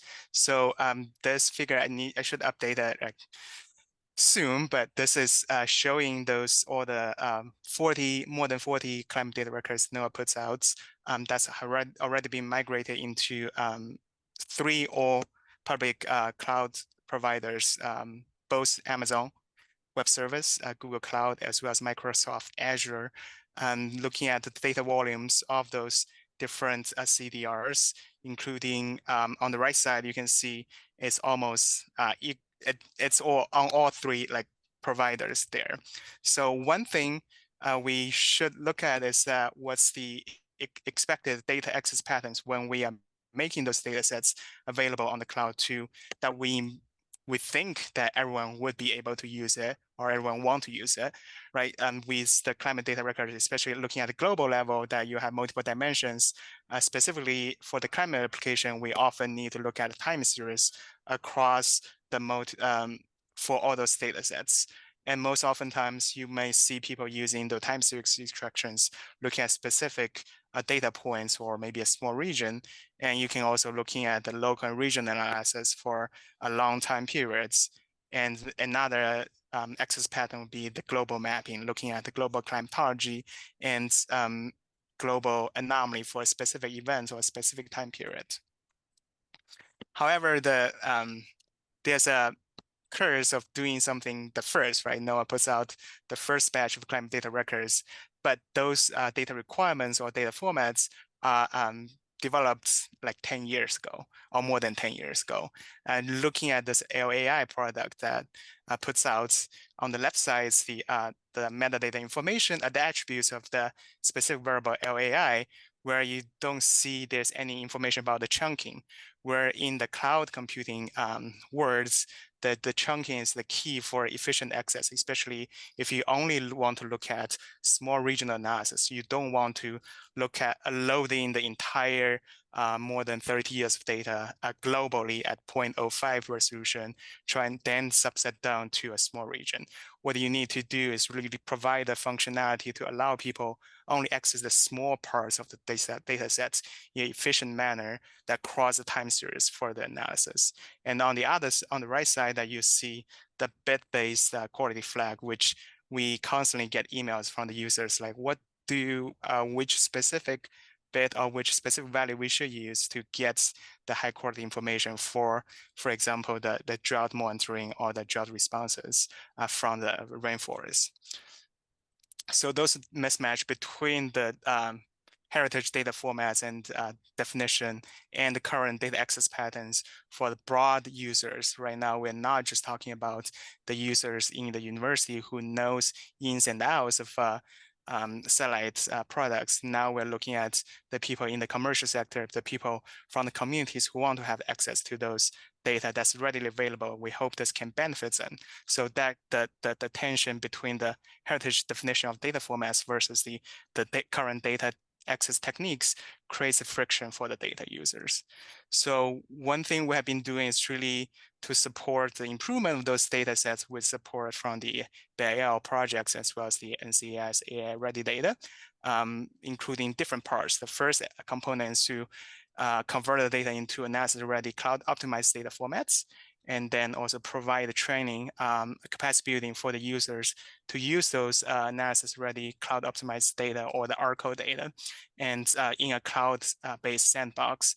And the dashboard is really provide an easy accessible viewing dashboard for the people to look at those data before they get into the nitty-gritty of using those data directly.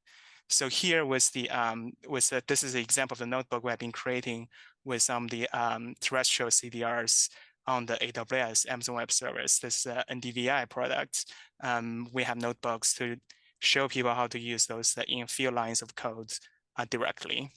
And that I need to go back. I just had I was just in a seminar this morning. Somebody was using the CDR, NDVI CDR and the LOS CDR to monitor the drought and food productions in Africa after they took a summer school that I taught last summer. So that's a quite really satisfying outcome that I have got from doing those user engagement and capacity building efforts. So here's the prototype of what we did with dashboards on the NDVI conversion to the ZAR. And here users can choose the specific variables and the time periods of where they want to see. And then we're looking at mimicking the IPCC atlas, looking at those geographical regions IPCC using for the climate assessments, and that they can generate a time series of anomaly as well as the climatology on the bottom left, and with more information about the CDR specific things. And you can choose between different regions that can generate different the time series for those regions. And I think probably we're going to end with some of the suggestions when we're talking about development and improvement needs for, at least based on what I have seen with this NOAA CDR, is that we need to modernize the access to adapt those technologies that most people are using these days and balance with the needs for the archive and storage requirements. And then for the quality information, it's really to distill the quality to make the information fair and easily to help users identifying what specific data set they want to use in their application development process. And for documentation, it's really looking at how can we provide documentation to build the capacity for the users. Right now, we are really looking at really diverse user base than just traditional users of those CDRs. And the data service improvement is really specifically for the preparation, identifying the common requested preparations needed that can be used to guide the more like improved data services and to enable the community actions for different users. So with AI-ready data efforts that we are looking at 4 different components. The first component is the AI-ready data standard developments. We are trying to keep an eye on the ARD standard development as well to make sure we are coordinating and not trying to repeating each other's efforts. And also the second step, we are embarking on later this year to development those automatic tools for the assessment. Right now we have a checklist, but the assessment really is like manual assessment, which can be quite labor intensive, cannot be scaled to the thousands of data sets that the NCEI puts out. And we hope those automated tools can help the assessments. The third part is the improving the data set based on the assessment results. The last piece really to stay engaged and sustain the engagement with the users and building the capacity for the users to use those data, especially their growing interest from communities as well as from the private sectors. So I think with NCAI, I'm gonna show 2 examples. I think Rob there can provide more details if you have many specific questions, right? One of the example is a pilot project called TC Prime. This data set is a combination of satellite observations, ship track measurements, as well as the reanalysis data from ERA5 that provides AI-ready training data sets for tropical cyclone modeling that have already been put out through the NOAA Open Data Dissemination Program that is also right now going through the archiving process to be made available through NCEI. And that is one of the examples. We also provided the training notebooks or learning journeys, as we call, on the NCEI website to help users to easily use those information and show some of the examples how to use it to build a machine learning model directly. And we're going to have some training events happening in May and following with cloud-based sandbox for those efforts. Another example is that we're now not talking about climate anymore. We're talking about the water color sonar data that underwater that can be used to monitoring the soundscape of the ocean, as well as for endangered species monitoring and identification, like the humpback whales and right whales. And so this is a project trying to convert those data into like XAR format that can be made use by the global community, and that has been also made available via the NODS program. And there's improvement can be done to make it AI ready in that efforts. And the PI is actually based in Boulder. So if you're interested in the soundscape of the ocean, you can actually talk to her in Boulder.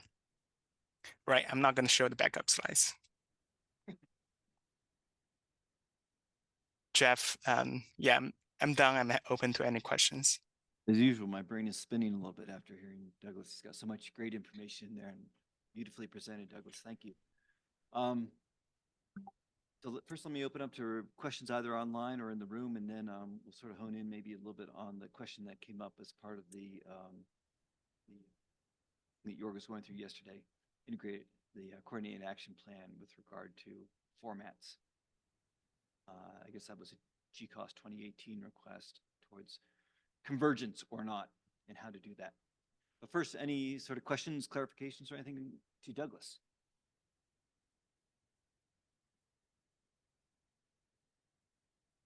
Line here too.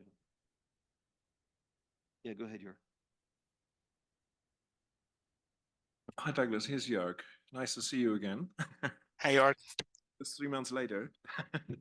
And no, nice talk. And my question would be So in terms of requirements, are you also confronted with real-time uses of the data for machine learning? So I asked that because we had, so the last 2 months, NUMETS had several discussions, because in Europe also the weather services get together and they have certain demands for all kinds of combinations of data, like geostationary radiances with radar data in basically also in real time, and for training nowcasting applications, a lot on weather.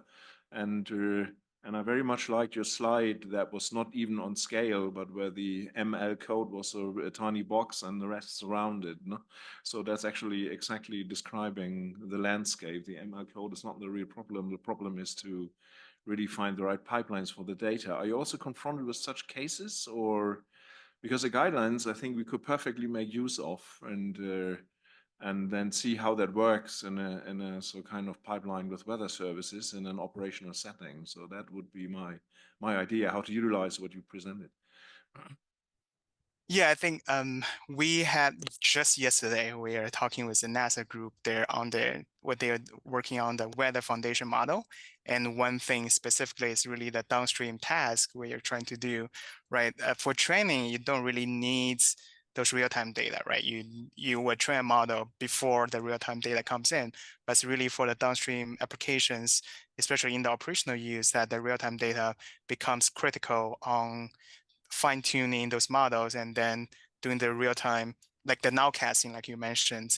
One thing is that people really don't like the buff data, and for a lot of times, and with the data formats like NetCDF is improvement.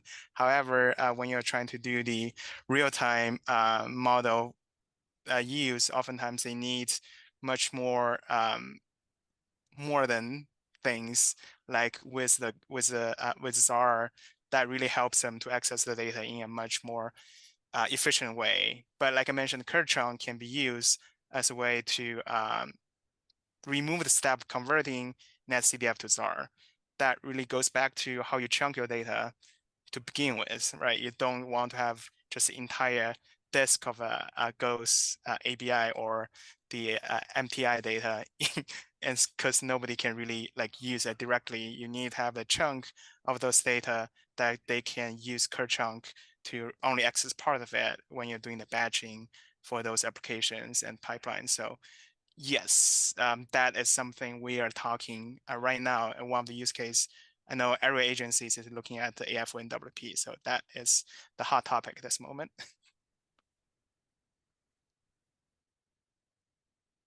Okay, anything else in the room? So, Douglas, so as you may know, we get our requirements from GCOS, Global Climate Observing System, and they do this every 5 years-ish through their implementation plan. And in 2018, they had a plan that we were reviewing, and we got our requirements. And one of those was to move climate data records towards a convergence towards a common metadata format, like climate forecast or one of the others that are out there. And that's kind of for me, I think it's a bit of a loaded ask, because I think every agency and every university and every person probably has their favorite one that they like to use. And if you think about potentially cleaning up the mess that's been created by different things, it's, retroactively, perhaps even going back and fixing metadata, and then possibly also formats like NetCDF and the various ones that are out there. And then we could talk about ZAR and the other new ones that are much more cloud friendly. And there'll be new ones, right? And this is not the end of the day with respect to formats. So we've been a little bit scratching our heads on how to respond to this and what to do about it. I think it was raised yesterday, I forget who raised it, to say, well, just go to the FAIR principles, which is what? Findable, accessible, you had them up there. Findable, accessible, interoperable, and reusable. That'd be the one. And just make that the goal, rather than additional specificity with respect to formats and metadata formats and conventions. So I'm going to throw that one to you. you know us well, you know the user communities, you know the cloud, you know, you're sort of a rare person who can put that all together.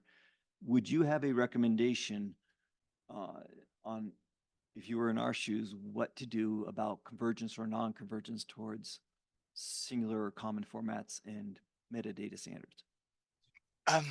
Well, that's a loaded question. Fair is a nice fair is a nice principle, right? When we're talking about principle, the problem is that it's not operationalized, right? There are different interpretation of what that principle means, and how can you do the assessment of validation of the claim of the data set becomes fair. I know NASA Earth Science Data Systems have been looking at making more operationalized guidelines for their products. And this is something that the cross international communities are looking at. The Research Data Alliance, RDA, as their specific working group looking at how to operationalize the FAIR principles. And there's more tools being developed at this moment. So yesterday I was talking with Kevin Murphy, the chief science data officer as well. They are looking at how to improve that. And my response would be turning the principles into specific items, and that can be implemented by most people. And that's one. And the other one is that having the tools to convert or making those heritage data sets can be compliant to those guidelines. Jeff, you know, each CDRs in NCEI archive is their own little butterfly, that they have their own formats and the specificity to those data sets, and trying to homogenize those, it's going to be an investment by itself, right? Having those tools to make those process transition easier is another thing I see would be useful. And think the community is responding to those, right? The Unidata is trying to add the ZAR engine under the hood for NetCDF, right? So it can directly support the interoperability between ZAR and NetCDF. And Kerchunk has been developed by the community in the past 2 years, that you don't need to convert any of the NetCDF and HDF5 formats into same performance with ZAR, because they can do it under the hood access as long as you chunk your data properly. If you only have one big chunk for a daily file, good luck with using Kerchunk. That's not going to help you too much. That goes back to, we also need to clean up some of the mess we created in the past. And it's more like looking towards into the future, what the future product can be leveraging those existing, those new technologies. That's I think a really good answer. A couple things. Yeah, go ahead, Darren. So we've in the UK, we've been doing a bit of thinking about this recently ourselves, because we've got a project which is archiving a lot of data. And the message I guess we've got, which Douglas is kind of echoing, is that the format doesn't, the actual format doesn't really matter, because computers can, it's easy to read a different data format. It's all about really thinking about how you, well, you have to try to anticipate how your data is going to be used and chunk it accordingly. Yeah. So are people going to want to do long time series, or are they going to want to make maps, or they want to do both? And then trying to, so that the real effort is to go into chunking decisions, and also getting the metadata right, so it's easily searchable, so you can find stuff quickly. Yeah, go ahead, Rob. No, yeah, hold it down. No, you can. I got two mics here. I agree with you, by the way. First of all, I agree with everything Douglas says. It's a de facto standard. Probably a lot of us do. So I want to add something.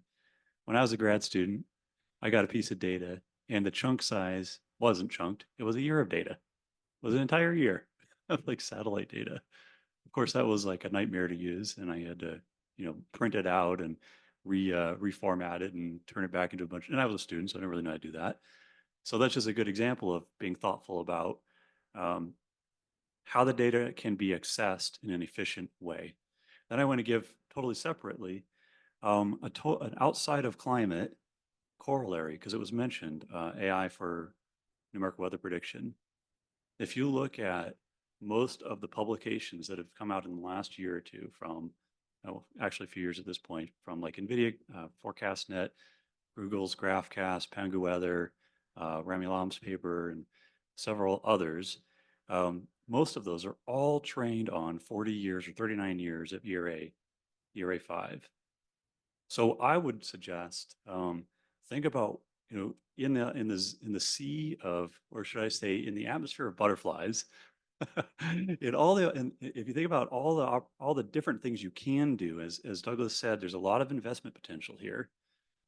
Think about what the sweet spot is. What can you do with the data so that the data that you're working so hard on, or that is the next foundational piece for the revolution that AI might help bring the community. And other data science, not just AI. AI is very much in the spotlight at the moment. I just use the AI for numerical weather prediction as kind of a corollary, all trained on 40 years of ERA 5. Which is that, guys. Thank you. But, right.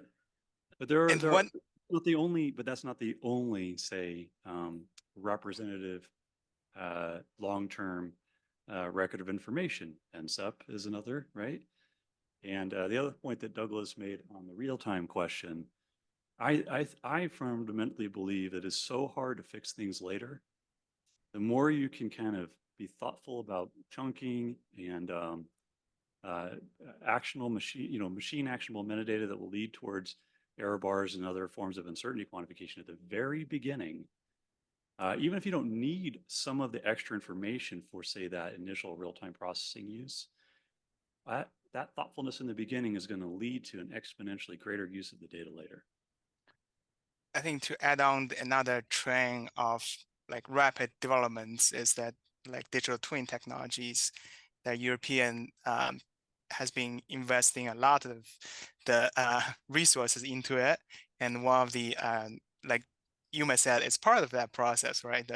The data lakes for enabling the digital twin technologies. I was talking with some cloud computing people from the private sectors.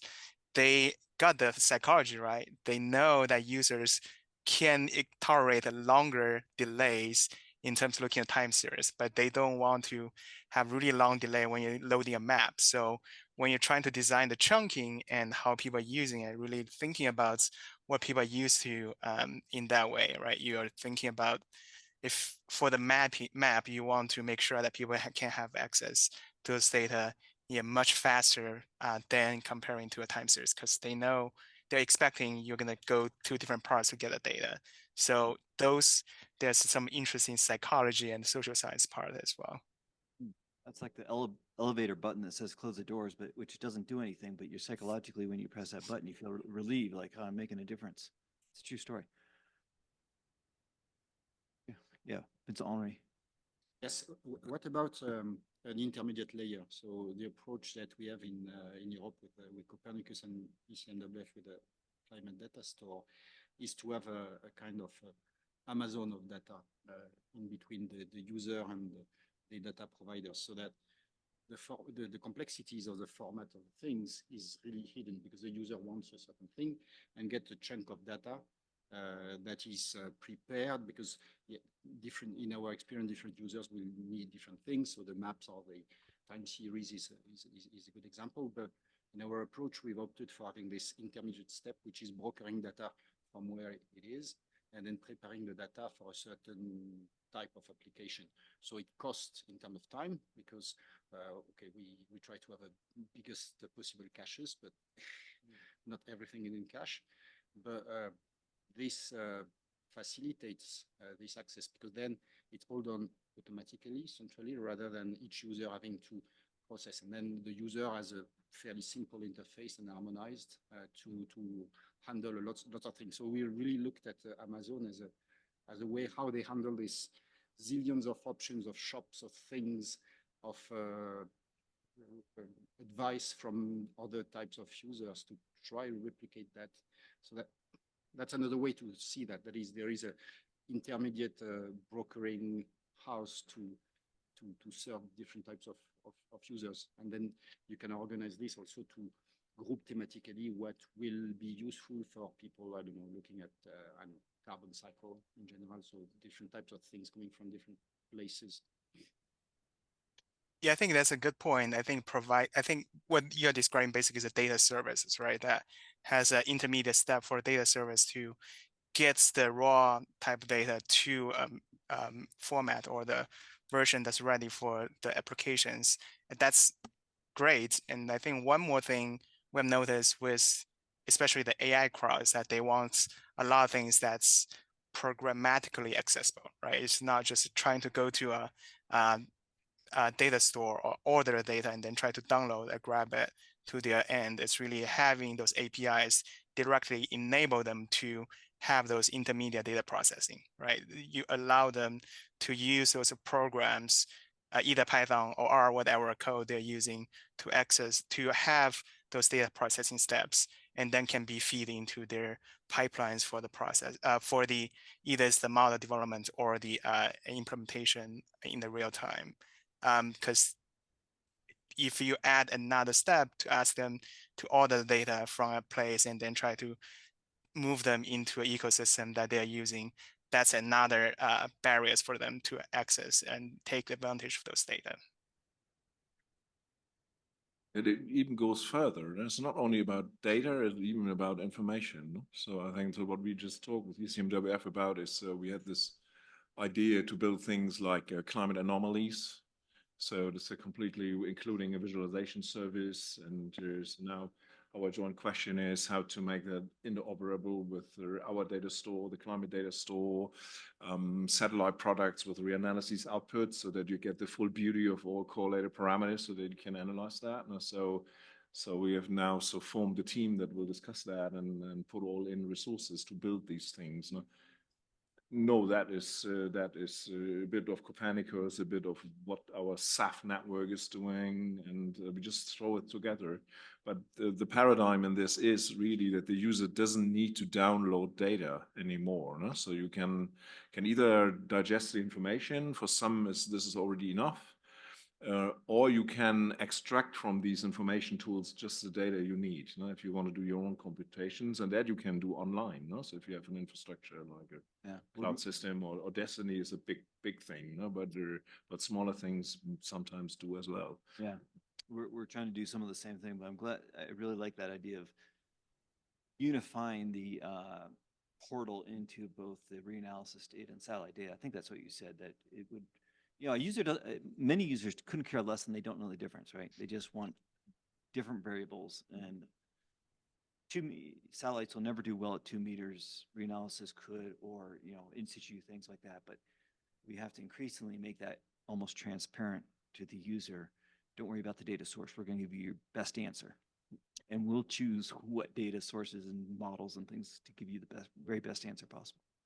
Yeah, Jeff, if I may interject there, I think there's another piece which is really, now is the information transparency. Also, you need to provide an option for the users to get access to how those data are being processed. So that goes through some of the law and the legal requirements, the Evidence Act and other things. Like, for example, in the US, right, you don't want it becomes a closed system, right? You need to have able to allow users to say, oh, I want to know how you did that, how you get to that. That also increase the trust to those information it provides. It's not a closed system.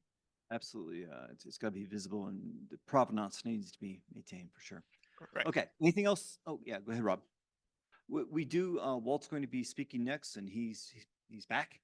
We have coffee coming, and so, well, if I don't know how much time you have, but I mean, now would be your normal starting time. But if you could allow, when the coffee comes, we take 5 minutes and grab the coffees and then start. Okay. Perfect. Take your time. Go slowly. Use just your left hand. Go ahead, Rob. Yeah. All right. Just tag teaming in a duet form with Douglas here. I just want to add on the value of transparency and twofold. You know, I think that the cloud access is actually kind of a double-edged sword in a sense. Our goal is to lower the barriers to get to data, right? That's what we must do, and democratize access and equity. And the great thing, the other side of the sword is that greater access is going to allow a lot of non-traditional users of the data come and enter the conversation and participate in application development with their own communities. And this is where it gets really important, I think, to convey all the information we know that would lead towards good uses, intelligent uses of the information, transparency about it. And then I want to give one use case about why we should also publish the bad data. Let's say not the bad data, let's say the not best answer data. The closer to yeah, no, we don't do that in NOAA. No, but here's the reason. Someone who wants to develop a new real-time product that doesn't currently exist needs the realistic real-time data that has the issues, has gaps, has not the best calibrations and whatnot. They need access to both. They need the most physics accurate information in order to test the physics of their application, make sure it's right. It's giving the least bias estimates of the key quantities. And they also need the data as it was, as it was produced by the satellite or as it produced by the ground sensor or the Argo float or whatever, to test the robustness and the generalizability of their product and make sure that in the face of real data with some issues, it performs okay. And with real analysis data, it gives the best possible physics answer. So it's worth publishing the uncorrected information as well, as long as it's really well documented that that's what you're getting. Test for the system. Yeah, we do get asks for that. It is a test for the system. So you can make a robust real-time product that is both accurate and robust in the face of the kinds of issues that happen with real-time sensing equipment. Okay, that was a fantastic discussion. Thank you, Douglas. Thank you, Rob. Really appreciate you coming by, both of you. And I think this is a great resource. Hopefully Rob and Douglas will keep studying this and working this, because I think it's a great resource for Working Group Climate to be tapping on. Join us. Join. Join the Thanks, Jeff. Thanks, Douglas. Very good. Okay. The coffee is here. Perfect timing. So let's take 5 or 10 minutes, and then Walt will be ready to go as soon as we get back. Did you get a coffee? Did you order one? Okay. We're all set. So Walt Meyer is all teed up to go. Walt, I think I explained on day one, he's a sea ice and sort of a polar dude. And he's at the National Snow and Ice Data Center, which is a center out here that gets money from NASA, NOAA, and other entities to do things related to sea ice. So with that, go ahead, Walt. Okay, thanks. Yeah, so I'll go through this. Hopefully, I'm try to keep it within a half an hour. If I'm moving too slow, feel free to speed me up. But I'll try to hit high point. Uh-oh.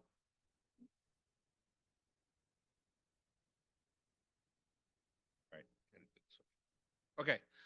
Yeah, as Jeff mentioned, just real quick, we're part of the University of Colorado and part of CERES, the Cooperative Institute with NOAA, and we get our funding from NASA, NSF, NOAA, and for sea ice, particularly NASA and NOAA are our main sources of support.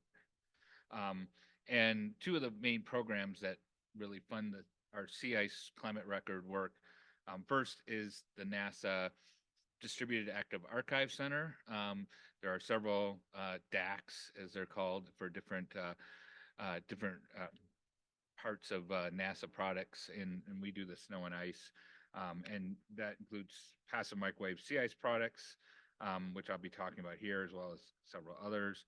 And then there's a NOAA and NSIDC group, which has managed our climate data record, sea ice concentration climate data record, in the sea ice index, which the two things I'll focus on here. Florence Federer is the program manager for that, for the folks that know Florence. Just a quick little background for folks that may not be too familiar with sea ice.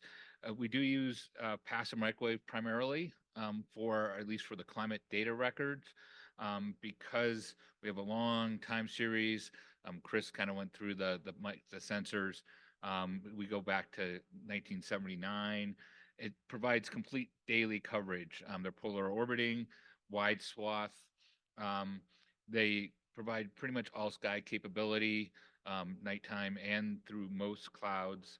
And so we have a continuous long-term record and consistent sensors, largely consistent sensors that allow us to put together a long-term record.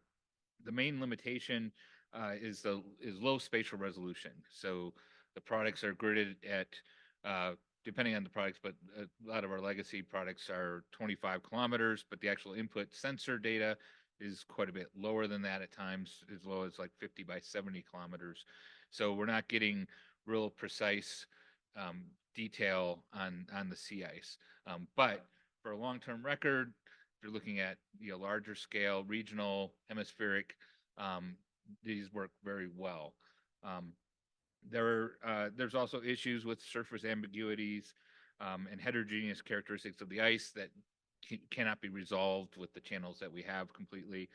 Surface melt, thin ice, snow cover, depending on the type of snow, but certain types of snow, thick snow especially, can cause some issues. And then there's atmospheric emission. I mentioned, it sees through the atmosphere for the most part, but it's heavily precipitating thick clouds.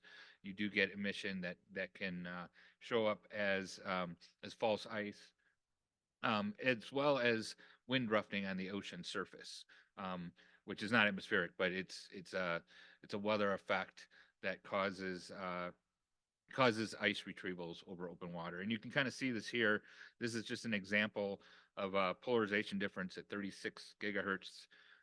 You can see the yellowish colors are sea ice quite clearly. The edge is pretty clear, but then you do get this noise in the North Atlantic here, which is just a weather system moving through. And conceivably, you could see where that could be seen as sea ice. There's also what we call land spillover. Because of the low resolution, you get along the coastline mixed land and non-land grid cells, and under certain conditions, the brightness temperature has a signature that's of sea ice. So you can get middle of summer when things are wide open, and then there's ice along the coastline. There's filters to remove both those. They're not perfect, but they work pretty well and remove most of that. This is just another example. This is the 36 and 19. Just using combinations resolves from this. You can see that the weather that was there is not seen in this one because the channels, it doesn't come through, the emission doesn't come through. So we can use combinations of channels to do that. Chris showed this yesterday, so I won't belabor it too much, except to make the point. You can see you're into 2024. We've got the legacy SSMIS, 3 of those still operating, as well as the JAXA AMSR 2, which is the newer, more advanced sensor, higher resolution. Those are all operating, but they've all been around for quite some time. AMSR 2 is going on 12 years old, 12 years of operation, well beyond their mission lifetime. And we do have several new ones coming soon. AMSR 3, there's the DoD weather satellite follow-on, WSF, as well as METOP, MWI, and then eventually the CIMR, the European, which has really great capabilities, but that's towards the end of the decade. So we're kind of hoping to that these current ones will last at least until at least one of the new ones comes online. And there's the development of these records goes back a long way, really into the 70s at NASA Goddard, where folks like Don Cavalieri, Claire Parkinson, Joey Camiso started these, even going back before the multi-channel records. But really, it starts in like late 1978 with Simmer, the first multi-channel sensor, and then it's been continued on since then. The first algorithm that was widely developed, at least used for a climate record was the NASA team algorithm, and that was followed later in the 1980s by the bootstrap algorithm, and those have been ongoing since then. And those data are archived at NSIDC in the NASA DAC. And I'll talk more about those in a few minutes. But there's also mentioned here the Climate Data Record, which is the NOAA Climate Data Record program that put together we put together the NASA team and the bootstrap algorithms. There's other ones. There's another prominent one is the OCSAF and the European CCI. That's, I would say, the other climate data record level long-term record that meets the CDR requirements. I'm not going to talk too much about that because I'm not as familiar with it, and I think what I say about the CDR and the other products is relevant for the OCSAF CCI. They have a very nice product, but I'm less familiar with it. So, and then I also want to emphasize again, there's two newer sensors: the AMSR sensors, the AMSR-E, which was a NASA JAXA mission on the Aqua satellite, and then AMSR-2, which is JAXA. They've been operating almost continuously since 2002. There's a gap of about 8 months or so between AMSR-E and AMSR-2, but that gives us a pretty good record, going on close to 25 years now, or over 20 years. So for sea ice, Chris talked a lot and did a really nice job, and also Peter, and the intercalibration issues, and that's what's really required for long-term climate data records. We're using the passive microwave, like Chris talked about, but with sea ice, what's typically been done is we have coefficients that correspond to pure surface types, 100% surface types. And so we kind of pin those as like endpoints and then just essentially do an interpolation between them to get the concentration. And we can derive those tie points from the data, and we can adjust those based on the data. So as long as there's overlap between sensors, we can do that. So we don't necessarily need absolute perfect calibration of the brightness temperatures. We can make adjustments, and in fact, even with intercalibrated brightness temperatures, there's still a need, especially on the gridded fields, to do further calibration. Part of that is because of the gridding that's done, and part of that also, I think, is that the calibration is focused on usually mid-latitude and equatorial ocean and or land, not necessarily ice, and so the calibration may not be optimized. But it's actually nice because we don't have to worry as much about the absolute brightness temperature calibration. It's nice to have that, but it's not absolutely necessary. And this is just a example. You can see the peaks here of ice and water. There's two different ice tie points that we use coefficients: multi-year, which is ice that's survived a summer melt, and then first-year ice that's grown since the summer. The first year in this channel, 19H, is the really strong peak. But you can kind of see that. And then there's actually two sensors here, and it's probably hard to see, maybe impossible to see the difference, that the histograms overlay each other so close. But even small differences are important. If we turn that histogram on its side and then look at it, that was an average over the year. This is a daily histogram, and you can see, we can kind of look at those tie points on average, but there is variation through the year due to the sea ice conditions, and particularly during the summer. If you get to like even June, July, the water tie point on the left, that yellow, that's the peak of the histograms. Kind of starts to fade and shift a bit, and then on the right where the ice tie points are, you really get some variability there. So you can see that just constant tie points are not necessarily perfect by any means throughout the year. So what's been done, and more recently for the bootstrap algorithm and then the OCSAF product, is to use dynamic tie points. So you can actually, the tie points move based on the brightness temperatures. And so you can actually adjust, and that handles and keeps things more consistent over the year and even over time, especially if there's drift in the satellite. So that's, within a given product, given algorithm, you get some good consistency. If you look at a bunch of different products, and I talked about, 3 or 4, but there's actually several, and you look at, for example, the extent, the total area covered by ice, you get pretty large variability, maybe surprisingly large. Here, the white, this is a daily extent from January through October, and the white is where there's 8 algorithms that we looked at here. White is where all 8 says there's ice up to this point, and then the colors basically grade down from 7 down to 0, which is blue.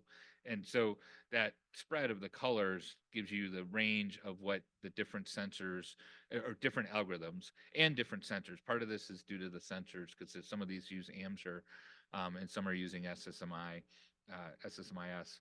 But you can see the range is upwards of 1 million square kilometers. So it's a pretty large range in terms of absolute difference. Now, the good thing is that the differences are pretty consistent over time. So if you look at trends over time, the trends match up quite well. It's just offsets between them. And if you look at the maps on the left, and this is actually doing the same thing, but spatially, and it's kind of hard to see, especially in March, where that color grades, because it's only a couple grid cells a lot of times, where that variation is. But when you're adding it up over the perimeter of the ice, it adds up to quite a bit. And that's one of the things with sea ice, because it's a discretized measurement, especially sea ice extent, which is what we use a lot for the climate indicator. It's not continuous. You go from ice to no ice. And so small differences can lead to, in the input data and calibration, can lead to relatively large differences in your extent and in your location of your ice edge. So you get a bigger spread than you might otherwise think. But again, relatively, they're reasonable. So at the NASA DAC, we've had the NASA team and Bootstrap products for many years. We still are archiving those. They're still processed at NASA Goddard and delivered every few months. And they've done a lot of careful intercalibration to get a consistent time series through the different sensors, and with these weather filters and land spillover corrections. But they also have done some quality control enhancements, such as interpolation, spatial or temporal interpolation to fill gaps, as well as manual corrections to remove errors. I mentioned like the weather filters that take out, the wind roughened ocean. Well, sometimes those don't work perfectly, and you'll get these scattered ice that's, off the coast of England and so forth. That's wrong. And so what they do at Goddard is they go in and they take that out manually, but there's no tracking of it. So you don't know what happened. You don't know what they did. And so that doesn't meet climate data record standards. You want full provenance and full transparency, full reproducibility. They're not reproducible. Also, these provide just the sea ice concentration. There's no uncertainty estimate, no error estimate, no quality indicator, really. It's certainly not at the grid cell. And until recently, we've been talking about data formats. They were really old school. They were just plain flat binary, maybe with a almost unreadable header, or no header at all. We have now gotten them to, at NSIDC, we have taken the task and did the task of converting them and putting them in the NetCDF. So they are now in NetCDF.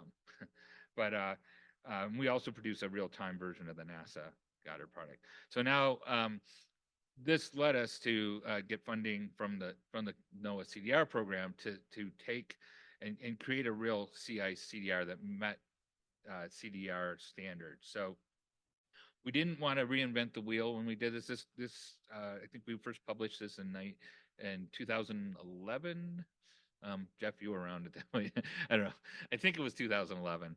But we didn't want to reinvent the wheel, but we wanted to take what was there and make it CDR level. So we didn't do a new algorithm. We use the algorithms that have been established and long established, the NASA team and the Bootstrap. We did a combination of those, but we now process everything in-house at NSIDC. We have the software. It's now publicly available. The processing is all automated. There's no manual QC. We've added some additional automated QC and spatial interpolation, but that's all, it is all tracked now. And so you can see what's there, and there's fields that indicate where things have been interpolated. We have error estimates at every grid cell. They're not necessarily absolute errors. They're more qualitative, relative errors. It does indicate where we expect the concentrations to have less reliability, like the ice edge or during melt. And then it's in that CDF4 with the CF conventions, and we have a near real-time version. And there's just an example of the uncertainty field coincident with the CIS concentration on the left for a couple days ago. So in terms of the data going in, the brightness temperatures going in, the original data is swath brightness temperatures. We've been using at NSIDC for many, many years, the remote sensing systems, RSS, brightness temperatures. There's been a contract with the NASA DAC to use them. So they are still being used. They're gridded into a polar stereo grid. We also have a product from Simmer that goes in, because remote sensing systems, CSU, they've limited themselves to the SSMI record, because Simmer is, it's a different instrument. It doesn't have the same calibration, and for a lot of purposes, it's probably not a good idea to use it for a time series. For sea ice, because we can adjust tie points, it's still maybe not the best idea, but we've been doing it for a while, and we can make adjustments. Yeah, it's all we've got. So it extends the time series. For near real time, we have NOAA class brightness temperatures coming in. And then we are now looking at using the basically Chris's CSU brightness temperatures, but we get it through NASA. I actually talked to Chris after just to confirm that it's the same data. We just get it through the NASA. It's the GMI cross-calibrated brightness temperatures, but it's the algorithm and the same processing that's used at CSU. So they're the same data. So that's going into an EASE-2 product, brightness temperature gridded product. I'm not going to go into that. I can talk to that later if there's interest, but in interest of time, I'm keeping that. I won't go in, because we don't have a CDR or anything like that from it. We have some research CIS products that are being developed right now. We've done a lot of comparisons with the climate data record, and then the NASA team and the Bootstrap algorithms. This is a pretty busy plot, but it's basically just comparison of concentration during March and September for a couple different years. The NASA team and the Bootstrap, and then the red is where the climate data record is showing much higher concentrations, and the NASA team basically has lower, it's bias low relative to other algorithms like the Bootstrap, and bias low relative to reality based on validation. So this has been well known for concentration, especially in the Antarctic, which is where it really shows up. And if we look at the Bootstrap, it compares much more closely with the CDR, and that's not surprising. The way we designed the CDR basically is, I said, it's a combination of NASA team and Bootstrap. It's basically using whichever one is higher. And so it mostly uses the Bootstrap. So it's pretty consistent with the Bootstrap. There are some indications or some cases where the NASA team values get used, but by and large, so it's quite consistent with the Bootstrap. So, and then you see this is in the total extent. This is over the full time series up through 2020. Probably a little blurry, and sorry that the numbers are very small. But basically the top is the total extent, so you get the seasonal cycle up and down, and the Arctic on the left, and the Antarctic Southern Hemisphere on the right. And then the difference is the blue is Bootstrap and the red is NASA team. And then Bootstrap has more consistency. It's actually a little larger in the northern hemisphere in terms of extent, but But overall, there's some seasonal variability, but there's pretty good consistency over time. Simmer is a little bit of an issue with these, which we can see. So that's the imperfection of the simmer data. And then this is area. In area, actually, this is where it really shows up that the bootstrap is more consistent. On the bottom, you can see it's very close to 0, whereas the NASA team has much larger biases in the sea ice area, which is the area, the concentration weighted coverage. So we can also look at regional trends. And so there's the regions on the left. I won't go through this in detail. The thing I'll note, the blue and the red, which maybe are a little hard to see with hash, that's the difference in the trends between the CDR and the NASA team or the bootstrap. And then the CDR trend is in the solid different colors matching to the regions. In the Arctic here, you see, well, first of all, the obvious thing is they're all quite, or most of them are very strongly negative and statistically significantly negative. And they're also much larger than what the difference in the trends are. So what it's saying is that the CDR, the bootstrap, the NASA team, they're all showing strong downward trends. There's some small differences between them, but it doesn't matter too much which one you use. You're going to get this pretty much the same significant trends. In the Antarctic, the story is quite a bit different. The trends are are smaller in their absolute value. They tend to be positive. This has actually changed a bit. I didn't update this since the paper in 2020, which I'll talk about in a minute. And then the differences in the trends between the CDR and the bootstrap and the STM are quite large, on the order of magnitude of the actual trend values. So that makes it these trends in the Antarctic trickier to have as much confidence in. And part of that is just the trends are just much smaller, much closer to 0. So when it's close to 0, it's hard to tell if they're positive or negative with confidence. Next, kind of moving on to the next part, the sea ice index. This is basically what I consider a value-added climate indicator. We sometimes call it easy data. This is, someone that doesn't want to go in and get these gridded fields and look at them and have to deal with concentration and understand everything what that is. It's basically giving you kind of processed and maybe analysis ready data is another way to say it, depending on what your analysis is. But it's spreadsheet data values of like total extent, total area. We have regional hemispheric values, graphs that are already made, and then images like this of extent, concentration, daily and monthly, as well as anomaly and trends. The thing with this, just to be clear, this has, since its inception, and certainly still does, use the NASA team product. Even though it's a NOAA and NSIDC product itself, the input is the NASA team product. So this is basically the processing flow.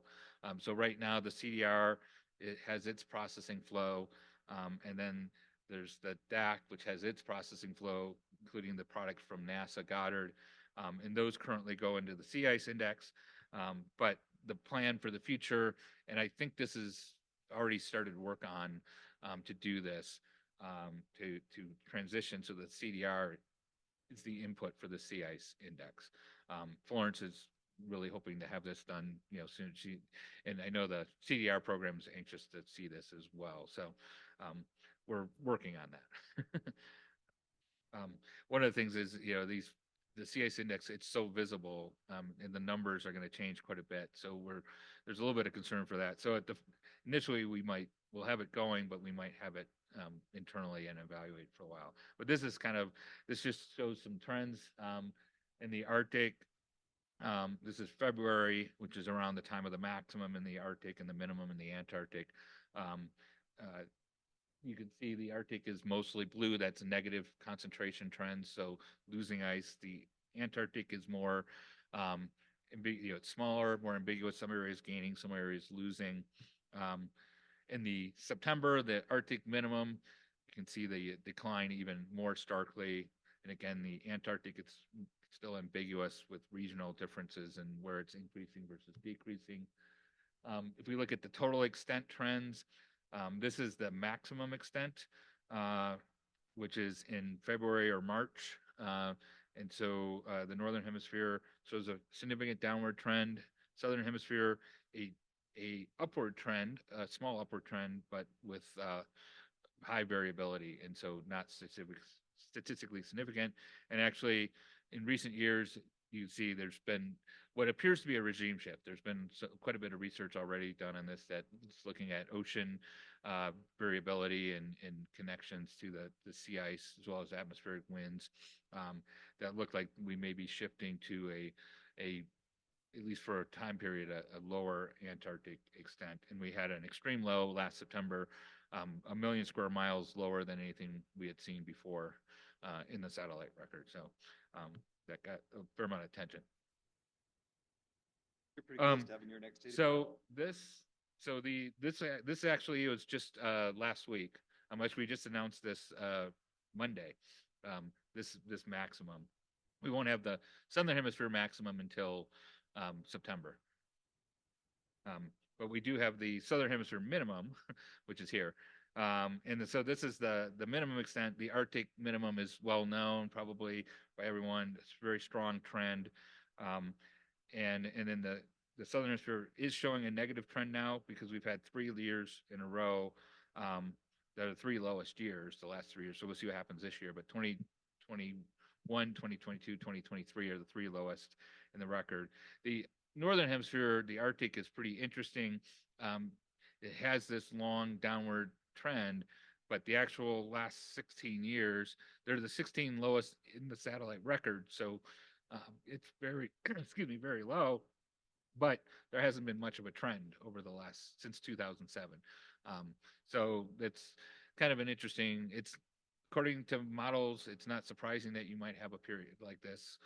The models do simulate that even under CO2 forcing and warming. But it is interesting. We get a lot of questions about this. And I'll finish up. I think this is one of my last slides with just focused on sea ice concentration, because that's kind of the CDR that's really been, we've put out and that we've had funding for. But there are other long-term records from the passive microwave that are maybe not fully CDR approved, so to speak, but they're long-term consistent records. Melt onset, sea ice motion, sea ice age. This is an example of sea ice age where we've lost a significant part of the older ice, a really dramatic change in the ice cover, not just in the surface coverage, but the thickness and the age of the ice. And then also wanted to mention freeboard and thickness, which is kind of the newest climate records that we have from altimeters, ICESat-2, Cryosat-2, and then the earlier ICESat. We have the ICESat-2 data, ICESat and ICESat-2 data, the NSIDC DAT. Cryosat-2 is European. We do have a Cryosat-2 product, but the main products are in Europe. And they're providing reasonable estimates, but I would say they're still not mature enough. There's still a lot of uncertainty with these in terms of uncertainty in the altimetry retrievals, the snow cover, snow density, and so forth. And there isn't a real long record. There are some early altimeters we can get upwards of 30 years by stitching things together, but we don't have the real long-term, continuous, consistent record over the hemisphere. And so I think they're very valuable. There's a lot of interest in thickness and freeboard, and I think they'll become more and more valuable as hopefully we can continue on with measurements of these. So future work, we have been exclusively, for our long-term climate data record, we've been exclusively using the SSMI record in SSMIS. But AMSR, like I said, has now been around for over 20 years, AMSR-E and AMSR-2. AMSR-2 is the newest sensor, so we are in the process, kind of as we speak, of adding AMSR-2. One of the issues with adding AMSR is that it's a smaller sensor footprint, and that makes it harder to be consistent. It's easy enough to be consistent in the ice pack with calibrating the brightness temperatures or adjusting tide points, but at the ice edge, because it's a smaller footprint, it has a more precise ice edge. There's not an easy way, well, I shouldn't say, it's not completely trivial to do that. You have to make some adjustments to like the sensor footprint or do some sort of smearing or something to match, try to match the resolutions. So right now, what we've had discussions with the CDR program on how best to do this. Right now, we've got the AMSR2 running. We can create the fields. We're going to run it in parallel. So there will be an AMSR2 concentration along with the CDR. If SSMIS fails, TSIS operation will switch over to AMSR2 or AMSR3 when the time comes and kind of gradually try to match those up. Because from a CDR perspective, keeping the sensors consistent as long as possible is, at least in my view, for CIS the best way to do it. So transition the CIS index to use the CDR, as I talked about. I'm also talking with folks at Goddard about making some improvements to the algorithms that can then go into the CDR as well. And then, like I said, we've been using this remote sensing system at Brighton Search for a long time, but the L1C are more open, they're more modern, and I think more easier to use. We're already using them for some of our products, and so we're looking at changing that. That's infrastructure and the data and calibrating and everything. So, and then also preparing for future sensors so that we can keep these climate data records going. So that's it.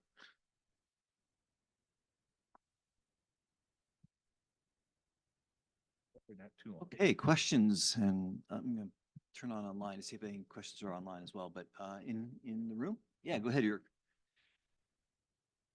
Yeah, thanks, Mal. Very nice overview. I think on this Northern Hemisphere ice trend and a no trend series, have there been studies to correlate that with changes in the pressure system appearance or wind vector fields? So because there was always this issue that ice is pushed out or in the Arctic, so along Greenland coastlines, or even not. So if that and that could have also decadal scales, probably these pattern changes or so. Yeah, I don't know, and this would be interesting to see, I think. Yeah, I mean, there had been correlation with like the Arctic oscillation and the wind circulation, the circulation of the ice through the winds. That kind of stopped for many years after the late 90s, and it was kind of, regardless of what the AO was doing, it was still losing ice. But now it's been steady. I think one of the things is that I showed in this last slide, you can see the ice age, which is an indication of thickness. So we've kind of gotten rid of like the easier ice to get rid of. The ice that's along the coastline that's thin, that the first year ice that only grows to a couple meters every summer. There's some variability there, but what's left is the thicker, older ice, the ice that gets pushed across the Arctic towards Greenland and doesn't get much sunlight during the summer, doesn't get above freezing. And so we've maybe hit a point where the ice that can melt easily during the summer under the current conditions, all that's gone largely, except some variation. But the ice that's remaining is still thick enough that even as the temperature warms, it's not melting completely. So that's kind of my theory. I haven't done intense study, and there's been people have looked at this, but like I said, in the models, there is they've done ensemble model runs under increasing greenhouse gases, and they do get even upwards of 20 years of with no trend or even slightly positive trends, just due to natural variability. So it could just be that, just wind and current variability. So you're saying the greenhouse gases handled the low-hanging fruit first? Yeah, Now everything else yeah, is basically, okay. yeah. Are there actually any data of water temperature below the ice? Because the question is, where is melting, below or? Yeah, good question. There is. There's obviously not widespread because we can't see it with satellites.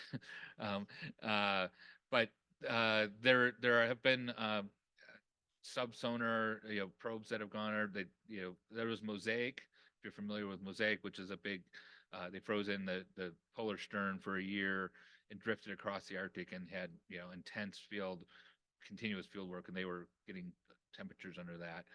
There's ice mass balance buoys that are put out with thermistor strings that go through the ice and then get the upper layer. I forget how deep they go, but several meters below the ice to get the temperature. So there has been indications of warmer temperatures, especially like in the Beaufort coming in through the Bering Strait, as well as the Atlantic water inflow, that some heat from the Atlantic water is coming up and helping to melt the ice. Thanks. It's a very interesting talk. So I'm very happy that you mentioned the, the sea ice thickness.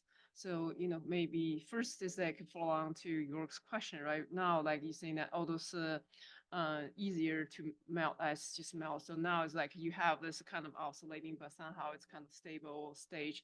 But maybe those multi-year very thick ice is thinner now, but it just hasn't totally melted away.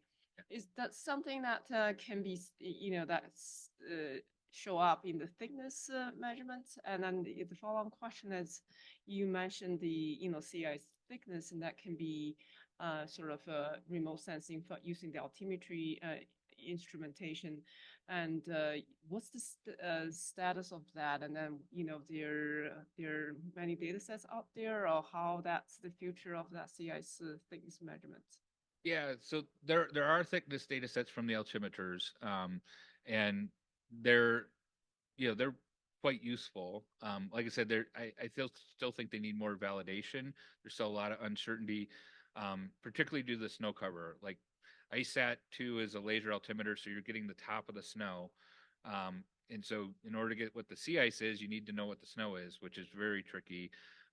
There's been quite a bit of work on trying to improve that. Cryosat-2 is a radar altimeter. It, in theory, penetrates through the snow, so you get the ice freeboard. You still kind of want to know what the snow is because it's weighting it down. Also, in various validation studies, they find that penetrating all the way through the snow is not necessarily true, depending on the snow conditions, especially if you get like melt and refreeze and recrystallization. So there's a lot of uncertainty where that return is coming from. But nonetheless, there have been products created. There's Cryosat-2 products, ISAT-2. Like I said, we have ISAT-2 products. There's a really nice, which I thought about throwing in, but I was worried about getting too many slides, which I probably did anyway. But that uses CMOS, which is 1.4 gigahertz passive microwave. That's really useful for thin ice. It actually there's a pretty strong signal for as the ice thickens up to about 50 centimeters. And you can use that for the thin ice, which is where the altimeters also don't do very well, because if your precision of your instrument is 2-3 centimeters, that's your freeboard. If your freeboard is only a centimeter for thin ice, or 10 3 or 4 centimeters, you're going to have really high uncertainty. So they use CMOS and then merge it with the Cryosat-2. So that started in 2000, it was launched in 2010. So we've got 12, 13 years of data. There isn't much trend in that at the moment. There's some variability, but there really isn't showing much trend, which corresponds pretty well with the ice age, which, like I said, older ice, all other things being equal, is thicker ice. And we see the same thing where since about 2008, the ice cover, the ice age is, we've lost most of the thick ice, but what's remaining is kind of steady. It's that ice that's farther north. So I think with more data, there'll be longer time series and more investigation, more validation to kind of understand the snow cover, and that these data will get better, and we'll have records. There have been some Ron Kwok put together and others put together a really nice merged data set using submarine data from like going all the way back to the 1970s, early SAR and altimeter data from like ERS back in the 90s. And you see they can see a pretty strong decline in the thickness, at least until like 2007, 2008. So yeah, so there are data out there. I wouldn't call them, in terms of climate data records, in terms of the standard for climate data records, just because of the length, and they're not quite mature in terms of validation, I would say. I have a question related to the data itself. You mentioned that your data you used, spatial resolution is about 25 kilometers. So there's a question, if the pixel is not completely in the ice, they have subpixel issues. And sometimes those subpixel, you're going to get a lot. How are you going to decide those subpixel, and how you're going to estimate the snow extent in those subpixels? Yeah, so I mean that's the limitation of it basically. Essentially, you know, the whatever the sensor footprint, and of course we use the sensor footprints as their, you know, their native resolution, and that resolution varies too. So if you're combining different channels, different frequencies, you get different footprints are getting measured. So it gives we get concentration, which is the percent coverage of a grid cell, for example, and that's coming from the sensor footprint. So it's telling us the concentration. What it doesn't tell us, well, there's uncertainty with that, but if it says it's, you know, a grid cell is 50% concentration, that could mean it's half of it is 100% covered and the other half is completely open water, or it can mean that everywhere you look, it's 50% concentration, it's spread evenly, and we don't know. And that's, like I said, you know, these products are good for long-term climate records, climate variability, climate trends. They are not suitable for like operational, you know, we make this caveat, and the operational ice centers remind folks of this as well, that, you know, if you're sailing a ship into around the ice or near the ice and you don't want to hit ice, you don't want to use passive microwave data, especially at this concentration. The CIMR, which is going to get down to like 1 kilometer resolution, potentially could be useful for operational, because you're going to get enough resolution that you can actually pick out, not necessarily individual flows, but at least reasonable enough that you could get, you know, useful high resolution data. Yeah, go ahead, Rob. Hey, this is a great presentation. Thank you for sharing. Also, my background is in space science, so I'm always fascinated by all the things not space science. Still stuff. Stuff you can hold. All our satellites are in space, so. I wanted to, I think I can add something. Obviously, I said that pretext, just so you know, I won't be adding anything scientific. The NOAA Center for AI had a chance to fund a small effort also on the team to, I know there's a whole ecosystem of products here, so I'll just say for the CDR records to make them more AI ready in the eyes of the community that they serve. So that's something Ann Windnagel is the developer. We did get a little bit of funding. We put them into cloud optimized geotiffs, I think is what we did for those. Yeah, Ann Windnagel is the lead on that. Yeah, that's right. Yeah, I had forgotten about that actually. I wasn't really involved with that, but I did hear about it. Yeah. Yeah, no problem. I understand she's, as you said, working on it now, and there should be some notebooks as well that will come out, Jupyter notebooks, later this year. And thank you for doing that work. Okay, thanks. Yeah, and But are you chunking? Well, because I learned that's the word to ask, so that's the question to ask. Right? I don't know. Sorry, it's getting late in the day. I get even worse than I am. Thanks for adding that, though. That was a good thing. Anything else? Well, so we've gotten some questions from GCOS, or some recommendations, some actions about polar observations. Yeah. You know, there's LiDAR, there's radar altimetry, there's passive microwave. Where do you think we can get the most bang for the buck? How would you prioritize the concerns and the needs to press forward with getting a path forward for observations? Yeah, good question. One of the things that I think is coming out more that that could be really valuable is SAR data. You know, SAR's been used quite a bit in the operational community. It's, you know, it has historically been difficult to get, expensive, oftentimes commercial.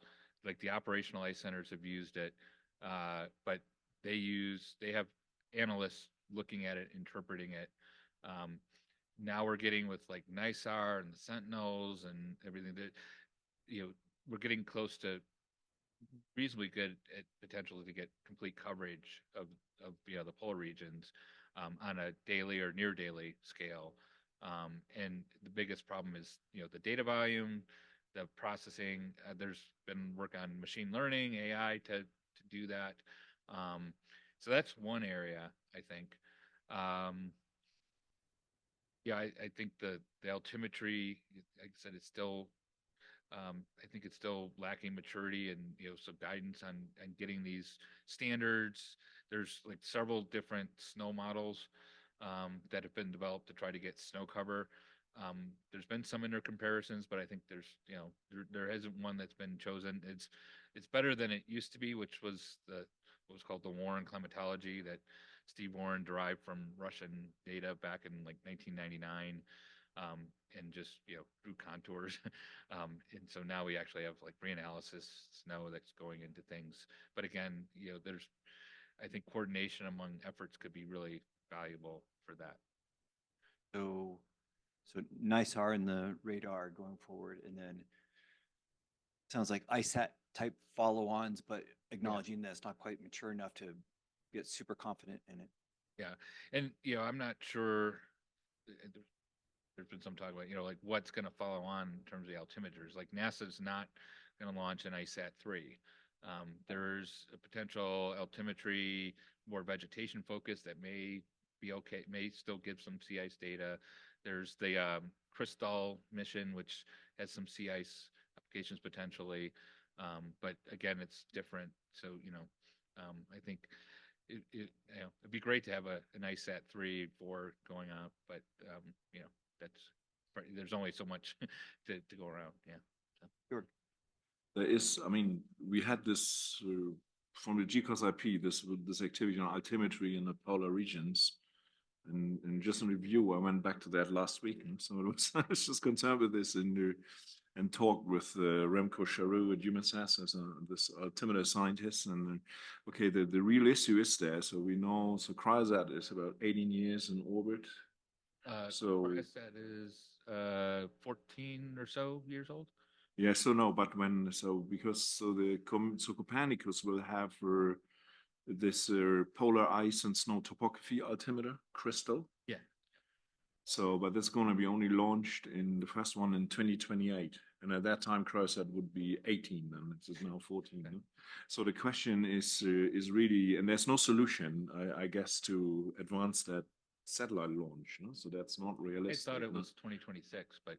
No, it's 28. You know better than I do. It's 28, and that was the last. No? So there is a real danger of a gap. No? Yeah. So 4 years, something. Yeah.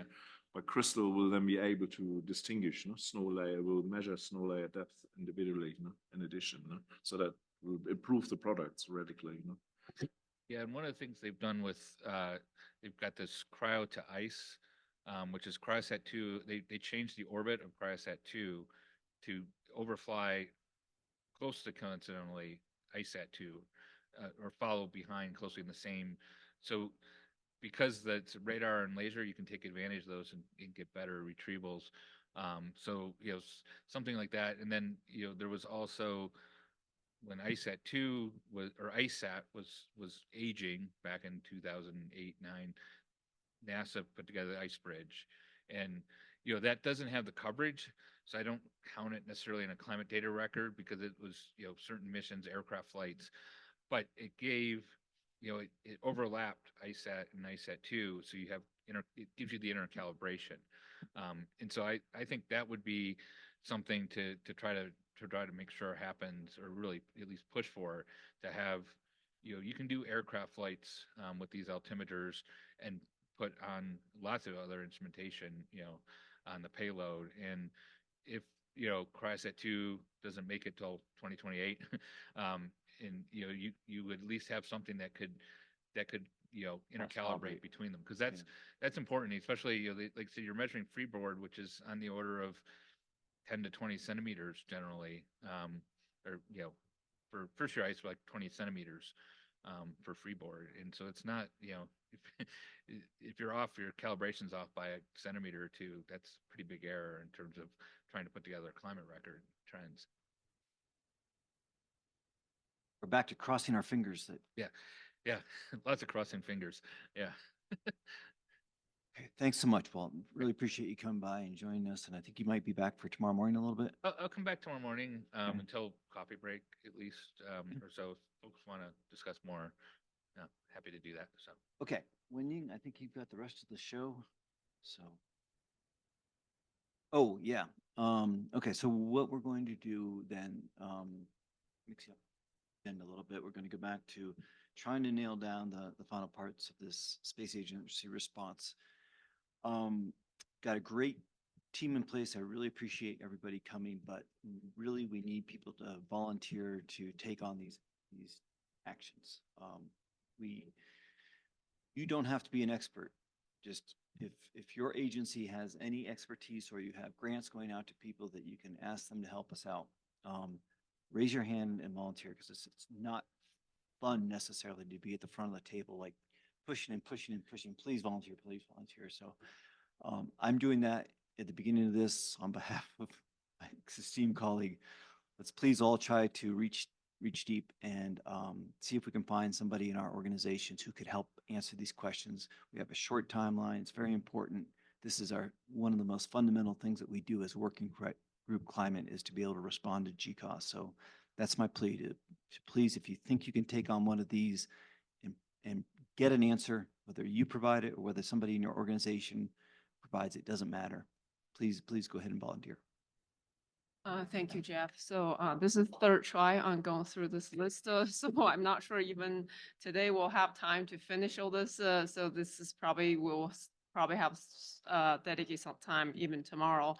And we managed just went through 2 of the activities so far, and then again onto the C3. This is the general improvement to satellite data processing methods. So there are 5 activities under this action. So I think we discussed briefly in Tokyo like just about a year ago. So we decided that this is too broad. I think that's the term we use. And then seeing that we probably need to have a all hands on deck approach. At that time, I think we assigned this to almost the entire working group of members. I think, the name list that I remember is York, Susanna, Wenying, Jeff, Misako, and Aubrey. So, but I will say that if anybody else want to join this, and then the approach I will take is, assign a lead to each of these 5 activities, and then you can form a small group. I guess we'll be all in this, so we can, the lead will sort of like I explained this morning, the process. The lead will, collect all the inputs and, get them together and write a page or 2 coherent message. So I guess to set a good example, I'll volunteer for the first one. Do I see another volunteer? And let me emphasize also, so you just mentioned the people who sort of had it, but it also sort of keeps coming back to the same people. That's not healthy for the organization, because for a lot of reasons, right? We want this to be international. We want lots of different viewpoints coming in. Also, for just sort of succession planning and continuity, we need people to get used to handling these things. So diversity is very important in this as well. So the second one is the improved uncertainty quantification of satellite retrieval. It's basically, you specifically want to address, consider more careful, nonlinearity and non-Gaussian uncertainties in the retrieval, and consider and report spatial correlated uncertainties.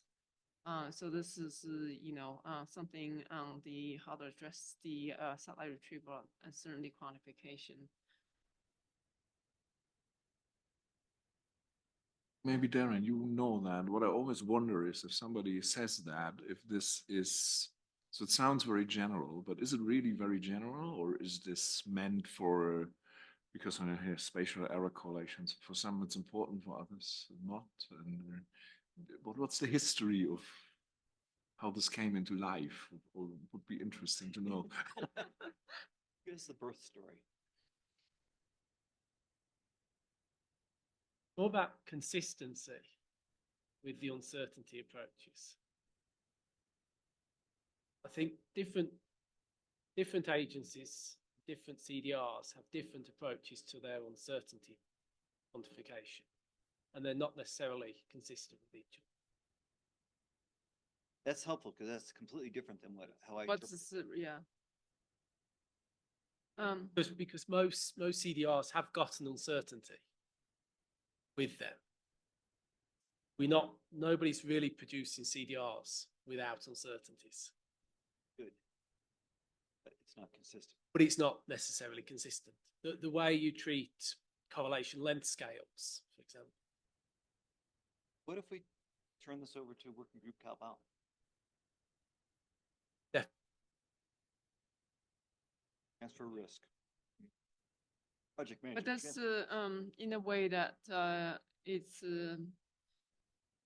for a data product. It's the the error propagation. So you have the Cal-Bal uncertainty. You also have your other this level 1, level 2. So how do you address that? So I guess if you to Cal-Bal, that will be the first more like a level 1 uncertainty. But then you have your data production, and that's the next level of the error propagation.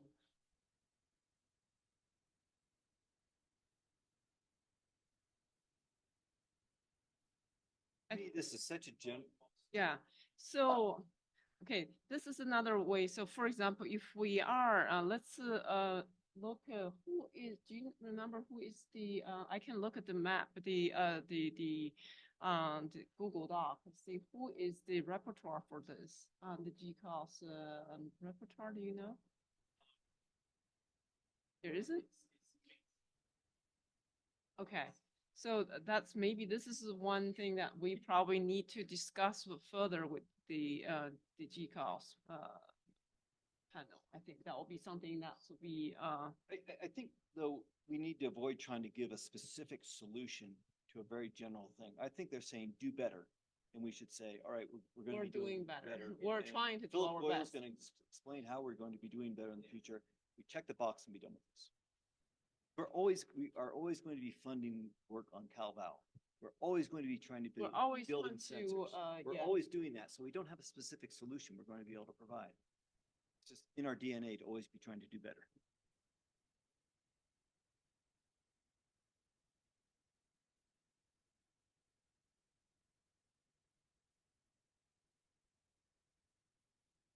So what's the decision on this? Anybody want to take this on? So are you okay with transferring to working group Cal-Bal? Just like Actually, and I'm not entirely comfortable with that solution. Let's keep this as the question mark, and then maybe we can go back to this later on. And I will read down the. I remember there is I'll catch up on this one. So the next one is the reprocessing, right? But that's something that we are doing. I guess every agency is doing on their own, cadence, and in when this necessary, when they see there is a need to reprocess data, either for recalibration change or different data stream, or so you want to. I think, I mean, it sounds a bit like this is not the only one as a new method. So there are other reasons why you do this. But it's true, it's not every agency is doing that. No? So if I look, because they simply have no staff that can do it. So if you look in Japanese meteorological agencies are responsible for the geostationary satellite program and for their production stuff, and so they have about 3.5 people. So if you would ask them, can you please reprocess if there is any change, they can just say no. So this is just a fact, no? So this is just, you can ask that every year, and this is not resulting in any more capacity in what they can do, no? So there need to be other solutions as well, no? I mean, we found a solution for them, no? So we do it and deliver it back to them, but there might be even other agencies that have not a program of doing that. No? It doesn't need to be exactly like it's written here, but I think it would be more informative if one says that so data reprocessing or improvements should become part of a satellite program when it's established in an agency. So that is that, because this is the only way how there could be resources also later on to really do it, no? Because if you would ever have that not included in the program, then you will never find the resources to do it. No?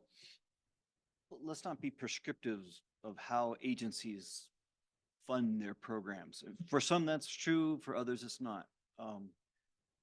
But again, this reads like a bunch of best practices, not problems that we can solve. They're best practices that we try to advocate that our agencies adhere to. It's also okay, not. number three, we can put up a bullet and we can go into the CEOS sit and plenary and say, this is what GCOS wants. But there's not going to be a block of funding, and there's not going to be a resolution that everybody's going to do it in 3 years and be done with the problem. It's a best practice. Try to find a way to do it. We as you know, we don't know it doesn't do this all the time. And we know it's a problem, and we're trying to get funding, but we have lots of other competitive things that deal with, our core stakeholders. And we understand that this is a weakness, but we take it under advisement.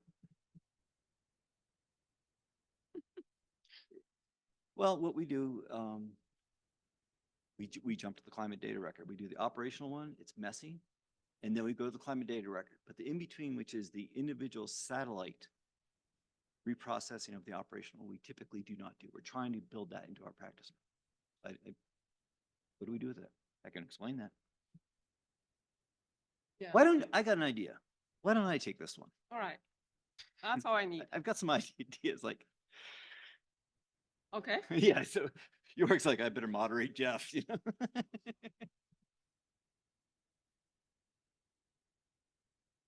All right, so we got this one, and the next one is a consolidated satellite observation into instrument-independent space-time grids for easy intercomparison and fusion.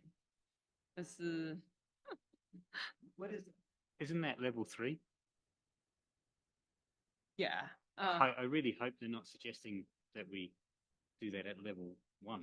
Average radiances and then do the. No. I hope not. I hope that because it's that instrument independent for easy comparison. Yeah, I think that's definitely. Let me see what's the fine print.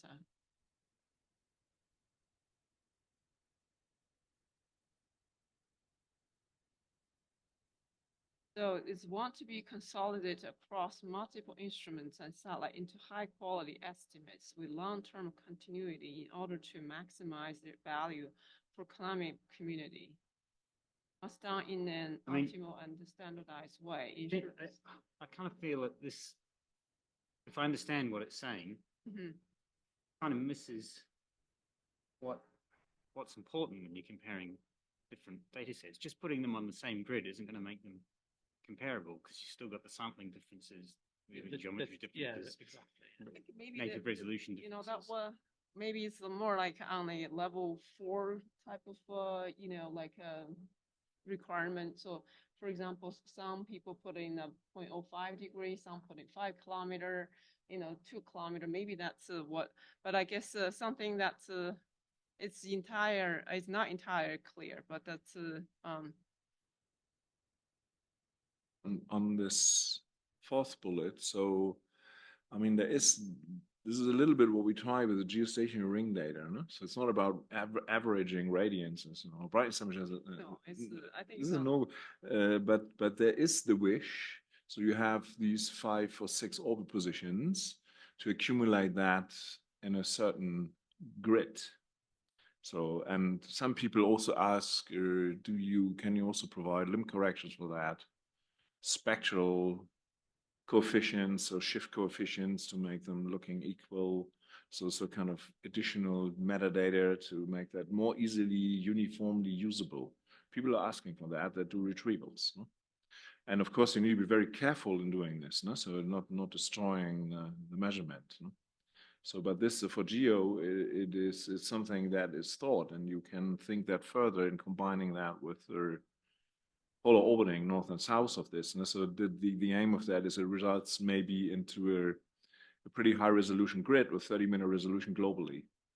And that has a value in itself, no? Because even if you don't do a retrieval, you can use this for many things, tracking, machine learning, and so on. No? So and people are asking for that. And maybe this is meant with bullet 4. Yeah, and that's a good point, actually. The geo ring is a very specific case, but that's a very general point.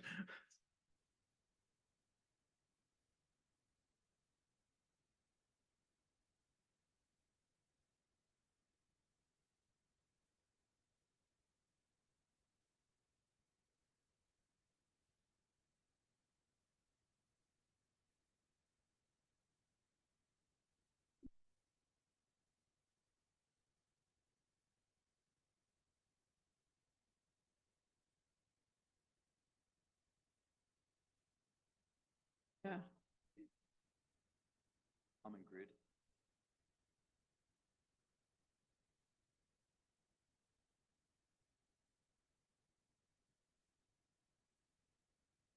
G-ring kind of exists already.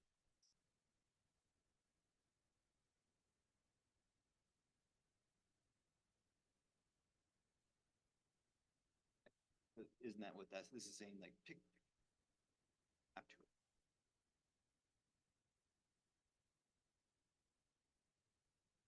So this seems like I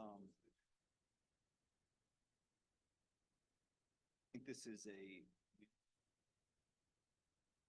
practice as funding allows. Don't do it because it's not a super priority. Hi, could you speak more louder? I cannot hear what you are talking. Apologize. I didn't realize people were online. I was just saying this. I think what this is saying is the different agencies, the different missions should try as much as possible to be using a common grid. And if everybody's using a common grid, then it becomes very simple to compare satellites, compare them and fuse them. And I think also, there are limited resources, and we have to say, while this might be a good practice and it would help certain folks, it's going to be always a sort of best effort towards this as funding allows. But for instance, if we talk to Vincent Henry, he's not going to say that's really a priority for your analysis. For him as a user, that is probably not a priority. So we have different stakeholders, and this is representing, I don't know how big of a stakeholder community, but they're relevant. But I think maybe we just ask GCOS back, what do you mean? Yeah. Now we are uncertain about level 1 or level 2 or whatever it is, or is it only for, because I would never be able to do this with altimeter data or something like that. Or higher level data. No, well, wait a minute. It says observations. Observations are not products, downstream products. Observations are pretty low level data. They want to be able to create products from a common grid, I think. First compare the data, but then also. Everything? From scatterometer data to whatever? There's a good question. How you, whoa. I don't want to do this. I mean, yeah, they're saying basically make our job easier because we have to do the it work. might If you be don't do the just work, the we have to, gearing you're right? talking about. Might be just keep up with the gearing. All right, so this is a get back to GCOS with clarification. Yeah, next bullet, I already decided that. So like we need a clarification. So hopefully it will be easier from here. So this is the real NAS product. So the Benson he already started working on this. Maybe do you want to talk a little bit on this? Yeah. So maybe we'll do that today, and then we'll take care of the rest tomorrow. I'll let you share. Very short presentation, so 6 slides, 5 action items about the C4 category, which are new and improved reanalysis products.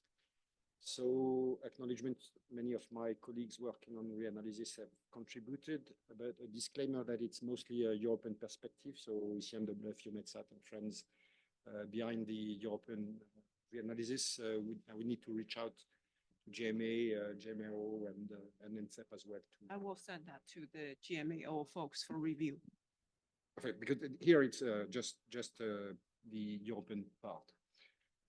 The first one is about new production streams using improved data assimilation system, better collection of data, increasing resolution, so next gen of reanalysis.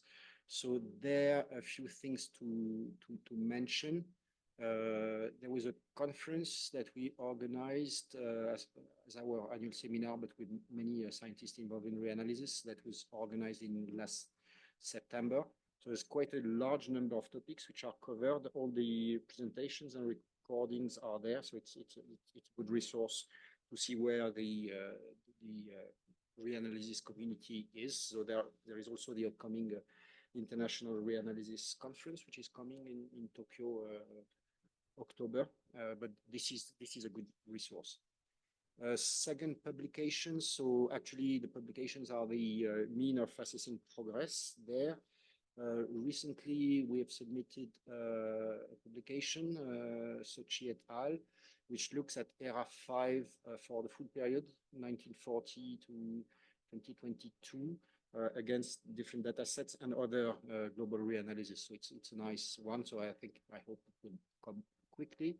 So it complements the two earlier ones that we had, the one by Hans Herschbach, the ERA 5 main one.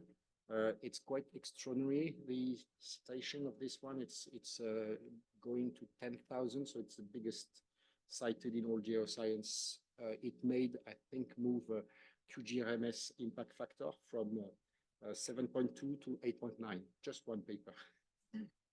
That's very big. And then there is also the paper of Hans covered the satellite period, 79-2019. There is also the paper of Bill Bell for the earlier period. So with those three, it's quite a comprehensive covering of ERA 5 at least. Otherwise, in terms of next generation, for ERA 6, we are in the final assessment work. So we've decided recently that the resolution for ERA 6 will be 17 kilometers as compared to 31 for ERA 5, so a factor of 2 horizontal or 4 in terms of surface area.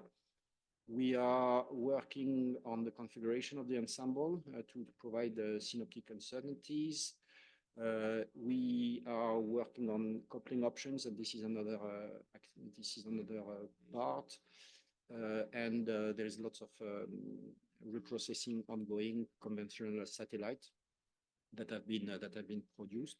Our plan is to freeze the configuration of the model system in the summer, and there will be a dedicated model cycle for that.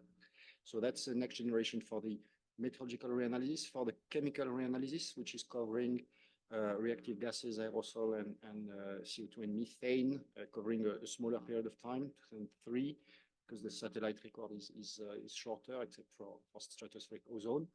The key improvement is inclusion of detailed stratospheric chemistry, including polar stratospheric clouds, chlorine, bromine species, with a number of things on top, and it will be the same configuration as for ERA 6, same model cycle. So a next gen is coming. Production will start for both in early 2025, with first data available in 2026. So second action is about develop coupled reanalysis. So there for ERA 6, we've developed a system to couple ocean and atmosphere. So first we do an ocean reanalysis, and then in each assimilation window, we couple ocean and atmosphere so that we can see a diurnal cycle in surface temperature at the sea interface. We can see cool trail of tropical cyclones with rainfall cooling the water, and we can see the influence of currents. So it's not the full coupling, because the issue was to avoid that there are longer appearing trend or issues that are very difficult to assess. So it's a safe thing. So the ocean will not drift. It will be ocean reanalysis, but there will be all the coupling going on as well. So it's quite it's a progress. It's not the full coupling, but it's getting there. Oh, we're gonna have to stop there, unfortunately. Resume tomorrow with you. Okay. It's facility closing time, so okay. Hard cutoff. To be continued. TBC. And tomorrow you can do it as the official nominee vice chair. So you're going to change hats over first thing tomorrow morning, and then you present it differently. To have that great esteemed vote of confidence. Thank you, everybody. We do have a hard cutoff essentially in 1 minute. Those online, and I know there are at least a couple of you, I really appreciate you continuing to dial in. I know these can be long and hard sessions to go through when you're not here, but we really appreciate that. I would ask everybody to go home and you know, have a little bit of downtime. We're not doing an organized dinner tonight, but really sort of come back tomorrow and help us get through this last push. This is really the hard part right now, is to get this last piece done of the SARGIP, you know, the response to the IP. If we do that, that's one of our exit criteria. We'll have done the merge gap analysis plan, the consolidated action plan. We'll get this thing done. We've got the work plan. I'll do a little bit work on that, and I think we'll have the assignments ready, and I can start to work on that. Get that into the to the CEOS secretariat tomorrow, and then we can go home. We'll have reached that closing point. But please, please, please come in tomorrow morning with the sleeves rolled up, because we do have not a lot of time, and we have to push these last things over the finish line. So thank you, and that's it. No, well done, well done, well done.